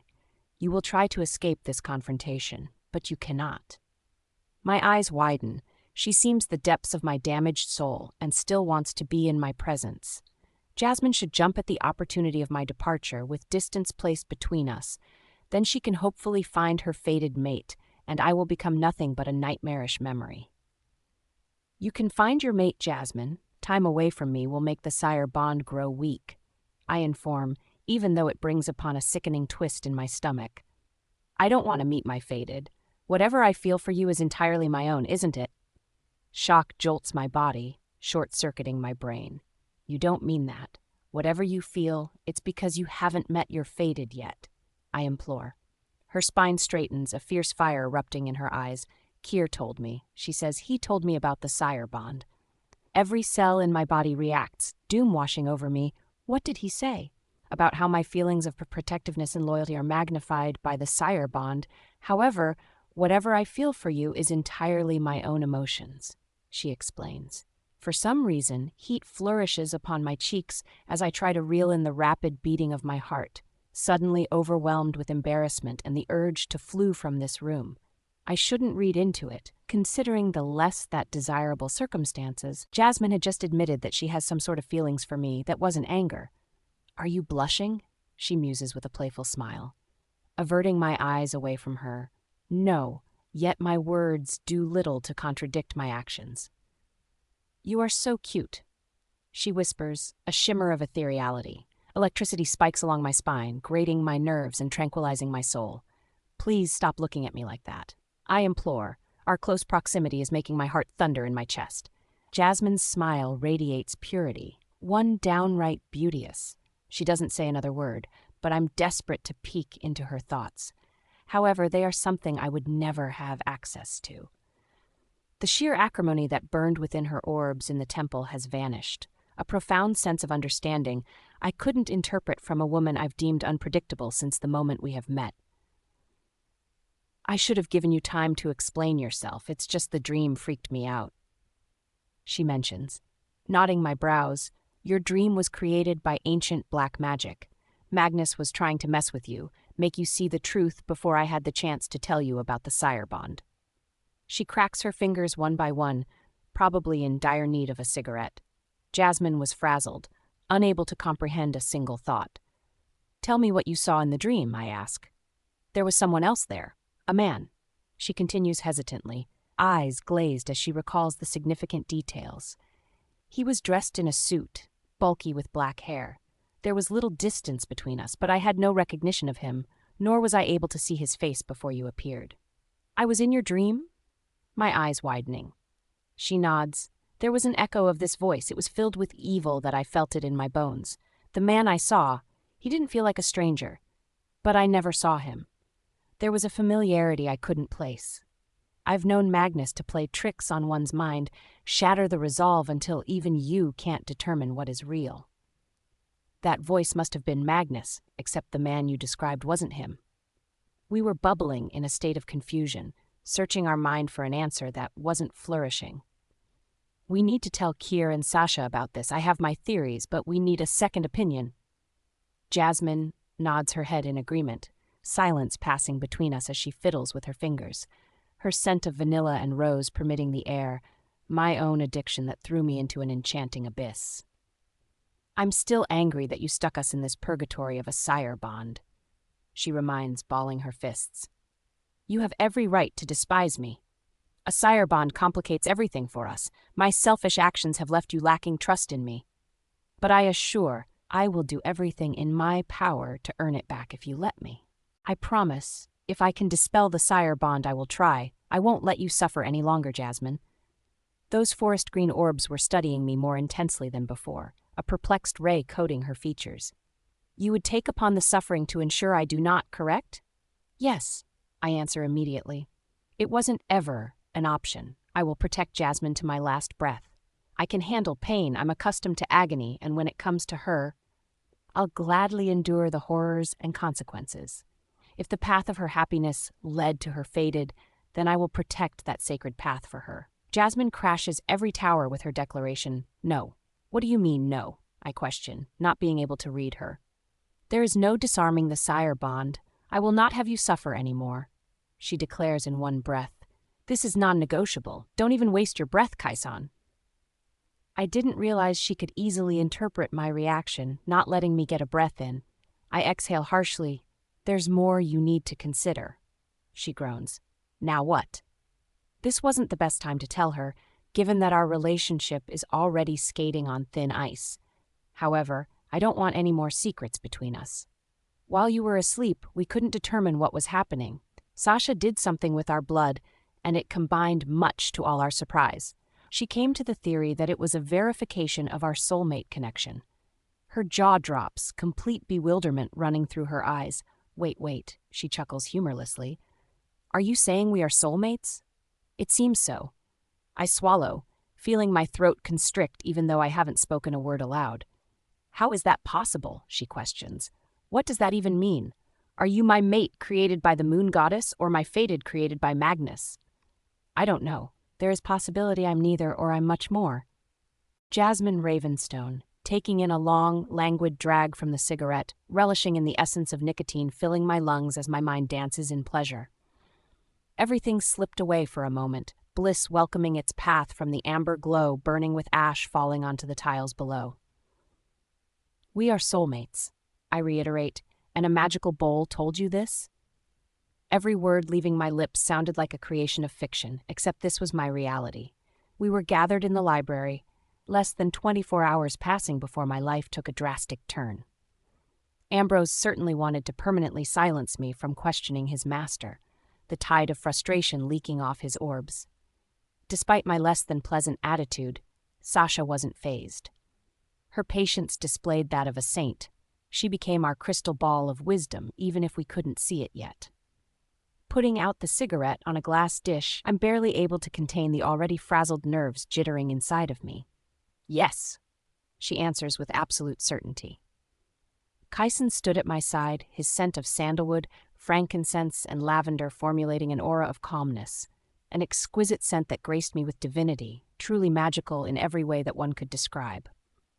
After our conversation in my room, there is still a considerable amount of distance placed between us, physically and emotionally.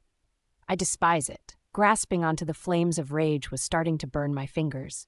We were on rocky territory. Probably the only conscious part we have done is acknowledge every aspect that's threatening to tear us apart. I won't pretend like we are fine for the sake of Kyson. He needs to learn that running away from his problems won't solve them, nor sacrificing himself for others, simply because he is familiar with pain.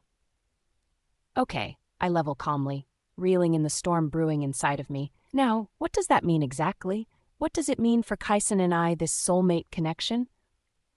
A mountain of questions was collapsing upon my mind. According to everyone, fated mates are sacred, and now this soulmate connection could contradict what we have been told. Sasha exhales, massaging her temples to melt away the troubles we have brought upon her. The bowl never lies, and the reaction that took place during the combining of your blood was something truly enthralling. There is no perfect match suited for each other. The compatibility is on another level. There is a certain mythical serene sound in her tone, completely compelled by what is transpiring between me and Kaisen. Apparently, Kaisen can let me hear his voice regardless on who he is speaking with. How many times have you performed this spell with the bowl? Sasha taps her coffin-styled nails onto her chin, golden orbs twinkling and staring into the distance. Over 500, she recounts. What? We both sputtered. You will be surprised how many people desire to confirm if they are indeed soulmates. Sasha shared. Humans especially are more drawn to it, hence why I dabble in tarot reading on some occasions when I need to leave the land. The chance to chalk all this madness as a figment of her imagination has disintegrated. So, the bowl has credibility, Keir enunciates. One couldn't fault the bewitching smile gracing her red-stained lips.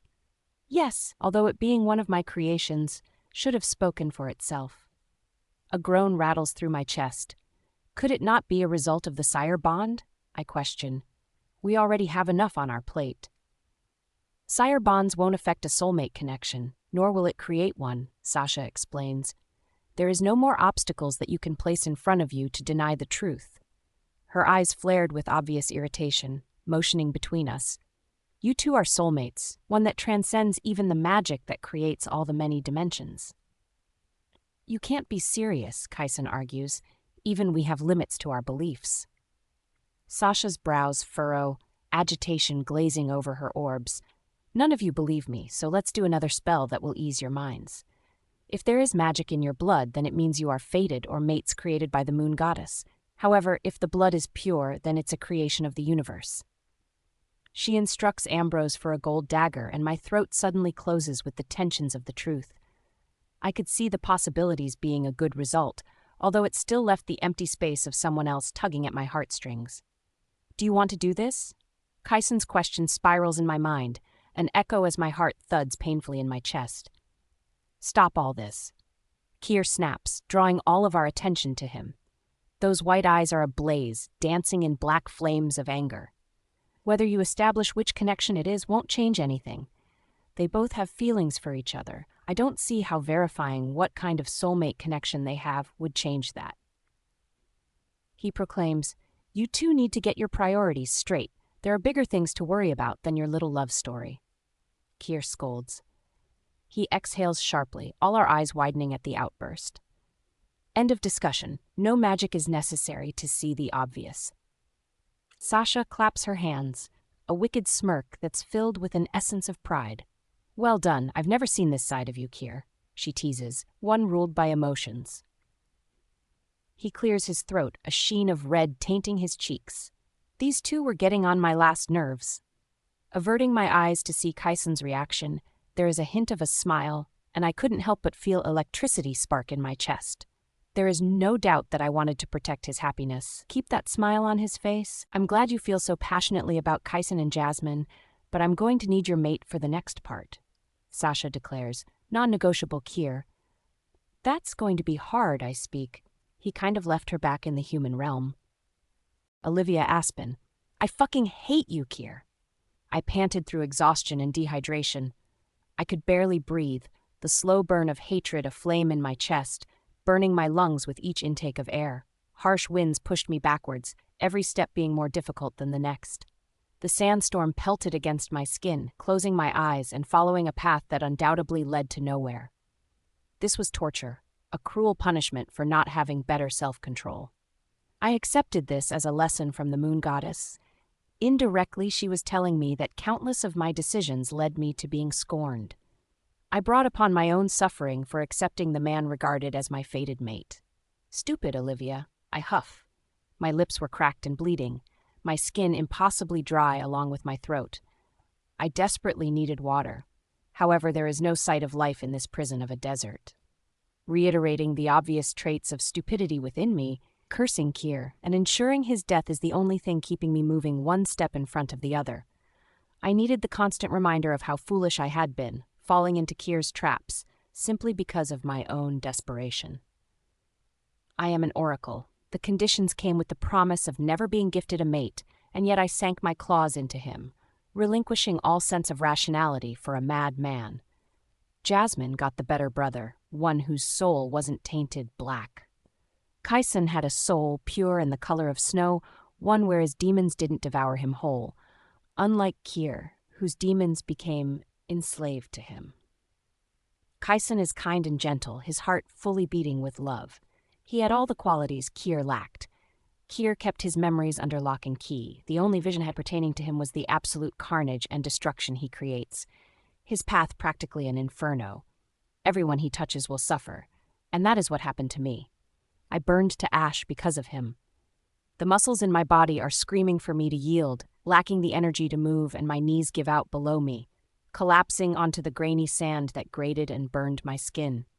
Whatever transpired on the field, I had only arrived moments later. With a gigantic black hole emerging behind them, my heart thudded painfully at the prospect of him leaving me. Because he wouldn't leave me, I thought. Except, Kier lifted his hand in my direction, and I thought he was offering to take me with him. Instead, before leaping into the black hole, a sinister smile played upon his lips, and my surroundings changed. I was transported into this desert, alone, the sky colored purple and orange, night engulfing me whole for the 4th day. I should have died. There is no way even a supernatural creature can survive this long without water. There is no end in sight. I keep walking for any sign of life only to be plunged into disappointment. The cycle is never ending. I'm doomed to die here. This was my penance, dying a slow and painful death in the middle of a desert where no one will find me. No one will miss me. I betrayed Amethyst and my entire pack for Kier. Look where it got me. Stranded in the middle of nowhere. Dying. My vision blurs, everything distorting. Every time I close my eyes, it's like I'm repeating this cycle all over again and waking up in this hell. Just let me die. I cry, wanting this suffering to be over. I wish the moon goddess would grant me mercy. However, I never earned her sympathy. I didn't fulfill my duty as an oracle, and she owes me nothing. I deserve this. Kyson 0. What did you do to her? I demand. There is no way you would be this calm if you didn't know her whereabouts. Everyone retired for much-needed rest. We haven't slept for 24 hours, and I should have been asleep, except I knew my brother too well. Kier was concealing the truth. His immediate denial of Olivia's services sparked curiosity in my brain. I assumed after we disappeared from the human realm that he left her behind so that she could rebuild the trust broken with her pack. However, that was a stretch of faith and compassion which Kier lacked. I have no idea what you are talking about, brother. He denies, pouring himself a shot of whiskey from the crystal bottle on his side table. He downs the liquid immediately, hissing at the burn while his brows furrow in concentration.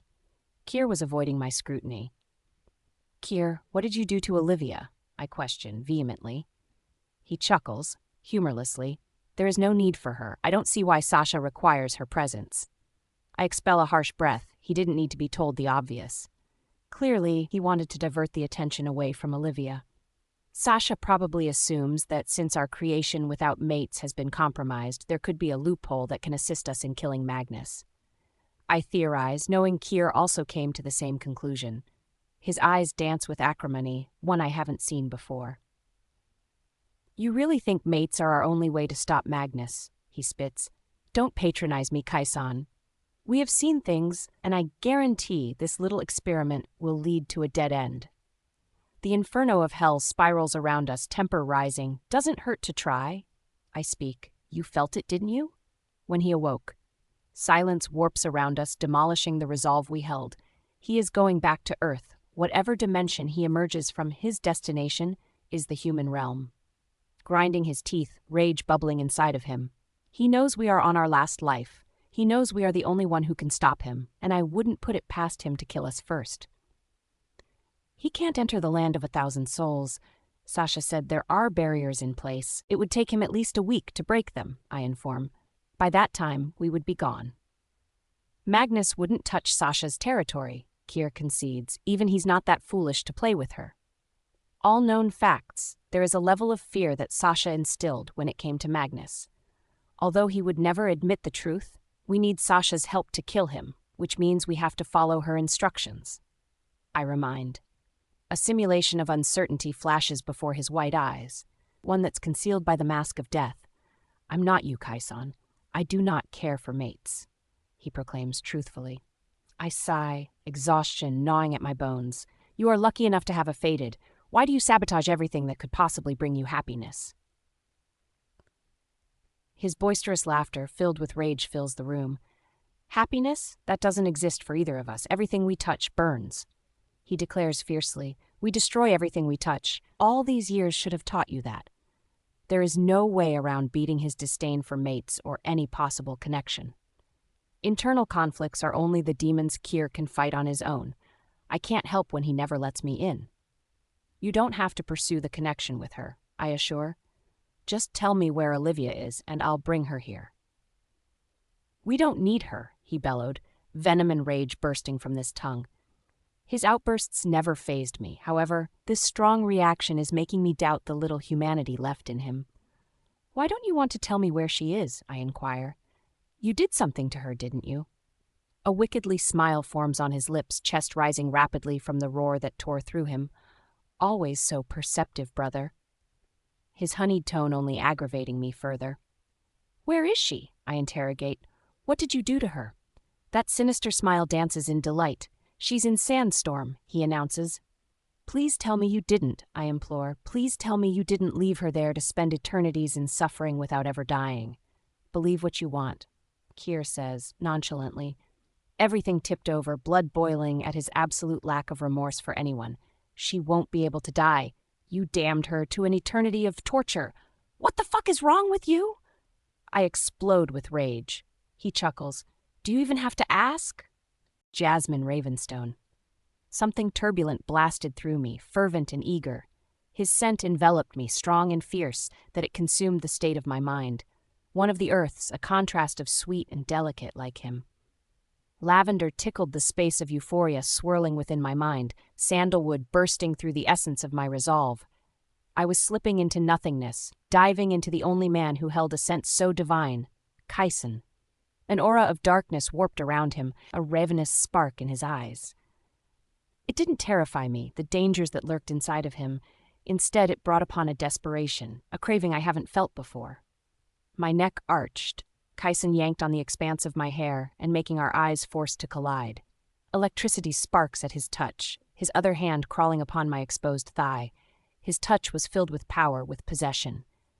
My enchantress, his honeyed voice marvels, the sound addicting that it incites wetness between my thighs. The question gnawed on how we landed in this position, with me on the bed and Kaison above, fully clothed while I was the opposite. His laugh is rich, melting in my mind. You already feel it, don't you? The exquisite beauty of our bond. Shiver racket through my body at his words, goosebumps pricking my skin as he massages the side of my thigh. His touch sears through me, an ache blooming inside of me.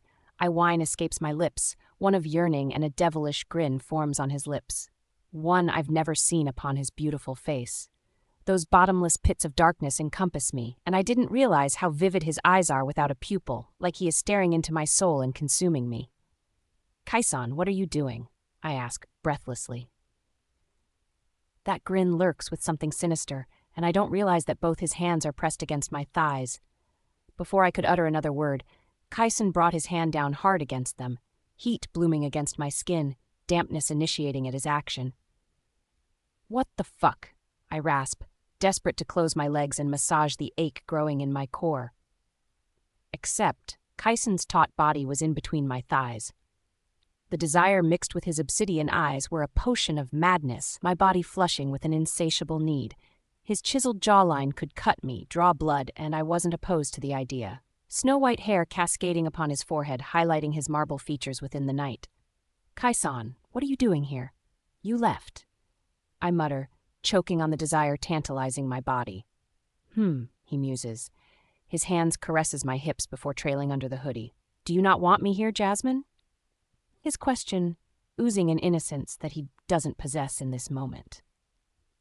The temperature skyrocketed, blistering heat coating my skin and fire pumping through my veins.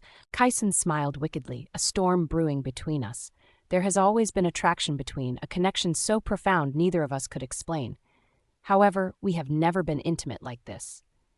No, I swallow. I want you here. The confession ignited a sensation of bliss, a smile rivaling the sun. Kyson retracts and I almost cry, missing the scorching touch and instead met with the cold. He looms over me, so close that we breathe the same air. I'm enamored by the midnight sky in his eyes. I wanted our bodies so close that we practically erupted in flames. Do you want to be mine, Enchantress? Yes, I answer, unable to catch my breath. His eyes darted to my lips and I followed the same path. Kyson's lips were plump, the color of blood that spotlighted against his porcelain skin. I wanted him so badly. I needed him in a way that was agonizing to my soul. I'm maddened with hunger. I needed him in my blood. His path caressed every inch of my skin, with purpose that it felt like he was memorizing each touch. My fingers sank into his white locks, so soft and silky as I pulled him closer, until our lips were only a breath from touching. Kyson stuck out his tongue, a light touch upon my lips, and I craved more. The black vines dances from every direction until it formed a pentagon in the middle. This was the physical indication of his curse, and yet it only made him more desirable. I wanted his tongue inside my mouth. I wanted to taste it, whether it was sweet from his unspoken words of kindness. I'm never letting you go, his voice thundering in my mind. Never. The thread of temptation snapped, our lips colliding at the same time with a force only known to the supernatural. Our tongues ached the most, fighting a battle that we would easily give into. Every wire in my brain exploded. I couldn't think of anything besides the yearning for Kyson. An unnatural desperation to have him inside me. A moan coupled with a cry tore through my lips, aching for more of him. Fuck Kyson. Jasmine, his voice called, a soft and gentle tone. I want you. I pant, wanting him to devour my soul. Jasmine, wake up. What? Wake up, Enchantress, he commands, and immediately my eyes spring open. Struggling to breathe, an inferno ablaze against my skin. I'm staring at Kyson above me, except this time his eyes are filled with concern. White hair falling mid-air that I actually want to feel it against me, stress evident in the furrow of his brows. I wanted to ease the incessant heat exuding from my skin, rubbing my thighs to dampen the sparks initiating in my core. I was craving him, in my sleep, in a dream. Kyson gives me space to sit up. I take in his gray sweatpants and matching hoodie accompanied by sneakers. Ah, fuck, I curse in disappointment. Kyson, I heave, ignoring how wet I already am for him. What are you doing here? I resided in one of the rooms in Sasha's castle that she generously allowed us to stay in. Kyson escorted me here before departing, which I was already frustrated with. I needed him with me. Remember when Sasha said she needed Kier's fated for her research? He inquires. I groan, massaging my temples as the dream continues to leave an effect on me. Dream Kyson was consumed by lust, a hunger I desperately wanted to see again. Kyson, it's late. Why are we discussing this now instead of the morning? I question, inspecting his appearance, and I notice the bags under his eyes. Did you even sleep?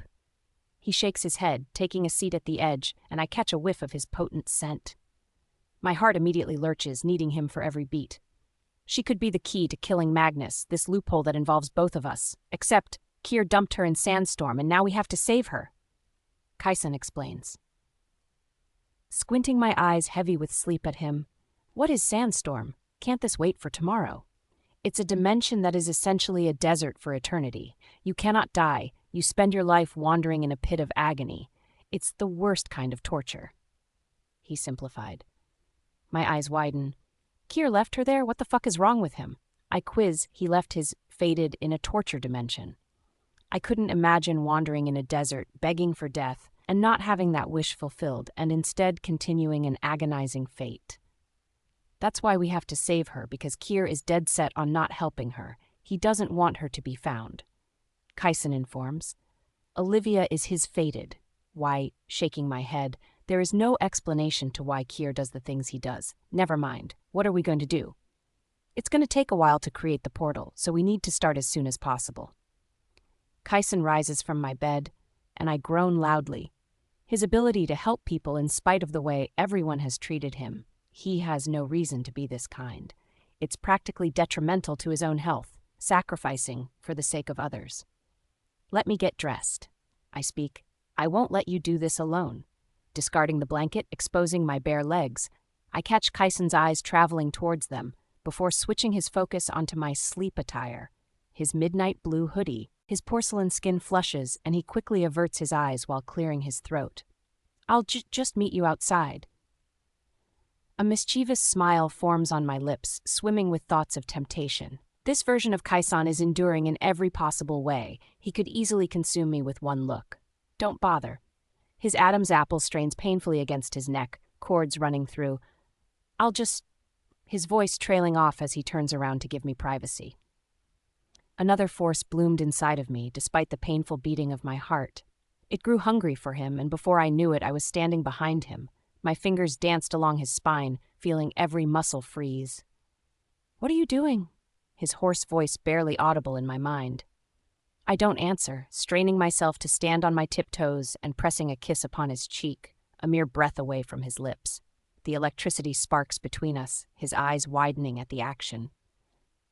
We should sleep in the same room from now on, I say, leaving him in a state of confusion as I search for my pants.